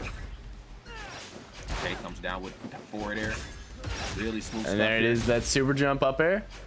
That was a really, really good cancel in there. Aileron is trying to keep this stock for as long as he can, has to use his burst, but with that aggressive fair, Wyanvee is going to space around it and get that kill, evening out the stocks here. There's the orb, it's going to hit. He's going to try going for the up air, but he ends up sliding right past it. Here we go, Wyanvee now with his advantage going. Pushing it full meter here. Oh, nice. Wait with the float is now getting around him. Okay. Oh, high recovery, but no. There it is. Yeah, very unfortunate. Wyanvee taking a quick moment to breathe before just dashing right off the platform with that bear, giving him the hooves. Here we go with that bear, forcing that slide. Oh, there it is, side B1. Okay, no down to it, and then looking for something up here off this top platform. Really looking for a fat read. No grab again. If I see you holding shield, I know a character like Raymer, you're looking to zone me out. So when you're holding shield, you're looking to bait me in. I'm not going to let you have that. Great break right there. No grab again, and oh, there's the up tilt up air. Yes. Side B1, he's got him up. Oh, nice grenade. Wyanvee is still able to make it back, but not without a little bit of damage. Now, Aileron is probably going to try and finish this off real soon, or just tack him into a perfect confirm percent. There it is, that tiny little poof. Unfortunately, he's unable to get anything off of it. Tries to go for the fair, but Wyanvee is unable to chase him down. Oh, no! You hate to see it happen. Catching the attempt at a read with the float. Aileron calling it out in spectacular fashion. That's right. Aileron really, again, just playing these matches the way that they're supposed to be played. I mean, I'm sure that if, you know, somebody approached a Kid versus Raymer matchup in a very unorthodox sense, you know, he has enough adaptability to be able to do what he has to do on the fly. However, in this case right here, I didn't see anything out of the ordinary that shouldn't have had happen had these two characters, you know, jumped into the fray. I mean, again, you got to zone Kid out. You know, I didn't see any down tilts. I didn't see like any ups. I didn't see anything like, you know, out of the ordinary there, you know, where Kid, or excuse me, where Wyanvee was like, yo, maybe I should bring something a little different to the table right now. Like, played Kid at a top level the way they're supposed to be played, and I think that's kind of the trap they may have fell into. So maybe switch up the flow a little bit right here for game 2. Again, this Raymer very well versed and knows a lot of these characters' weaknesses. Yep. It does look like our next stage is gonna be for is gonna be Forbidden Shrine. Aileron has locked in on the Raymer, so we are good to go. Looks like the Kid is gonna be sitting there. Okay. All right. Jump into it. I'm so Yeah. excited for this. Forbidden Shrine is here. One of the most beautiful stages in this entire game. Oh yeah, no, the lighting team did an absolutely amazing job at making this this concept art just pop. Like amazing, amazing looking backgrounds. The parallax in between the foreground and the background is amazing. I really want to see if we can push it a little bit further, but we don't want it to get too distracting.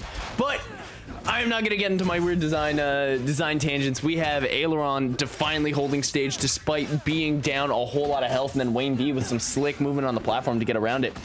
Now I'm gonna try to go for that back air.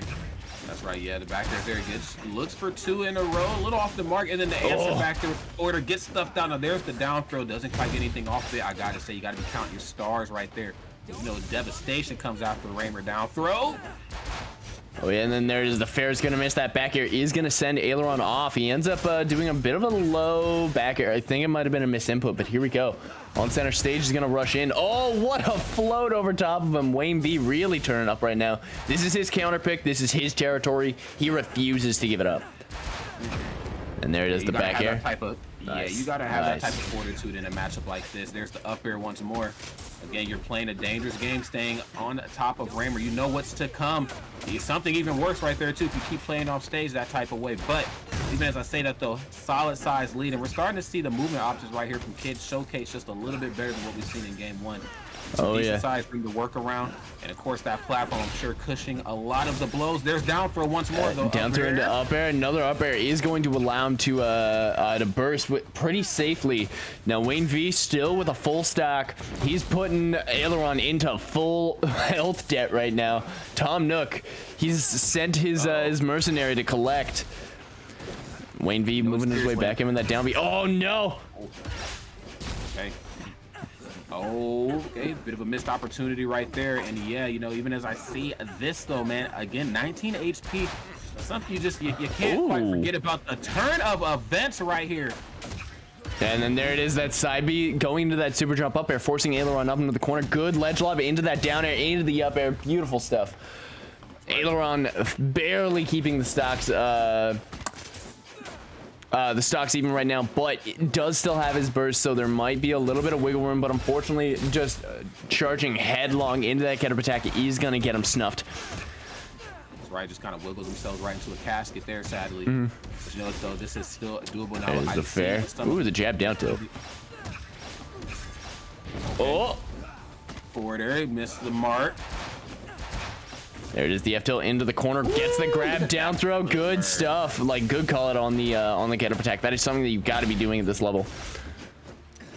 That was great forward right there. Grenade to try to pin you down in place. I like that, staying a little bit more hip to that down throw. No up air again that time. Getting a little too obvious with that here. I hope it doesn't come back to bite him in the behind. Hey, you never know. And then there's down air is gonna get nared, and now Aileron desperately trying to find the stock, ends up getting bursted out, trying to get a cheeky grab on the platform with a really nice super jump cancel, but it has to back off. He's now holding ground with these. Oh! Holding ground with the grenades, is able to set up for a beautiful snipe. This mercenary just got canned, and then here we go into some Ken-looking combos. That's a nair, waits for the up B, but ends up missing it. Finds it again. Okay, moving back into center. Goes to the BS Blaster into that grab up air. Super jump, tries to go for the nair for the kill, but it's not going to work. He's panicking. Both of them are panicking. Snuffing out that grab with the down tilt. Kaminari's unable, Wyanvee is unable to find the his footing, but eventually finds the conversion into that fair. Here we go. The GOAT comes out on top. Right, that was awesome. I mean, I was like, is this the start of a comeback? We've seen this type of you know, just scenario and this type of, you know, theory kind of play out before, where one side goes up really heavily here, and because you're up so big, you know, that mindset starts to set into place. Like, I got this, I just got to take a few more blows and I can chop away at him. However, yeah, man, those grenades that Raymer has certainly came out to aid him in some of those final exchanges. Not enough though to get the job done, but I think that's in the back of the mind for the next few games, you know? Yep. It looks like the next stage that we're going to be doing is Sovereign Peak. We're going to get rid of all the platforms. We're going to let Raymer and Kid do their things. This is a very strong counter pick for Raymer, because Kid has to use that float a lot of the time. And sometimes it does leave him quite open, especially to these projectiles like Grenade and Neutral B. So, moving into this one, Aileron immediately kind of backing off, trying to figure out what Wyanvee is going to be doing, and then calling out that get up attack. Yet again, Wyanvee's got to get off of this habit.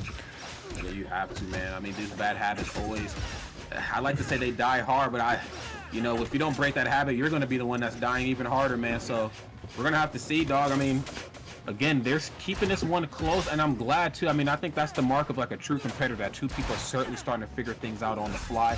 However, it really feels like, you know, that prowess that we've seen in game one, you know, or really not just game one, really just the beginning of top 6 from a lot of the Raymers, could be starting to fade here a little bit. Kid looks like a little bit of an issue.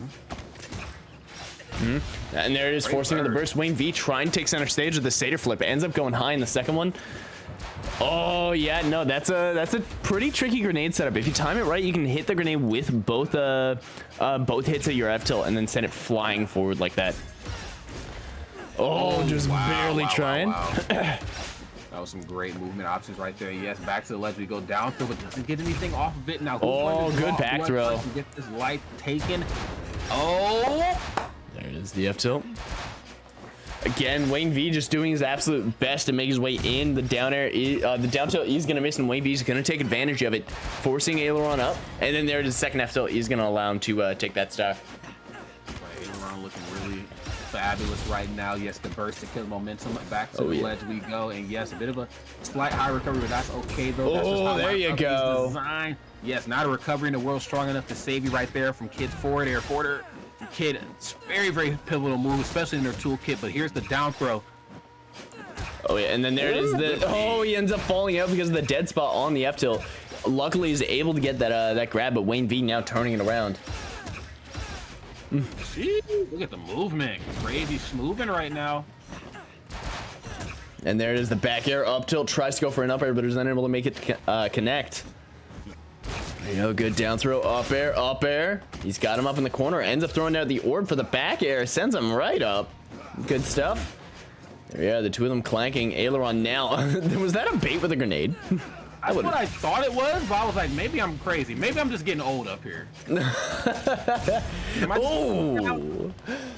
I think we're all getting old after seeing that one. That was an absolute banger of a BS blaster. Just took a few years off of all of our lives. That's right. Oh, wait a minute. And there's the lob and the up tilt, rocketing him up top. Here we go. It doesn't get any closer than this here, friends. Aileron looking really good and kind of electing right here to stay a little further back than what we are used to seeing right here from him. Oh, there it is. The F tilt into the down tilt. Oh, the back air, up tilt, up air. Tries to go for the nair, is unable to make it happen. There it is, that sliding down tilt into the back air, sending Aileron right off. Back to the ledge here. No back air spacing here this time. That's usually what we see from Raymer. Some of these up close situations. Oh, what a read! Yes, gets the down throw. Nothing off of it though, but still gets Kid off of their feet. Sometimes that's enough to get the job done. Rushes in. And then there's the back air into the fair, making his way back to the ledge. Aileron is going to try and make his way into center, but ends up missing it. Oh, the fair is going to send him out with the neutral B. Wyanvee is going to take the game. That's going to make the Wyanvee Ryanvee fans real happy. He is currently up 2 in the set. Yes, looking really good too. I mean, that game one, a little rocky, I'll be honest, but you know, again, Ajo saying, not about how we start. We got to make sure we finish even stronger. Game 2 was really damn good, and here we are right now. You know, forcing again more games in the set. Of course, I'm happy. I'm sure the viewers are happy as well. The Kid, I don't know what the Kid Empire is looking like. I don't know how many, if there's like character-specific discords yet, but if there's ever a Kid to watch, it's certainly this one here. This one is definitely getting the job done, and also just making a lot of good changes on the fly. Absolutely. You know, I got to give it to both of these two players, but really Wyanvee, I mean, the ability to figure out, okay, this is how game number 1 hit me. Don't want to let that happen again. Loving that.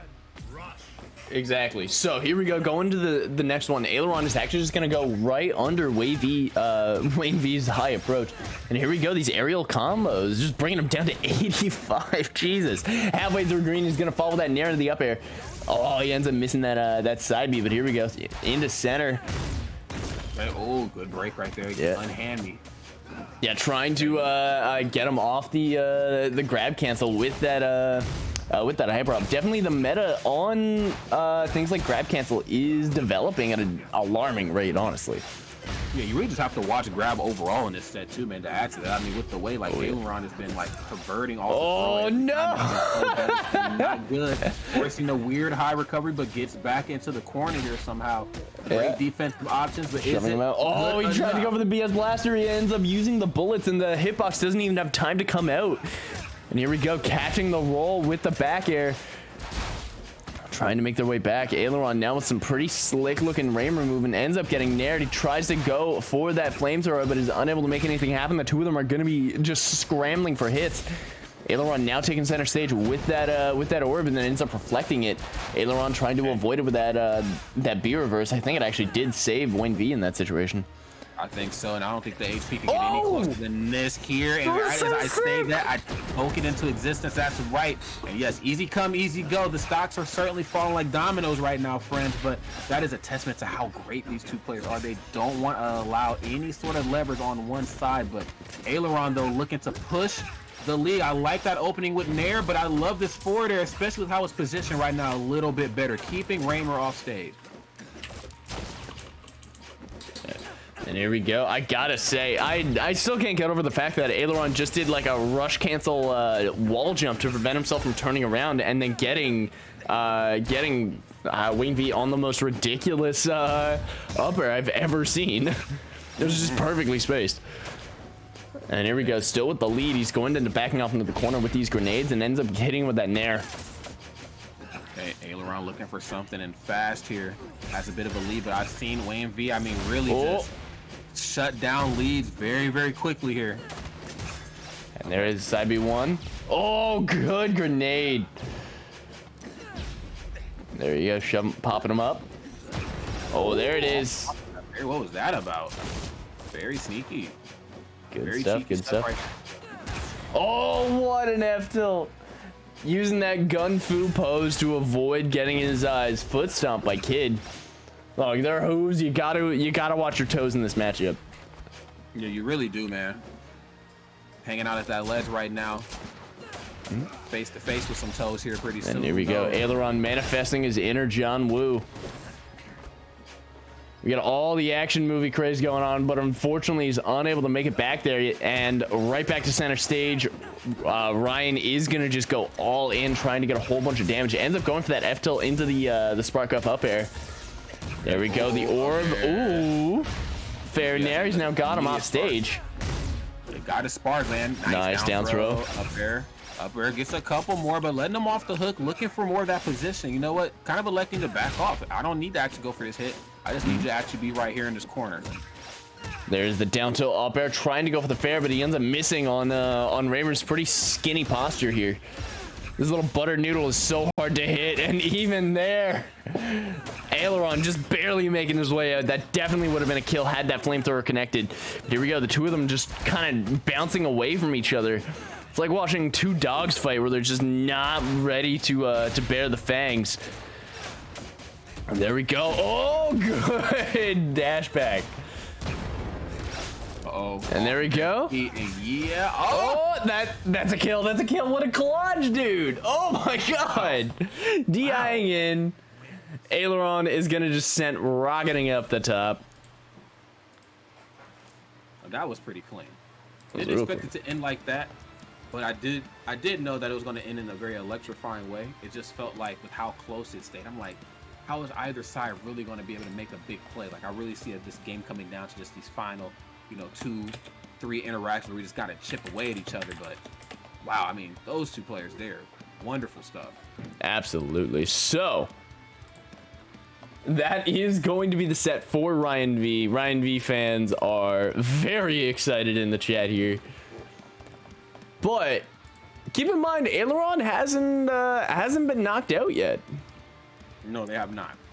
So we are going to be going down to loser semis, in which case Bad and Animatrix are going to be fighting each other in loser semis. Looks like Bad has chosen the Zhurong while Animatrix is rocking the Urdah.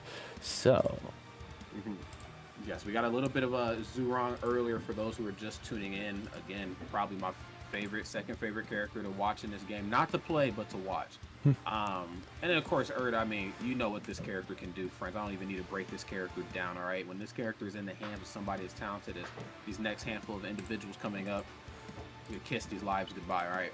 Oh, yeah. Let me get this all set up here. I'm going to get them into my lobby.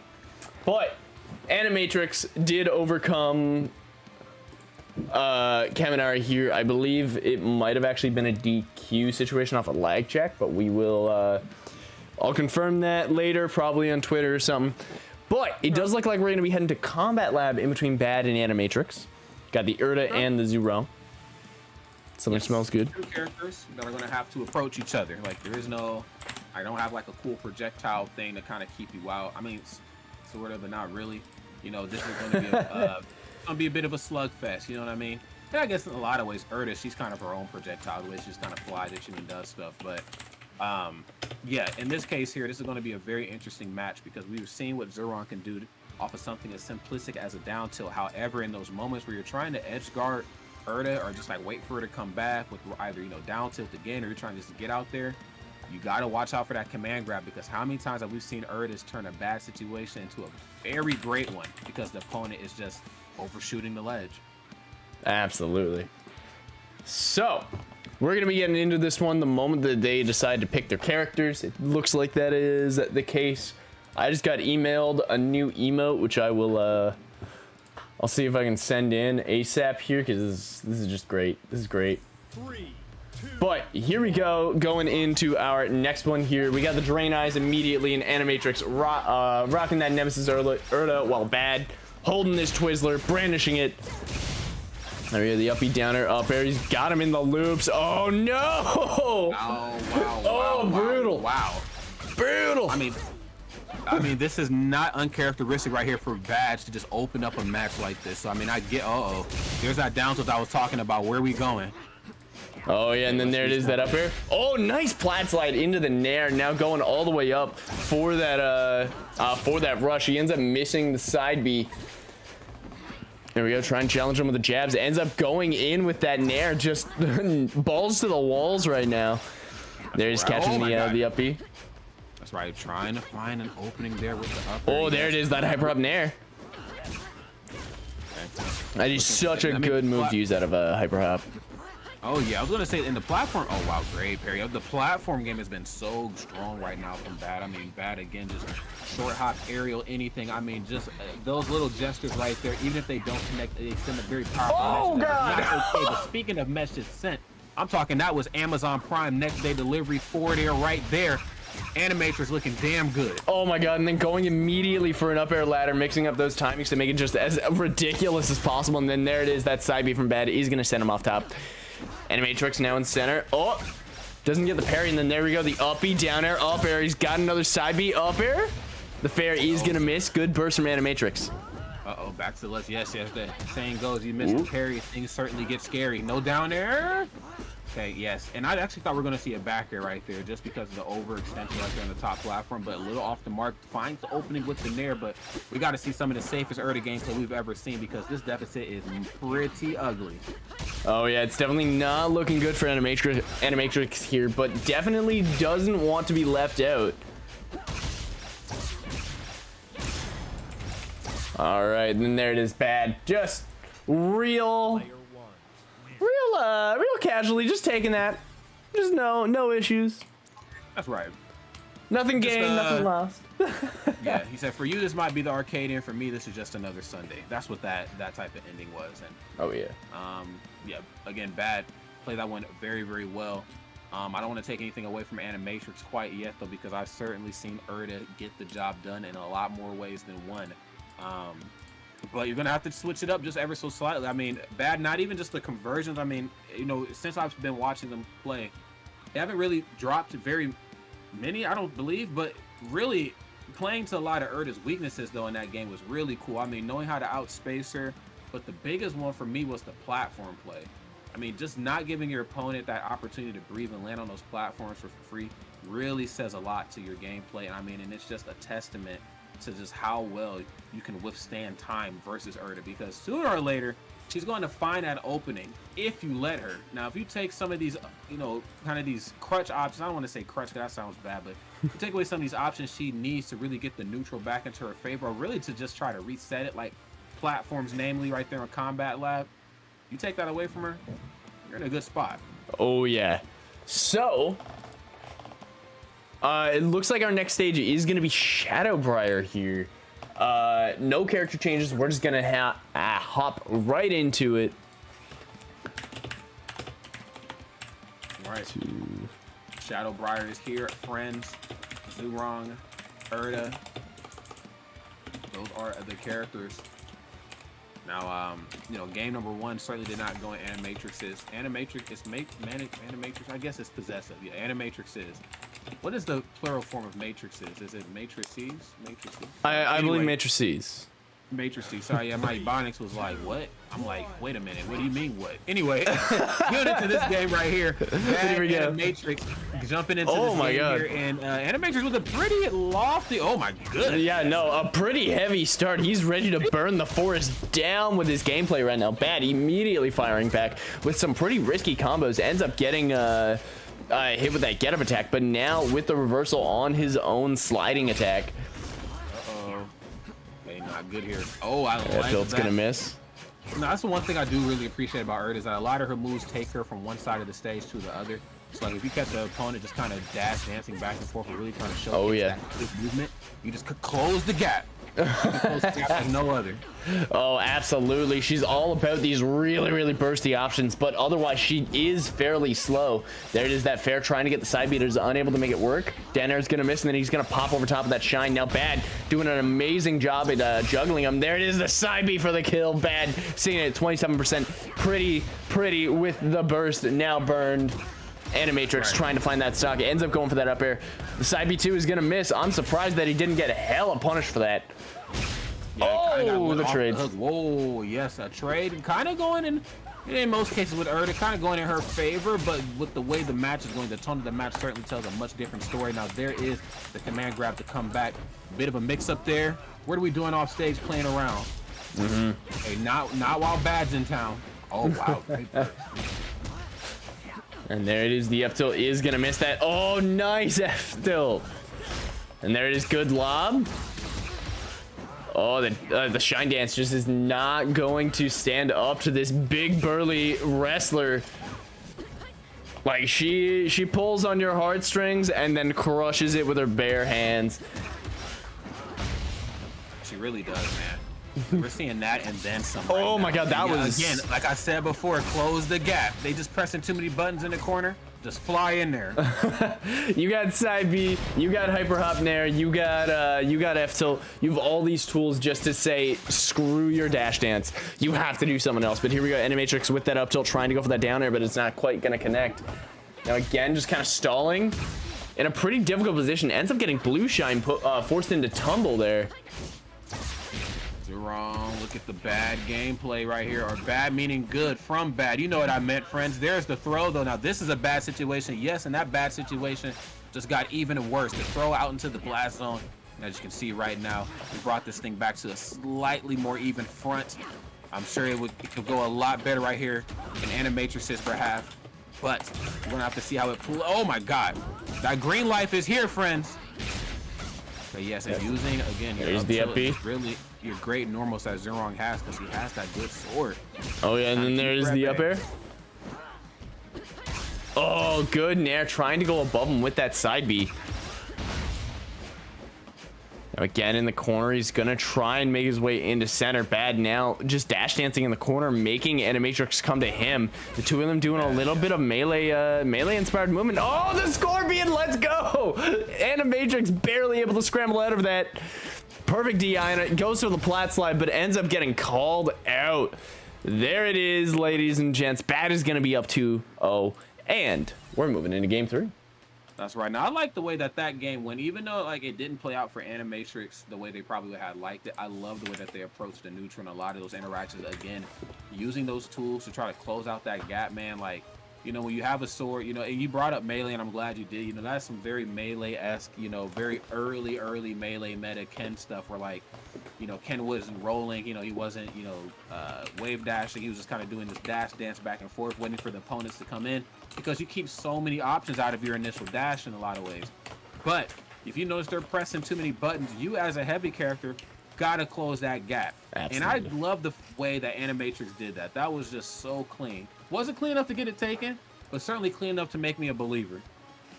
Absolutely. Like, just all around jaw-dropping performance from a lot of our competitors today. And apparently my gut instinct was right. Animatrix is swapping to the Seth. I say that because I made the music, the Seth theme in the lobby. I don't know why I wanted that song, and apparently I manifested a Seth pick in bracket. Look at the universe playing out in your favor. Look at that.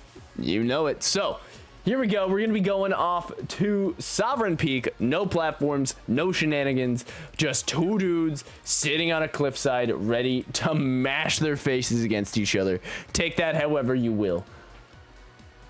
I mean, those are certainly some of my favorite pieces of media to watch. You know, just two dudes, they're going to fight. You know what I'm saying? I don't want to see too much thinking. I just want to see a mash, all right? Just start swinging and figure it out as you go. All right. Sovereign Peak here, friends. Bad Animatrix. I'm ready. 3, 2, 1. He is here. Rush. Okay, and Seth, again, Animatrix with the immediate opening here this time. Obviously, blessed with some slightly, I'm not going to say more than slightly, blessed with some better options right here in approaching what we've seen with Urdah. I'd like to see how well they can utilize some tools here in this matchup. But you've got quite the tool set here, Seth. Well, MockRock and Boomsticks were saying this earlier, but these two are like freight trains. Like, they want to get you into that blender, into that vortex, but it can be pretty difficult to get it started up. Bad has done a pretty good job at rectifying that with things like Hyper Hop and Air and such, but I'm not entirely sure what Animatrix is going to do in order to fire back with that stuff. Oh, what an up B, goes for another one. He's got that charged up air on the defense. Okay, oh, trying to catch him with the helicopter. I like that. Oh, good side B. Don't let your opponent land. There it is. Oh, the down B, up B. Oh, what a down air. Oh, and the shine. Oh my God. This is literally coming down to which frames are they actionable and what buttons are they pushing in like these very split seconds. Like, that was nearly a frame perfect shine to get out of that. That really was. I mean, that's just, again, precision 101, just like how this combo is right now for Bad. No platforms, and I gotta be honest, Seth a pretty big target right now. So, oh my goodness. But these targets hit back though. Seth, Animatrix right now. I mean, this is looking good. Gameplay. Yes, it's looking damn good. I'd like to see him utilize that Nuka special a little bit more, just to to command some space, you know. And then here we go, back into center. He's just gonna kind of go in and out. There it is, the down tilt trying to force him out. There it is, the Nair trying to go for another helicopter to Shoryu. Here we go, Animatrix is just... Bad is known for being a little bit more passive when it comes to being in either disadvantage or neutral. He is not afraid to run away, and then Animatrix finally able to break through, is able to do a metric butt ton of damage before getting F tilted out. Here we go, Bad with that up tilt, now with the side B. Getting tons of momentum out of that. Now here we go with the downer's gonna pop him up with that up B. Shoryu's gonna miss. Go down, nothing off the down. Oh, good F tilt. That's right, yeah, F tilt's looking really good. Didn't get anything off the down tilt there though. Once again, stuff out the no! This is doable. This somebody is clip it. Oh my God. Definitely in the Matrix right now, not looking to plug back in anytime soon. He said this gameplay is unhinged. It is unplugged, my friend. Absolutely, and then there we go, going that Nair super jump. Beautiful, beautiful timing. Bad trying to turn it around. This might be a kill, and that is nice stuff. Beautiful, beautiful game from these two. Absolute barn burner. Salty Jams, I hope you enjoyed that. You just followed, and that clip was specifically for you. I gotta congratulate Animatrix. That was a ballsy play right at the end there. We love having you around. Well done. You've placed in the top cut of the final Global Arcadian. After this, we are going to be sectioning it into 5 different segments. NA, EU, South America, Oceania, and Asia. So, if you guys are in any of those regions, be sure to look for us soon. That's right. Next week we're going to be having booths in a lot of the in-person events going on in America. Unfortunately, due to the Delta variant and a few policies in Texas, we are unable to do a full event at LTC. We're instead going to be doing a booth. So be sure, if you're in the area, to stop by there. You get to meet some of the casting crew. We're a lot of fun. And by that I exclude myself and talk about the rest of them. But nah, man, you're a lot of fun as well, dude. You definitely belong in that fun category. This is obviously fun to commentate as well, man. I mean, to do the final Arcadian, I mean, there's really just been some, pivotal, very titular events, within the last so many weeks. I mean, season 1 finale, Levo, the final Arcadian. I mean, look, friends, like, this is the mark of a community that is not only solidified in itself, but that also is hungry to grow more and grow into something bigger. And I think, when you see 3 very pivotal events like this back to back, I mean, you really can't do much besides tip your hat at it. I mean, I would, but my hair is obviously a shit show under here. But yeah, I gotta get cut again before Riptide. But however, yes, friends, final Arcadian is here, and we are, I think, we're in that top 4 category right now, kind of moving into slowly but surely that top 3. The matches are heating up, so I'm glad that you're all kicking it with us. Oh yeah, no, I could not be more excited for this. Like, this is like this is the dawning of the new era. We're handing down a lot of the things that were initially made, and all the storylines that were created like months ago, and we're all culminating it here before we all go off on our own separate paths to be the best of our own specific regions. And who knows, we might be able to fly the best of all those regions into one spot at some point. You never know.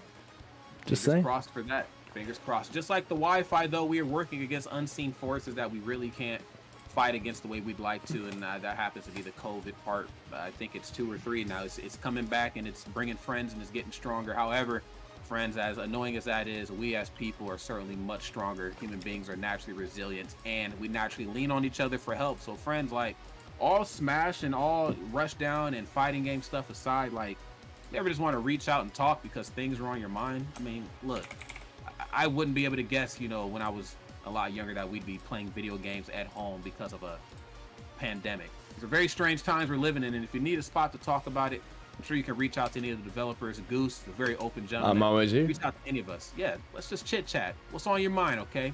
Let Master Goose know. I will always be there for you guys. Part of my job is to make sure that you guys are doing good. If you are ever looking for support, you can also go to Lust. Lust is one of our newest members of Team Vortex, and his job is literally to make sure that people are happy. I am gonna be lightly shadowing him, making sure that you guys are all doing good, settling small disputes, stuff like that. It's so much fun being here, and I want it to be the most wholesome environment for everybody that comes here. So, with that being said, I also got a new emote. I got a new emote. Take a look at this. Take a look at this. Where is it? Has it loaded in? Yes, honks. Honk.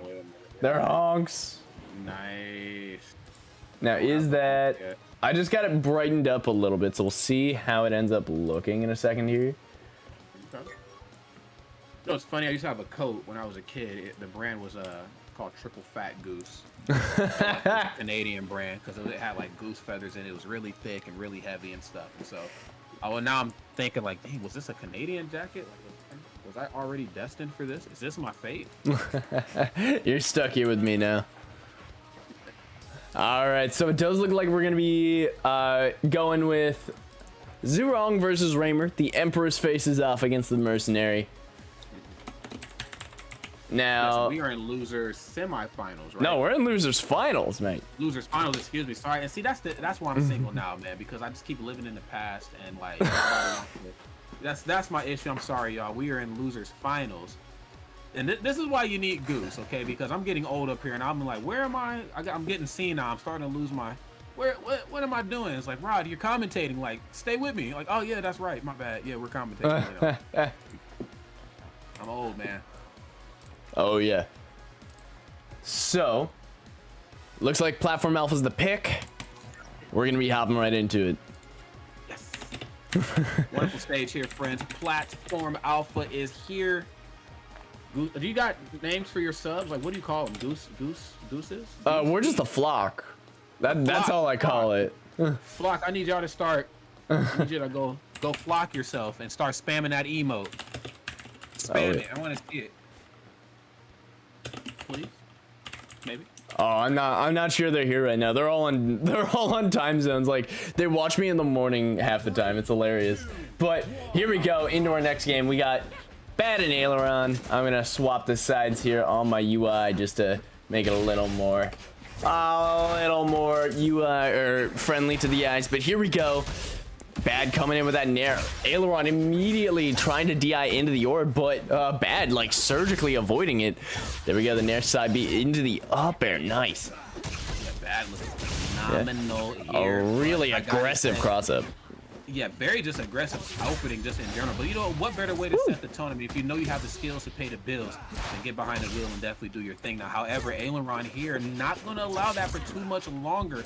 Going to have to disengage here, find that opening, and then do what you do best, and that's zone. And that's what we're seeing. Trying to catch an overextension, boom, down throw. Nice, no up air afterwards though, but again, message sent. There's the slow ball.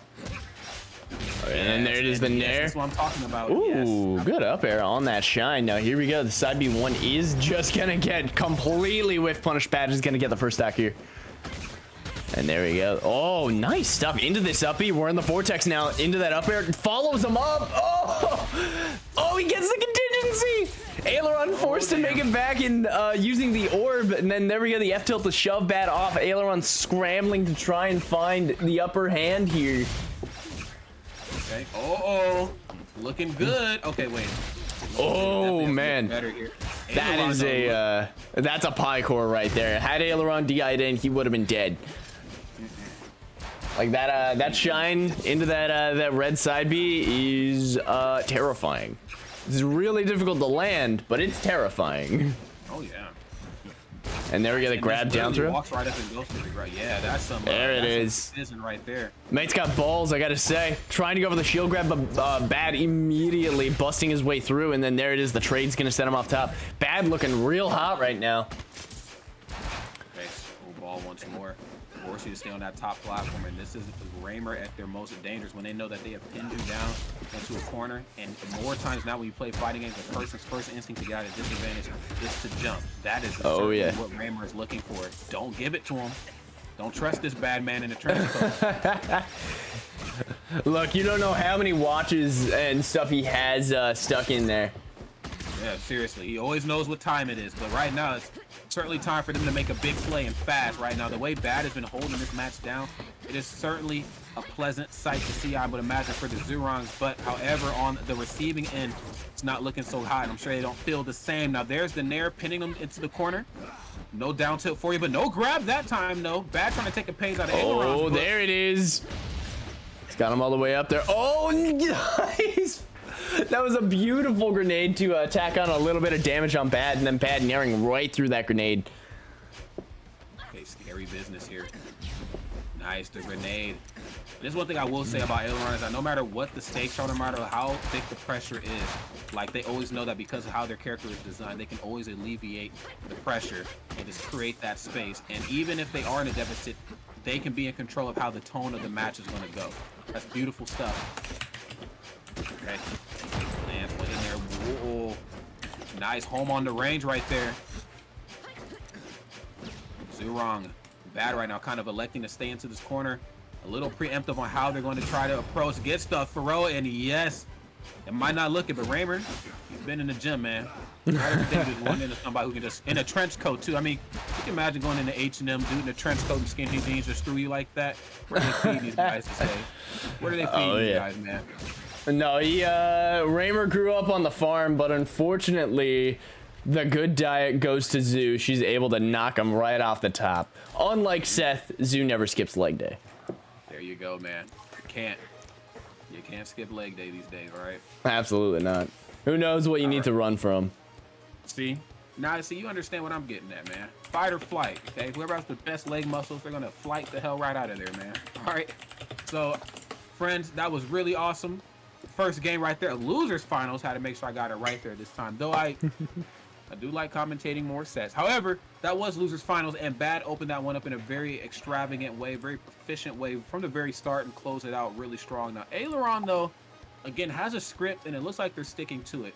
I mentioned it earlier, but the way the character is designed and the way they pilot this character so well, that even when the pressure gets so thick, I have the pleasure, and this isn't just a Raymer specific thing. This is like if you play Smash, this is like Sonic or Bayonetta. Like when you have that move, those set of moves that just kind of take the tone, they put it back into your end of things. Like that is a huge advantage that you have. Now I would like to see that maybe applied here, and maybe not applied on the receiving end. If you apply that type of mentality while you're in the lead, then now you're just chipping away at your opponent. You're getting extra credit here at this point. So let's see how Aileron plays this one out in the next game. All right, moving right into it. We're going to be hitting Sovereign Peak this time. Let's see what is going to happen. Now, the start is kind of what's going to set the tone of the match. And then there we go. Bad just charging in and whiffing a nair. Aileron now backing off. And then there it is, bouncing the grenade and the bullet to smack Bad here. Nice I'm actually moonwalk. glad you brought that up. You know, he's bad again, proficient player, but really got away with murder in that last game. Was able to pretty much jump around Aileron for free.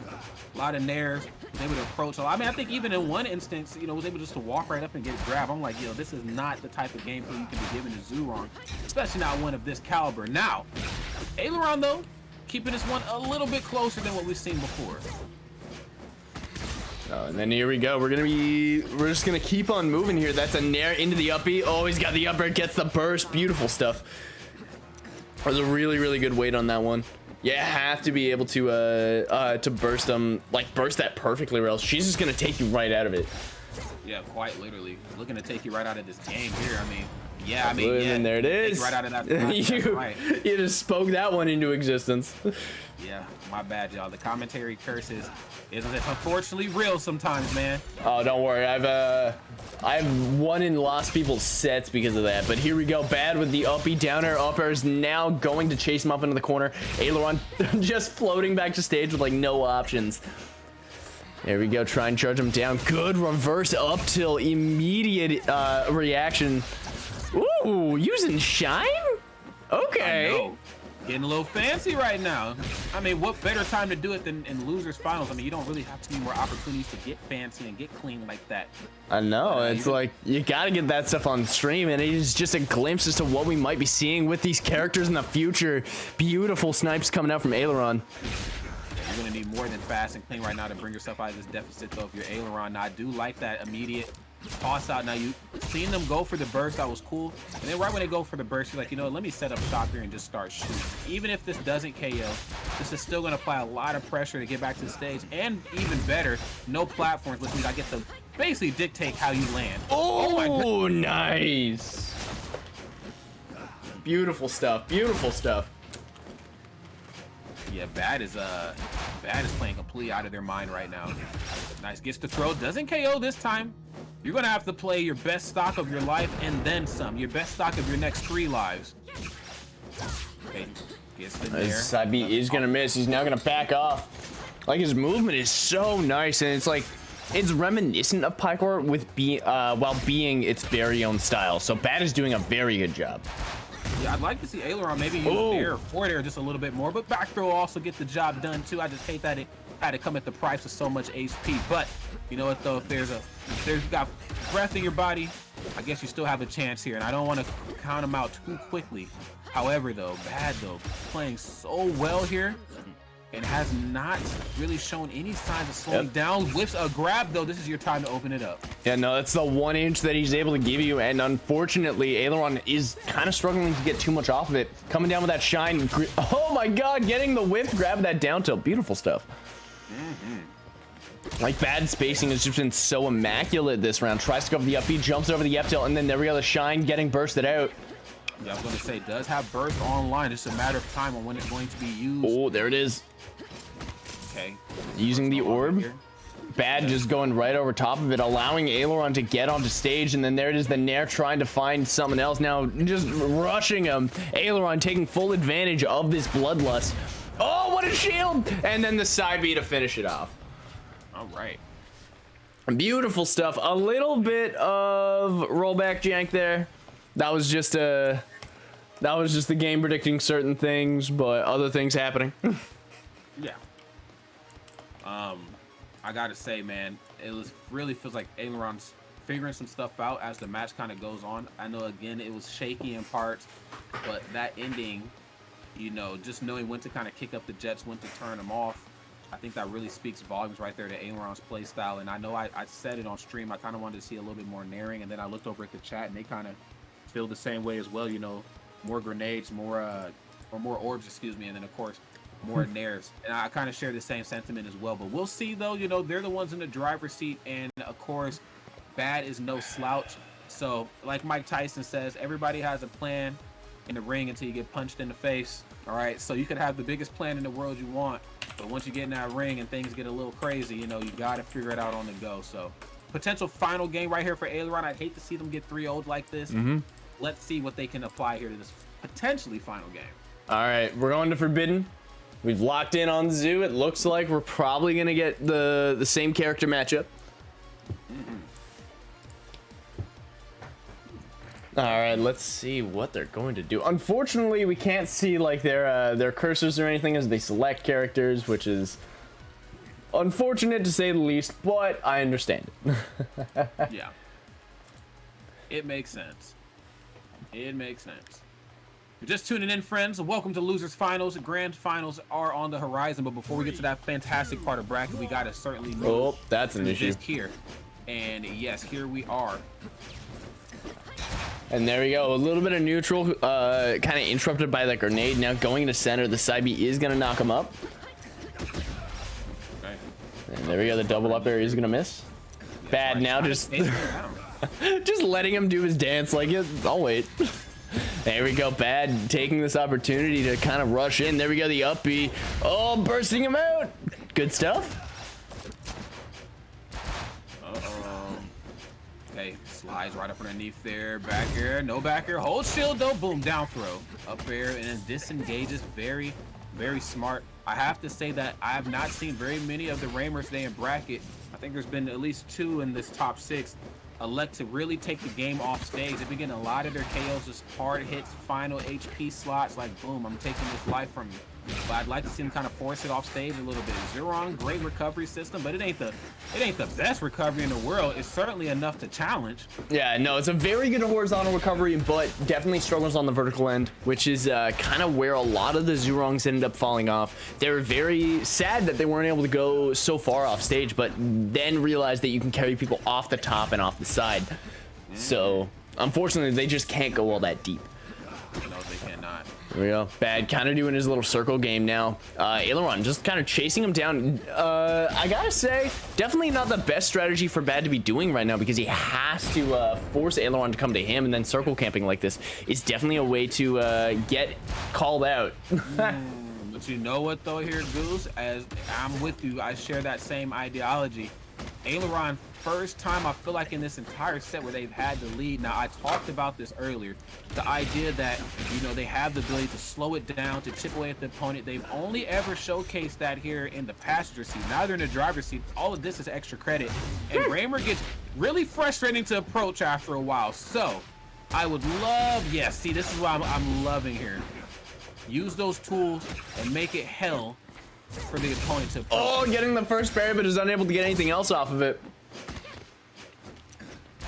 And there it is, the grenade ends up missing. Oh, the side B to call out the charged one.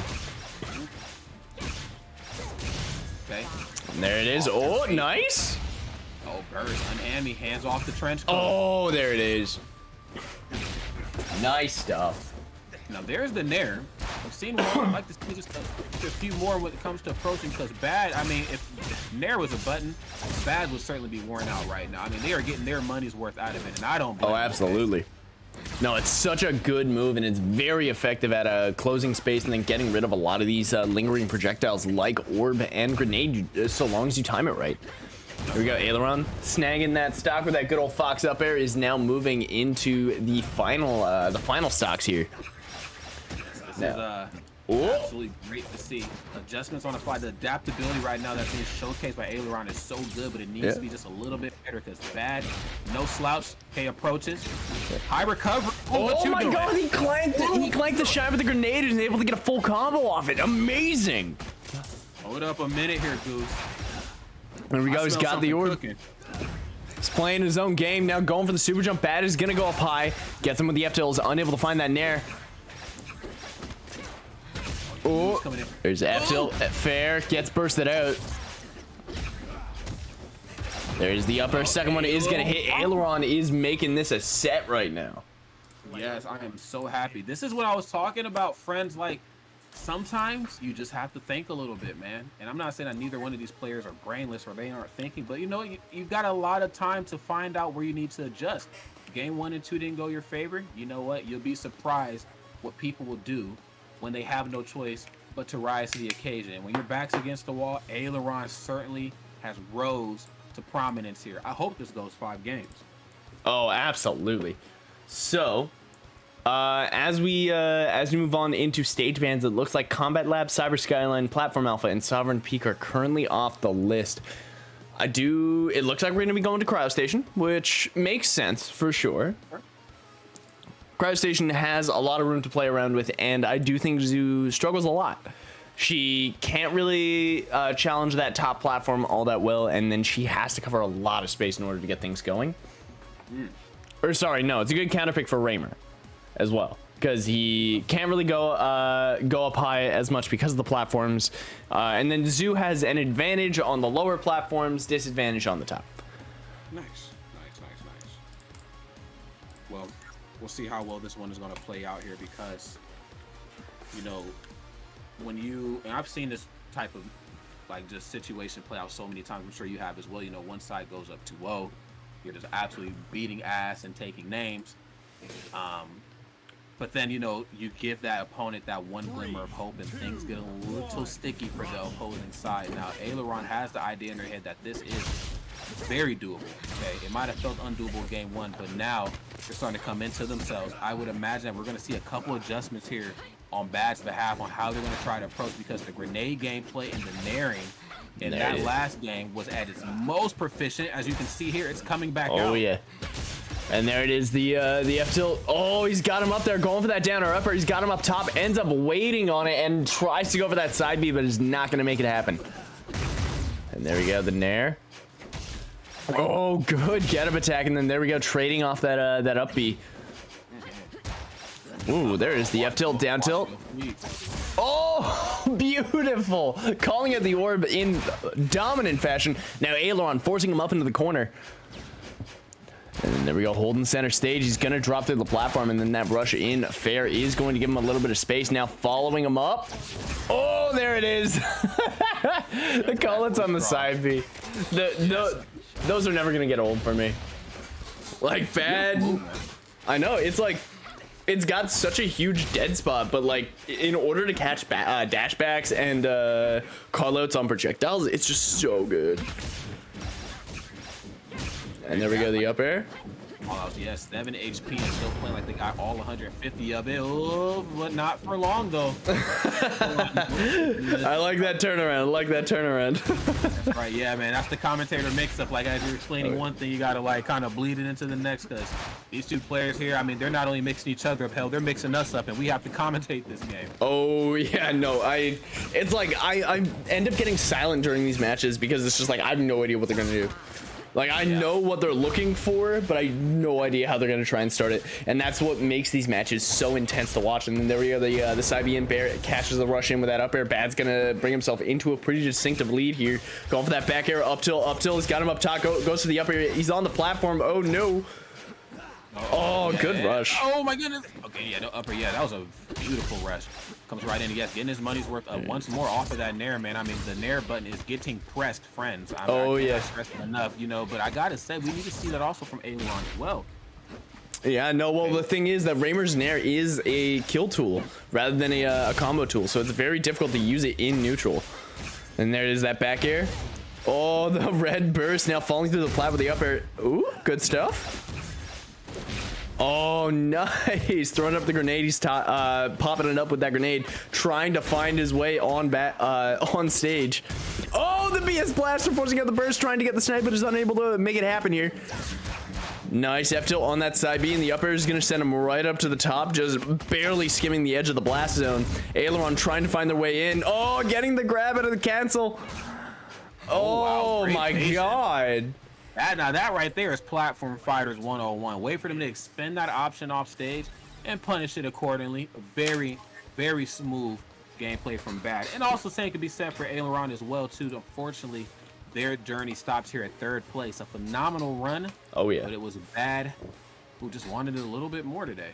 Oh yeah. So very soon are we going to be moving over to grand finals of our final Arcadian before we swap it over to regionals. So let's give you guys some quick ads while I get our grand finalists set up. We'll see you in a minute.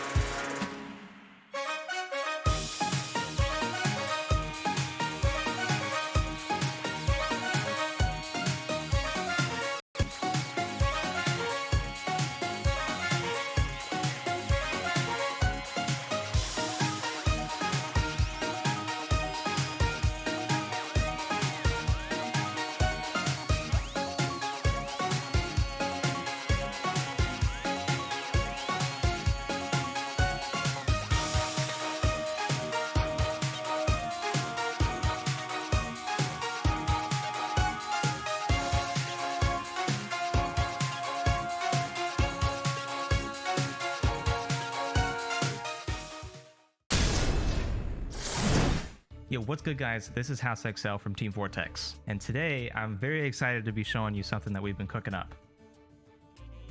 We said we wanted to invest in our players and our community, and alongside drastically increasing our prize pool for our players, we wanted to do something a little bit extra for everyone else too. Revolt University, a free partnership program to guide and develop you in whichever way you choose. Whether you're a commentator, competitor, tournament event or organizer, content creator, or just an aspiring leader, Revolt University is here to help you level up. Each track or subject will have a Sherpa, a coach you will personally work with. For competitors, there is mindset coaching, healthy practice habits, and much more. For tournament and event organizers, work with coaches experienced in the field and learn how to host inspiring events. For aspiring leaders, discover personal growth in navigating difficult challenges. For content creators, gain access to valuable knowledge on marketing, brand quality, and growth for your channel and brand. This is just the tip of the iceberg, and all you gotta do is go to revoltuniversity.com/apply. Accepting anyone, apply now.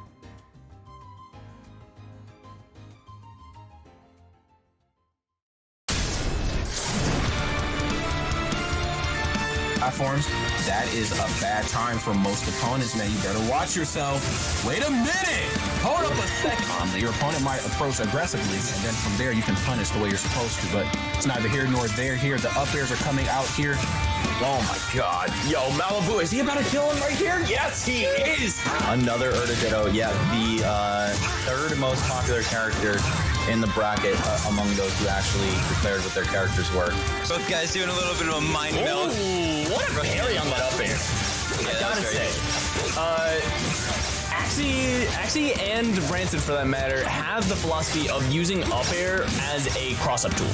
Jesus Christ, he died! Good. Forlo gets a word in edgewise, but drops it right afterward. Oh, hold up. Are we about to see some of that Wei-Shan combo action off the top of the screen? This character loves going high. Be a part for these guys. Uh-oh, wait a minute. Brock is doing something. Brock is doing something. He's doing a lot more than some. Rodney is in the lead. Wow, we're at the top. He's the one in control of the stage right now. Oh, but not for long. That's Rushdown Revolt, folks. Things can turn around so quickly. Are you making this one back? Oh, are you just taking him with you? Wait, what? Who died first? I'm almost sure Starman won. Yeah, okay. All right. Thanks, man, boss, man. Forget it. Okay. Back to the they go. Starman, though, looking really proficient right now. Coming in with a lot of momentum off of that last game, and yes, the throw right to the top, command grab. As great of a move as it is, it does leave you open if it whips. Oh God! Oh, what a down B! The classic Branson music. Here we go with the back air. Yogurt now taking center stage. Oh, he tried to get over this side B, is unable to do it. And then here we go. Branson! Oh no! The double zoom! Oh, FD is a counter pick. And that's a counter. Yeah, that makes sense. Oh my god, going for the neutrally. Oh my god. And then still there?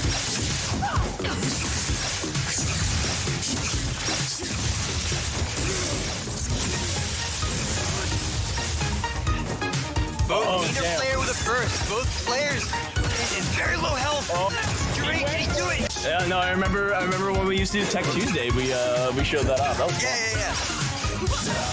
Okay. There's the up air, down air, into the bear. He's going right off for the dare. Oh, the double spike. Billion username, like, man, you have to hit that. Yeah, like I said before, it's very rare that we see Yogurt. Just on the fringes of death right now. Gets that forward tilt, the burst reflects it, and then there it is, the bear, dare, fair. He's off the top. Yogurt is going to take the set. The up tilt, up air, forcing him into the corner. That up air, okay, into the up tilt, side beat, down tilt, up air. A little wave side combo. Into the bear. He's waiting outside for the burst. Yeah. There it is, the up tilt, shoving him up. Oh, catching the double jump with a double fair. Wait, no way. In the corner. Oh my god. No way. He's still trying to finish it with a neutral beam, but Zhurong able to make it back to center stage. But Yogurt, it's a full combo. He's back down. It's like Yogurt's confidence right now. He's playing neutral extremely well. He's putting him on stage. Oh my god! That was so smart. She'll show you everything you need to know and a little bit of sauce. But here we go. Pugsy with the triple there. Yep. Season 2 of the tournament. So look forward to that. But here we go. Pugsy with that up there, trying to shove him off. Gets that bear on the Seder flip into the dare. Oh my god! Interaction. So is he waiting on the platform? Yeah, no, Pugsy is unbelievably reactive, which is insane because the game is in fact online. Only 2 frames of delay in between. First punish from Pugsy! Oh man!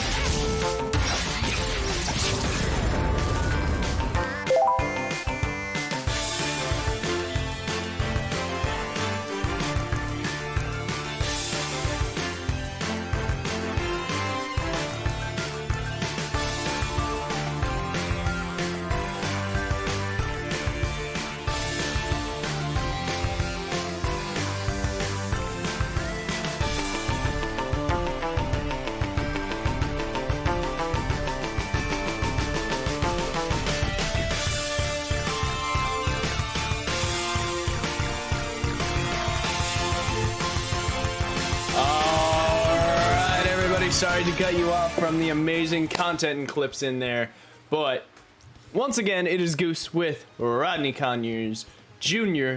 How many Rodney Conyers have there been? Oh wait, hold on. Okay. Sorry, I didn't realize I was Discord muted. Rodney, we're on.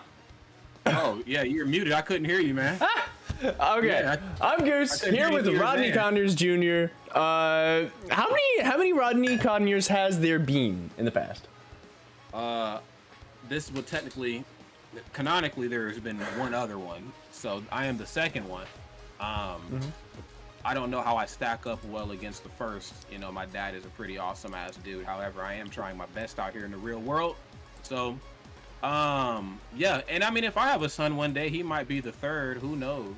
So, I'm down to pass on the lineage of gamer dad to gamer son. You know, I got my ideas to game and to be a nerd for my dad, so what better thing to do than to pass it down to the next generation, right?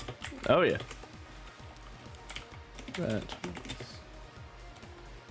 All right, so we are all set up here to start out on Combat Lab. I hope you guys are ready, because it is Grand Finals. I'm here with the Rodney Conyers 2.0, as so elegantly put by Michael Anderson. Eventually there may be a 3.0, you never know. Yeah, the hard part about the 3.0 is that it's not just a me decision. That's where dating comes in. So we'll see. We'll lobby for it. We'll lobby for it.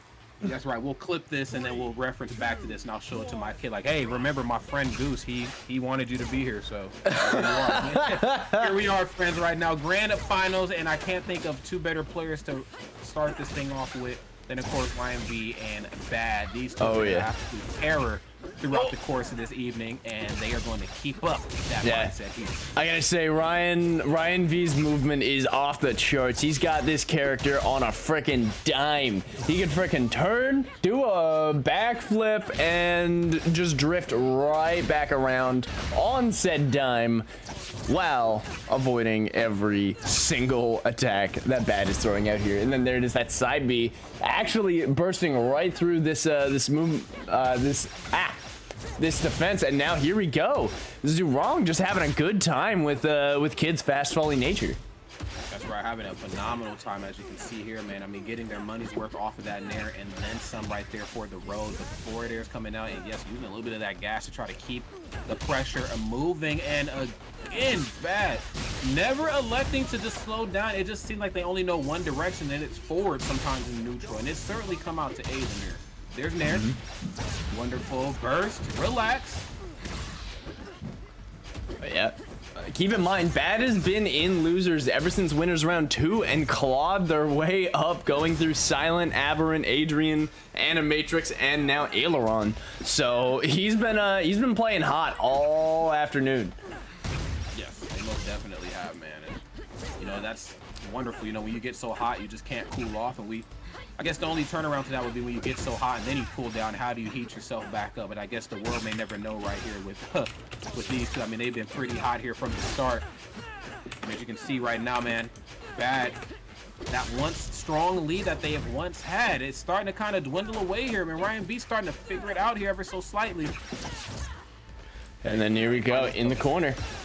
Ryan is now going to drop those hooves and move his way back in the center. The bear is going to push him off, allowing for that grab. And now here we go, a big punish. Wyanvee trying to follow him up. Oh, the Nair shoving him up into the corner. Moving his way back and then using that shine to rocket his way over to the other end of the stage. Beautiful movement. Gotta say, Wyanvee, his movement just reminds me of speedrunner. He feels like a speedrunner. Yeah, most definitely. Some summer stocks. Oh, there we go. Here is what it's starting to look like, and fortunately, man, for you know, Wyanvee, you know, come in on the winner side of this. You know, you do have 2 sets to potentially work with, but the way Bad is looking like, you know, I mean, they're playing like, you know, it might feel like just one dude. It's getting speed ran right now. Oh yeah, and then there it is, the falling Nair to shove Bad off. He's now on the ledge. Oh, he gets a flamethrower. He's got him out. Tries to follow him up, but that shine is just gonna miss. Oh, good down throw. He's now got Ryan off stage. Ryan does have their burst, so they do throw out that pretty cheeky red horns, but it might have been a little bit of a misinformed decision as Bad just starts bleeding this stock. Once more, another Nair. Yes, can't quite find a fall. Hanging out at the ledge of the stage. Very dangerous territory. Oh, good reverse up tilt. Knowing where you'll DI and then actually changing the direction that he's going to be going is just so slick. Bad has a really, really good knowledge of like how everything works here. And there we go, going over top of him. Oh, the side B's going to whiff. Wyanvee looking for a lot right now. Okay, trying to check the temperature with the jab. We're going low. Yes, you got to go as low as you can. And there's that very there it is. that you were talking about. Yes. Doing you no justice. Oh, great read. And there we go, trying to go for the flamethrower, going super low, but that up B is gonna tip her, and that is Bad's game on a very, very unfortunate whiff on that neutral B up B. Bad holding their ground even in the air. It was like a little neutral happened. Like he ended up whiff punishing Bad. Just hilarious to me. It did feel like the Wyanvee never felt like. It looked like, and again, I'm not in their head, but it looked like they just were never out of sync with like what was going on. I mean, even in those final moments, that's the mark of 2 top competitors. Like, when you're in those final moments, what am I going to do? Are we going to scramble? You know what I'm saying? Is this going to be all spaghetti here, or are we going to show each other a little sauce?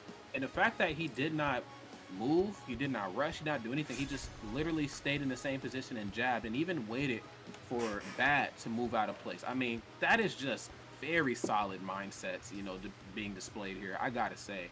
Yeah, here we go. I mean, game 2, I just want more of whatever that was that they had before game 1. I want more of that, but through this whole set. Oh yeah, and then there is the jet down tilt, now has him in the corner. Ooh, good get up attack. Now Wyanvee trying to make everything that they can out of this newfound stage control. Goes to that Nair. Down center, the backer is going to miss. He ends up trying to go in, but Bad just has his number right here. Moving their way to ledge and then resetting to neutral. Bad is going to take a very defiant lead right now. Immaculate spacing. And there we go, the side B. Oh, good get up attack. Wyanvee trying to get some slick movement, but unfortunately ends up just resetting to neutral. That's right. I mean, kind of maybe use a neutral reset or two here, because I gotta say, when Bad gets to move and things get really bad for the opposing side and things get strangely good for Bad, strangely, I know what you want with that sentence, but you know what I mean. Now, I gotta say now, right now, I'm at 17 HP. Wyanvee looking good, but I would like to see them a little bit out of this deficit. Let's try to force this to even footing, utilizing that platform space. Man, you know, Wyanvee there's not very many players who get on these platforms in these scramble moments and they just don't. Oh, there it is. There's him. Wow, yeah, that was good. And there it is, the jab down to into the boomerang back air. What amazing movement.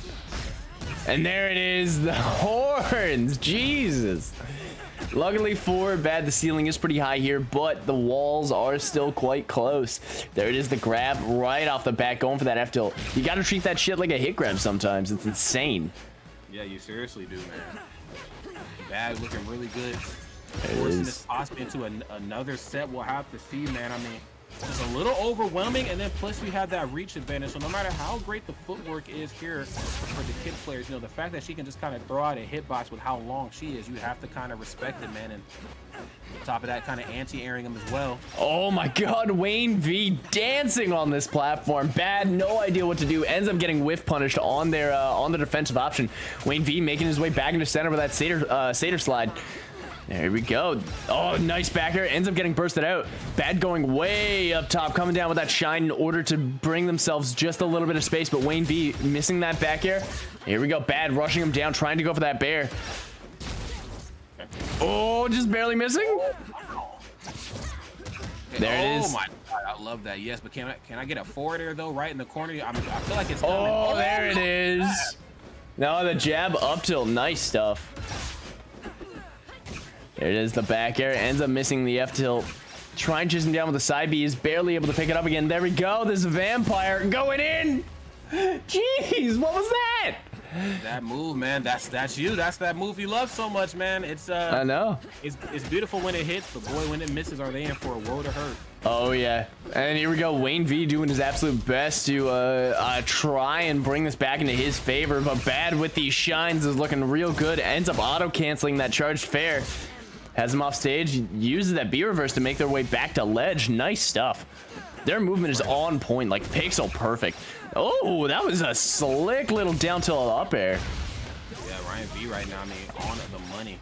Pretty much everywhere where Bad does not want him to be. Oh my God. Oh, another ballsy. Yes, yeah, very, very ballsy. Oh, and yeah, there it is. Ballsy, another ballsy option.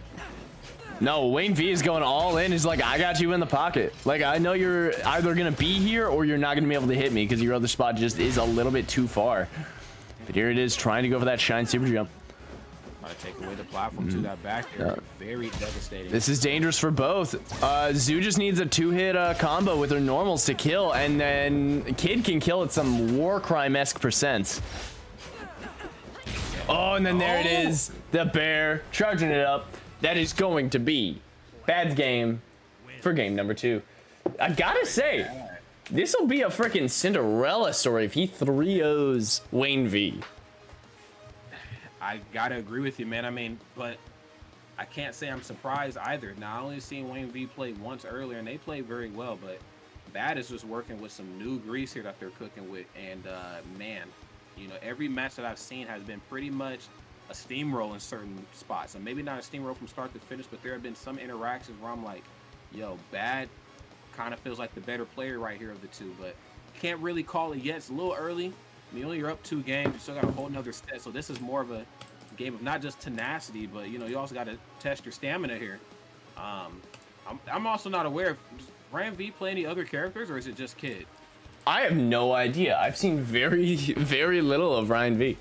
It does look like the stage is Cryo Station. We're going to be moving in. Let's see what we got. Let's see what we got. Yeah, I'm excited. Let's do it, y'all. All right. Right now, Cryo Station, potential final winner side game right here for Wyanvee. I'd hate to even speak that one into reality, but Bad is just Bad is just different. Okay? Bad is on another level right now. Like, he's playing super bloody hot right now. Here we go. Wyanvee trying to rush him down. Now in center, that Nair is gonna miss, and then Wyanvee is gonna get a pretty decent amount of damage, but unfortunately he's unable to get anything huge. Here we go, bad DIing in and then sliding off the platform to get out of the combo. There it is. Ooh, good backer on that slide. For another one here, and then yes, once you pop them off their feet, I mean, we talk so much about the down tilt from Zhurong that happened. We never really talk about, you know, kids. Oh my God! And whoa, this might be the start to the set that I was kind of looking for. Yeah. Now look, you're on winner's side for a reason. I want to see you play like it. Yeah, no, that was a bit of a war crime there, getting that cheeky back air off that up B. Like, especially as a reversal. There it is on stage. He's gonna miss the up air, and then there we go, bad, bringing it back into even space. Like, he's just having so much trouble chasing down this really elusive Zoo. And then there we go, catching the rush. He's got him up there. Ends up using the side B to cover lows, trying to find a spot for an up B, but ends up having just to go to ledge. Like, Bad is so patient when it comes to these offstage interactions. Right, completely out of meter right now. Oh, as I say, that gets two back now. Back into the corner here. Back to the ledge. You know something scary's coming. There it is. There you go, the F tilt. He's gonna end up just slide canceling that side B. Going up top, now in center. Good up air, trying to go for the fair, but it's not gonna work. Ooh, no. Immediate burst. Oh my God, just popping himself up. There it is, the jab, 1, 2, 3, boomerang into the flamethrower. Nice. Maybe it just needed a little bit of time to get them feet under. I mean, I guess Ryan also hasn't played in a while too, so it was just a little cold game 1 and 2. Exactly. Yeah, this is looking really good right. Oh my God, that would have been a dangerous one. But knowing that that's on the table, Bad is going to be very, very careful getting back to ledge in the future games. But here we go. Oh, nice shine into red neutral B. And there we go, the Seder flip just barely hitting. He's able to get that super jump canceled. Has him in the corner into that up air. Trying to continue. Oh, there it is. I don't know if we should have burst that early, but you know what though, it's gone. And the great thing is that you have another one. Oh yeah. Okay, wait a minute, no back here. What are you doing on that top platform? There it is, the fair. Try and chase him down. Oh no! Perfect red side B to give him his space. Here we go, moving into center. The down tilt is gonna miss. And there is the nair just barely whiffing. Oh, the cross up, getting the trade, and then there it is, the super jump up air, just to send them blasting to the top zone. They finally got a game on the board for themselves. This is what I'm talking about here now. I knew that Bad, of course, and I don't know if like they were playing friendlies because, you know, this is not an in-person tournament. You know, at in-person tournaments, when one person goes to the grand finals and they got to wait a while for their next game, you see them kind of play off to the side. So I'm just going to assume the best is that Wyanvee may have been doing that, but if they weren't, those first 2 games certainly proved so. But now they're warmed up. Now we're in for a set here, friends. Oh, yeah. We can't sleep on the kid. Oh, no. We need a Weishan tier. Oh, my God. This is going to be the new copy pasta. Isn't it? Oh, no. That'd be something. I started a copy pasta the other week with Weishan. That was a good time. All right. Let's see. For game 4, we're going to be going to Sovereign Peak. Let me give Wyanvee his win on the board. We're getting rid of all other platforms. It's just going to be the ground space and the skill of these competitors. Now, I got to say, this is very much a Zoo-favored map. The ceiling's tiny. Zoo gets to just commit war crimes whenever she wants. I mean, that's what she's been pretty much doing the entirety of this evening. Oh, yeah. Well, let's see which village is going to get pillaged here in these war crime games. Oh, yeah. Right now, it is Bad who has opened up here in a very major way. Not particularly happy about how that last match probably went. Now, this is actually a little bothersome here for both of these 2 players, at least when I'm from a viewer's perspective, because the addition of no platforms means, you know, getting at a disadvantage becomes that much harder. And I mean, these are both very comboable characters. Comboable characters. But I gotta say, I'm worried. Very worried about Kid here. Oh man, there we go. The shine out of the red uppie. That was kind of nice. There we go. The nair trying to go into the uppie, not quite gonna work. And here we go. Both of them just dash dancing as fast as they can, just kicking up dust. It'd be so funny if we ever do a single player mode. If I'll add some spaces that if you just dash dance enough, you'll fill the screen with dust. I'm ready for that. Filling up space with dust, but somebody's gonna have to bite it here pretty soon, man. And I gotta say that Bad is looking really, really powerful right now. But I have seen them look a little stronger. You gotta figure out a way to get out of disadvantage. Wyanvee right now is just on the money. Oh, but there's down tilt's gonna miss. Looking up for his parries quite a bit. Oh, nice stuff, sending him off the side. There we go, the double fair into that back air. Is gonna try and wait to get a little bit more. Ends up getting the nair out of the scramble, but has to recover. Oh, there it is. That nair from Bad into the up B's. Oh, he goes to the double up air, kind of nice. And then here we go, Wyanvee beating out that side B. Challenging Zoo is definitely the best way to get out of that. And then there we go, the up tilt into that super jump fair. Tries to follow it, goes right back to that right ledge. And I love the fact that he used that ledge right there to just start it all up. But you know what though? It was all for naught right there on that stock because the Bat would still find a way to persevere through it. Again, these up airs are devastating when it comes to these two-hit normal combos. Oh my lord! Hello, Mario. Right, seriously. I didn't know the circus was in town. We're getting juggled today, really bad. And then there we go, the up tilt into the up air, trying to follow him down. Moves right back into center. Ooh, some nice movement with the shine, trying to chase him down in the corner. Get down there, getting off the side special. Really looking for it though. Now he's coming his way in. That's right. Now, what's going to be at the ledge? Yeah, try to go for another ledge. There it is. Yeah, that back air is some criminal stuff, man. Like I feel like we gotta get the authorities on the phone every time I see that KO. It's a big move. It's a big move. Oh, there it is, the shine. Oh my god, he's just wait. Oh my god. What a call out. What a call out. That was just raw. Oh my god. And then there we go, ladies and gents. We have a grand finals reset. Do not put the popcorn away because this show is going to keep on going. Most certainly is. This is going to be beautiful, man. Like, you know, it's very rare that you get high-level gameplay like this from an Arcadian. I mean, you know, the Arcadian is going to have some of the best players in the world. But, you know, when it comes to this game here, Rushdown Revolt, I got to say, man, this is definitely, like, the top really two for me Arcadian experiences in my time in gaming. So I'm glad both of these two players right here have certainly made it enjoyable to watch, especially the commentators as well. But I can't ignore the narrative right now, man, and that is Bad just reset it. Do they have enough gas in the tank to really take the whole thing home, or is this a sign of the times to come for Wyanvee? Like, damn, I just let this player reset. Like, am I in trouble? Straight download. Yeah. All right, so it does. All right, so they are just checking in, getting ready for the grand final reset. We had, let me put true grand finals on here because I like that better. True grand finals. So keep in mind, Bad has been in losers since winners round 2. He lost against Struck, who lost against Wyanvee.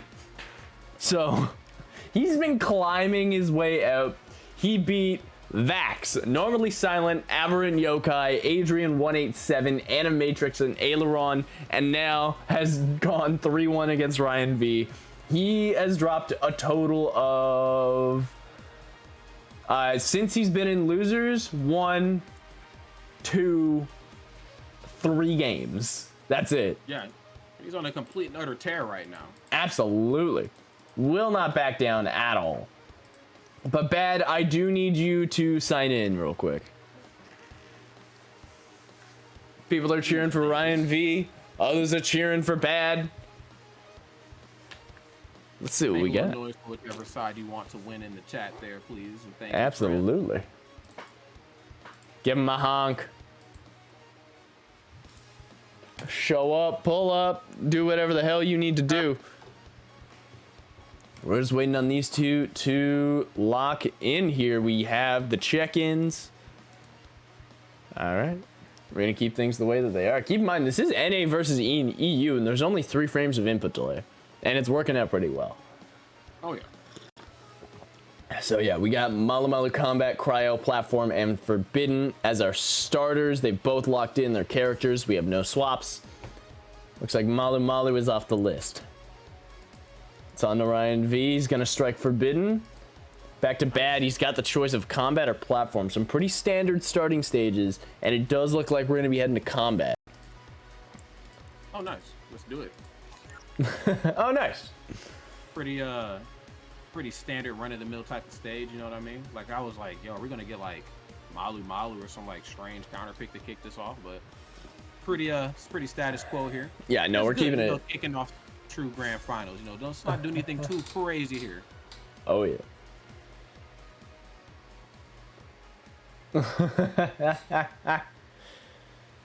Okay, no, people want gambling. People want gambling. Got it. We'll start a poll right now.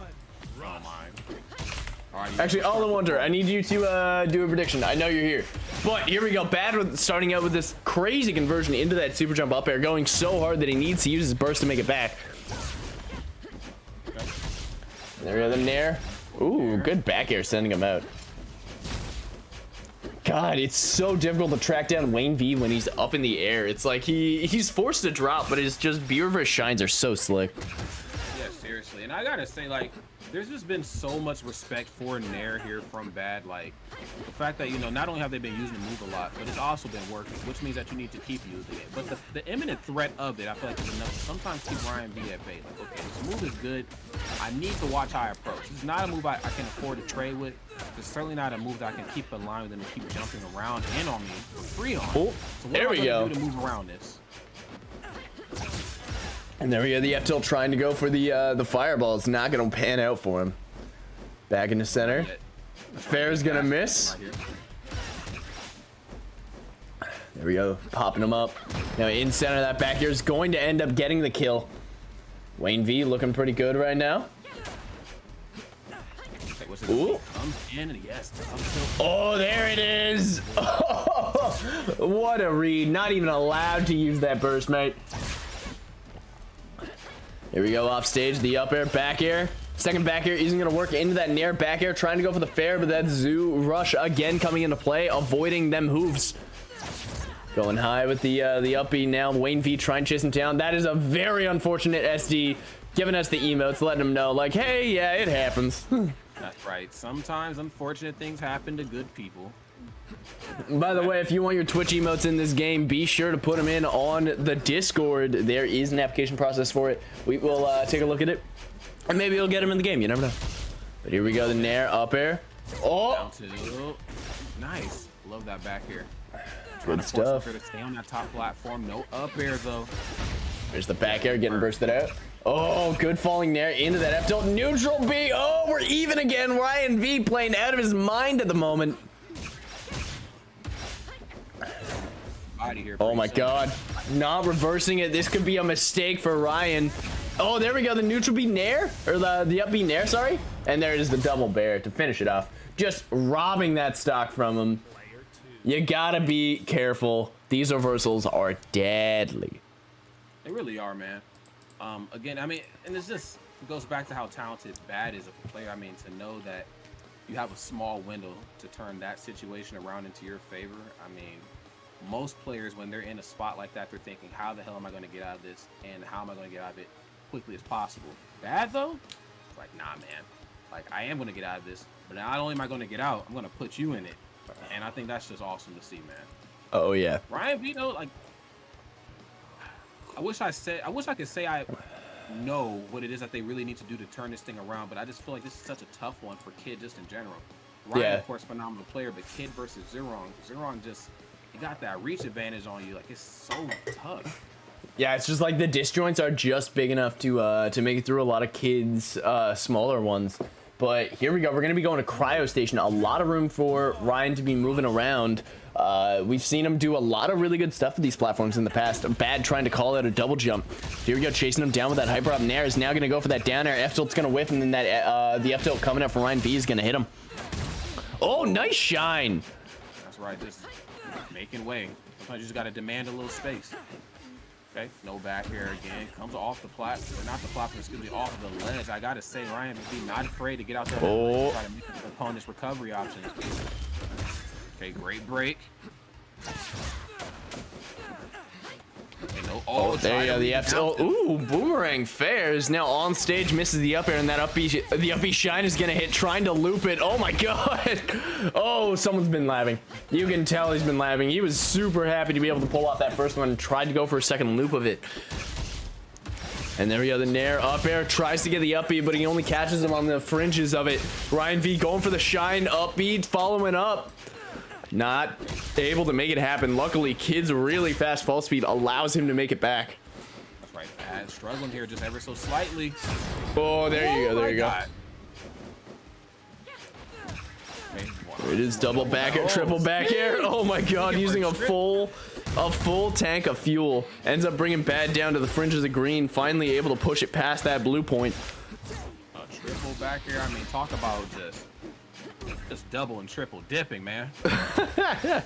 Unfortunately for him, the scaling in this game can get pretty ridiculous. Like, it's not quite brawl levels, but it is not kind to people who are gonna use the same move. So Bad had like no hits done at the end of that. Here we go, the jab's gonna miss. He's gonna send him into the corner, and the neutral B's gonna fly right over him. There it is, the side B up air, trying to go for another up air, unable to make it connect. That's right, and Wyanvee's just holding on to this final hit here for dear life.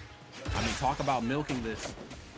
Oh my god, no platform, yes, lands. And there it is, the bear to send him off. Wyanvee looking pretty good, but unfortunately gets a little bit too hot uppity on it and ends up whiffing that bear. Good fucking parry, mate. Oh my god. But here we go, moving his way back into center. The F tilt is gonna miss, and then Bad's gonna punish with that hyper up neutral B. Now getting a pretty decent combo, pushing Wayne well through green. I love that down tilt right to throw as well. Ooh, good shine. At least attempt to throw him off stage there. Just a little misposition. And there it is, the down tilt, up tilt. He's got him up there, catching it. There it is. This is ridiculous, Goose. I can't even believe what I'm watching right now. I have no idea what's gonna happen here, but here we go, the back air now holding center stage. Bad whiffing a jab, and then there it is, the F tilt on that dash back. V looking pretty good here. Flamethrower's gonna miss. He ends up trying to cover a jump. There it is, the down air. Ooh, there it is. Nice. Going high, catches him with the slide. Nice. Oh boy, Wyanvee just denying that comeback in the most dominant fashion he can. Breaking your bones like he's the Kool-Aid man. There you go. Wyanvee, man, that was a pretty devastating W. I was afraid. Zhurong, man, that character has its number in a lot of ways, at least in more ways than one. Oh yeah. And Bad certainly knows it, but you just gotta dig a little deep. I think the most telling sign that they were like very comfortable in that match was like the triple or quadruple back. So I'm like, oh, this guy's feeling himself. He got this. Oh yeah. Look, no one's sleeping on the Kid today because we got a set on our hands, and this is looking to be one of the best sets that we're going to be seeing. I want to see some Kid emotes in there. Get the Cud. I want to see the Cud. You know what? I'm going to spam mine. 1 second. Chew that little boy's Cud. And there we have the F tilt. He's got him up there. Oh, the up tilt stuffing him. Hey, there we go. TM30's got it, but here we go. Wyanvee trying to get her jab reset. Bad. Immediately firing back with a spark up air. There we go.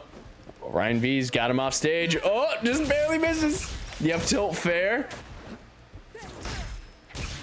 Good stuff. Hey, we got primes coming in. Let's get the Cuds. Give me the Cuds. Yes, sir.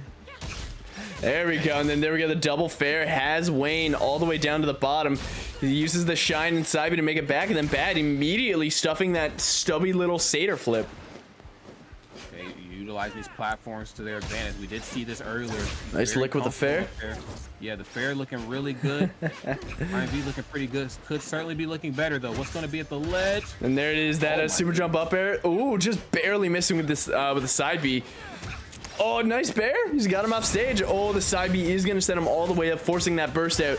Now, Wyanvee trying to find this next stock. He doesn't have as many platforms to work with, but that Nair is just going to send him right off the top of that bad DI. Oh, yeah. That just, I don't know what happened, but he got sent flying. And I mean, that happens like in some of these upper echelon matches. Like, damn, man, my DI really just got schmixed. Like, oh, yeah. How did this happen to me? How did this match happen this type of way either? I mean, Wyanvee right now. Oh, there it is. Once upon a time, a sizable lead. Brought him back down towards even footing here. And there we go, missing the get up attack. Bad trying to get a punish, is only able to get a little bit, but there we go. The up air has him up. Oh, hello! Damn, off-screen kills. Shoutouts to Mewtwo King for that one. And here we go, the neutral B is gonna barely tap him, allowing him to get that down tilt. Bad now trying to follow up with a pretty distinctive lead, ends up getting bursted out. There we go, Flamethrower is gonna miss, and then Bad's gonna kind of stall out in the corner here. Goes to that nair. Ooh, nice back air. Nice nair into the fair. He's got him in the corner. Oh, rip. Oh, shoot. Now, this is a game changer right here, because I'm not saying that, you know, Wyanvee was banking on that, but this certainly makes the task at hand a little bit easier, if I may say so. And there it is, the fair getting bursted out. Good stuff from Wayne. Second fair is gonna miss. He's unable to get the full milk. Oh, there you go. Into the up air, back air. Gets the read on the rush into center. Bad. Then returning things to neutral, trying to find this nair. He's looking for his kill confirm. He really is. I want to see more of those up tilts though from Wyanvee. I mean, we did see it at the end of the last game, just due to like, you know, poor recovery tools, but I feel like it also it has a place too, like in the neutral, but he's having a hard time finding it. Oh my god!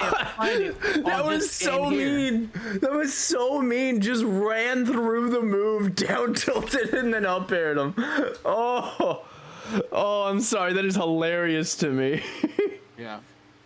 I mean, it's one man's pain is another man's pleasure. So it's kind of funny too, though. Well, friend. Here we are at the almost end of this journey. I mean, I don't want to call it too early because I'd like to see another one, but the way Bad has just been dishing out the ass whooping, it's so tough to really call. Wyanvee though, the kid is good. I'm not sleeping on a kid. Look, I'm awake. I would never sleep on a kid. I'm as awake as one could be. I've had all that Canadian coffee that Goose has had. I'm up. However, though, Bad is cooking today.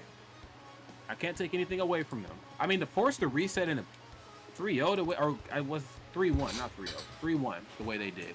It was good, but it also showed that Wyanvee could certainly put 1 or 2 on the board for themselves if they really push forward towards it. So maybe we'll see it here. All right, and to kick off. Oh wait, I can't do that anymore. Hold up. There we go. To kick this off, I'm going to trigger a hype train with a few bits. So, we got a hype train, we got a counter pick to Shadowbriar, we got Zoo, we got Kid, we have true grand finals. Everybody go ham, because this is going to be one hell of a final set. I'm ready. I am ready, friends. Let's do this. Just waiting for the character selection screen to go in, and then we're going to see how this goes. Time to whip out my life savings. Hell yeah, you get some fun stuff out of this. It'll be fine. You'll be fine. Right. Yeah, we're only in a pandemic. Who needs money? I need money. I need hype train points. Come on, man. Next stimulus check is paid in Twitch points. I actually wouldn't be upset, but I'm also not upset at the fact that we are finally here with these two players, two phenomenal players, and it is Bad and it is Wyanvee. And well, Bad is still being bad, but in a good way right now. Wyanvee really struggling early on the burst, but had a burst. Bad's just being a bombshell here. Oh my god, he caught him in the up B, unable to find that. Oh my god, he picks it back up. Jeez. I gotta say, what is separating this guy from everything else is just the pure bloody like situational awareness. They're so good at getting these like little things going, and there we go, try and charge that shine to send Wyanvee out, but he's in such a horrible position. There it is with the up air, trying to go for the side B, and then the bear is gonna come through. I see Ketsulo with 5 tier 1s. Let's fucking go. Now here we are, moving back into neutral. Oh, we absolutely can take those. And there it is, the down air. Right, holding shield right now, probably expecting. Oh my god, Wyanvee just standing there, bouncing with Kid's idol. Now going for that up B, trying to follow him up there, is unable to find it. Ends up moving in between platforms. There we go. The down throw. Shine up B. Gets bursted out. Perfect stuff from Bad. That's exactly where you got to burst. That's right. Really awesome burst. Because if you don't burst, sometimes things get worse. And we have certainly seen that, man. Back to the ledge they go. Couldn't quite get the overextension there. A little late on the party, but man, the crazy stuff I've seen Wyanvee do out of jab, man, is just a beautiful sight to see. Oh, overextending on the nair one more time. Gets the up. Oh, there you go. Another one.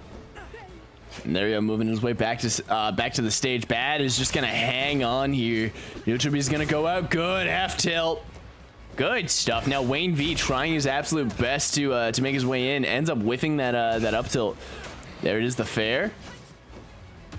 No. Okay, good dash dancing in the corner a little. Oh, good nair. Ends up just kind of floating. The fair is gonna miss. Nice stuff. And then there we go. Damn, the dare bear from Bad looking real good at the moment. And there it is. The F tilt second one's gonna miss. The nair is gonna send him up. Trying to pop him out. It's not quite gonna work here. No back, and I was probably electing him to jump the but not enough though. Okay, I'm a little worried right now for Wyanvee. Neutral special. This is for EU. Bad's trying to win his very first Arcadian for his continent and region, and then here we are playing beautifully with these shines and with this evasive movement. He's able to just burgeon a freaking canyon of difference in between these two. Wyanvee clawing at every opportunity, getting these get-up attacks. All of these reversals. He's just unable to finish things off. Yeah, it's really tough. I mean, even as we sit here and commentate this, man, I don't want anybody in the chat to think like, yo, this is easy business here. I mean, these two are certainly playing out of their mind. No. Bad is just going nuts right now. Yeah, I've never seen movement like Wyanvee, and then there we go, the side B trying to follow it up, and then there it is, the fair sending him off. Wyanvee trying to make the comeback here. He's currently the underdog, goes to that down tilt up air. Potential finals, man, yes, really looking to bring something different to the table here. Show me something. Missing the bear. You say that, but he's currently charging bear, trying to find it. He ends up finding one, but is unable to get anything off of it, and then immediately squanders the fuel. The two of them trading off their shines. Oh, there it is. That was a good call out on the float down nair. That is the one thing about Kid. He can be just a little bit linear sometimes. So, yes, congratulations not only to Bad, but to EU. Absolutely amazing performance. Sorry, my voice is kind of dead here, but that was just what a tournament for you. Going into losers round 2 and then fighting their way back through thick and thin to finish it off. Yeah, wonderful stuff. Awesome. It really wonderful. was, man. I mean, and you can't really beat top 8s like that. Top 6 is technically, but you get where I'm coming from. The storytelling as well. You know, of course, everything that Wyanvee has certainly done up until this point, and what they're probably going to continue to do in the future. Also, Bad resetting. I mean, going completely ham. Just the minute they go into losers, but then resetting. That is just. I mean, there's winning, and then there's winning like Bad. You know, it's different, y'all. And Bad. Why? Yeah, no, it's the difference between like Pugsy pub stomping a tournament and then someone going through an absolute just anime arc to win. Like absolutely motivational and inspirational tournament. Well done to everybody. Thank you guys so much for all of the subs. For the hype train, shoutouts to Ketzulo for the 5 tier 1s. Shoutouts to Platypus for the resub with the prime. We got so many primes from like T30 and Tenkachi, K-Pal. You guys are the best. We could not do this without you guys. You guys are the ones that make the Papa happy. You're the ones who make the big Papas happy. And you guys are truly the community that we love. Yes. So, who are we gonna raid? We want an interview with Bad? Oh. Bad. Well, I'll definitely let you handle that interview. I have to get ready to skate and do some stuff with my mom again. Oh, lovely. Yeah, she's not the most technologically savvy person, and I'm trying to help her apply for a job. So That makes sense. That makes sense. Gotta pay. I mean, she only brought me into the world. I mean, as the least I could do is help her, you know, to get a new job or whatever. But I definitely bid you guys both farewell. Definitely gonna tune in for the interview here. Friends, as always, be sure to show Rushdown Revolt some love any type of way you can. I can't stress it enough. Whether you are, you know, subscribing, following, a simple retweet, hell, even watching the VODs on YouTube and Twitch certainly go a long way to help spread the word so we can keep doing more of these in different regions. Of course, this is the last one of this type of nature. And until next time, friends, I will see you guys. Yes, thank you so much for coming out, Rodney. Where can we find you? Rodney Conyers Jr. on Twitch, Rodney Conyers Jr. on Twitter. Pretty much the same name on all social media platforms. I'm not hiding from nobody. Come get me, y'all. You know where I'm at. Oh, yeah? All right, so I do have Bad in here. How you doing, mate? How you feeling? Yo, can you hear me? We can hear you loud and clear. Yo, what's up, man? How you doing, chat? Oh man, they were kind of popping off. There was a lot of back and forth in this chat. Unfortunately, I wasn't able to get a prediction up in time. Just doing too many other things in the background. But you did bloody amazing today. How'd you feel when you got struck per se into losers? Oh, yeah. I was like, honestly, like that winners run, like my winner's side, I just autopiloted. I was like, I don't care. Like, I'll just play in losers. Like, I knew I was gonna win this Arcadian. Like, when I woke up this morning, I was like, I'm winning. That's it. So I didn't really care about winners at all. I was just like, alright. Because I thrive off pressure, so I didn't mind losing in winners to have, like, you know, the single elimination or whatever, so. Yeah. Because honestly, waiting for losers to catch up can be nerve-wracking. Yeah, exactly. And, so yeah, how was, like, you kind of just tore through losers bracket. So when you finally got into grand finals and you lost that game to Ryan, what was your thought process? Was that a oh shit, was that a reality check, or was that a okay, I gotta slow this down and adapt? No, I was just like, all right, I'll start playing now and I'll win. That's it. Cause like before that, I was barely fucking focusing, bro. Like, I was watching something on the side as well, but. Oh my god. When I lost that one game when I was still in losers and grand finals, I was like, all right, let's make it, you know, reset and that. And then again when he beat me in the reset, I was just like, all right, I'm gonna turn on now, and you know, I just adapted.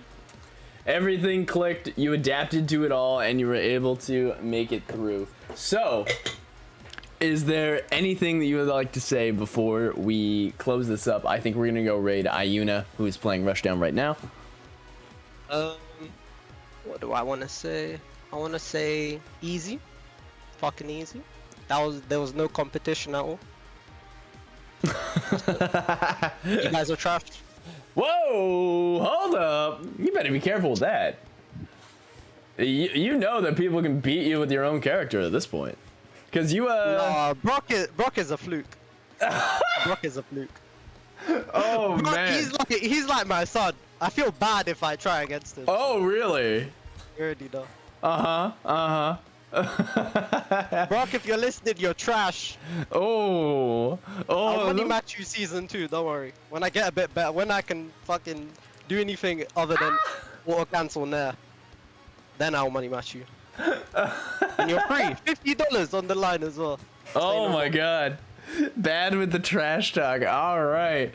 Also admitting the fact that he's just not quite good enough to face Brock quite yet. We are gonna do this raid, so very quickly before we end up, I would like to extend a massive thank you to House, to Keiko, to Iso. Oh god, that is not what I wanted. Just get out of here. For doing everything they were doing. Iso on the TOing, it was bloody seamless, absolutely amazing. Thank you to MockRock for lending a new style of commentary to us. I absolutely loved having him out. Also, I was able to get the announcer voice, which was pretty damn nice. And to Keiko and House for giving us the state of the game. Absolutely wonderful times. I hope you guys have a good time tonight, even a stream. Bye-bye. Raid's gone, and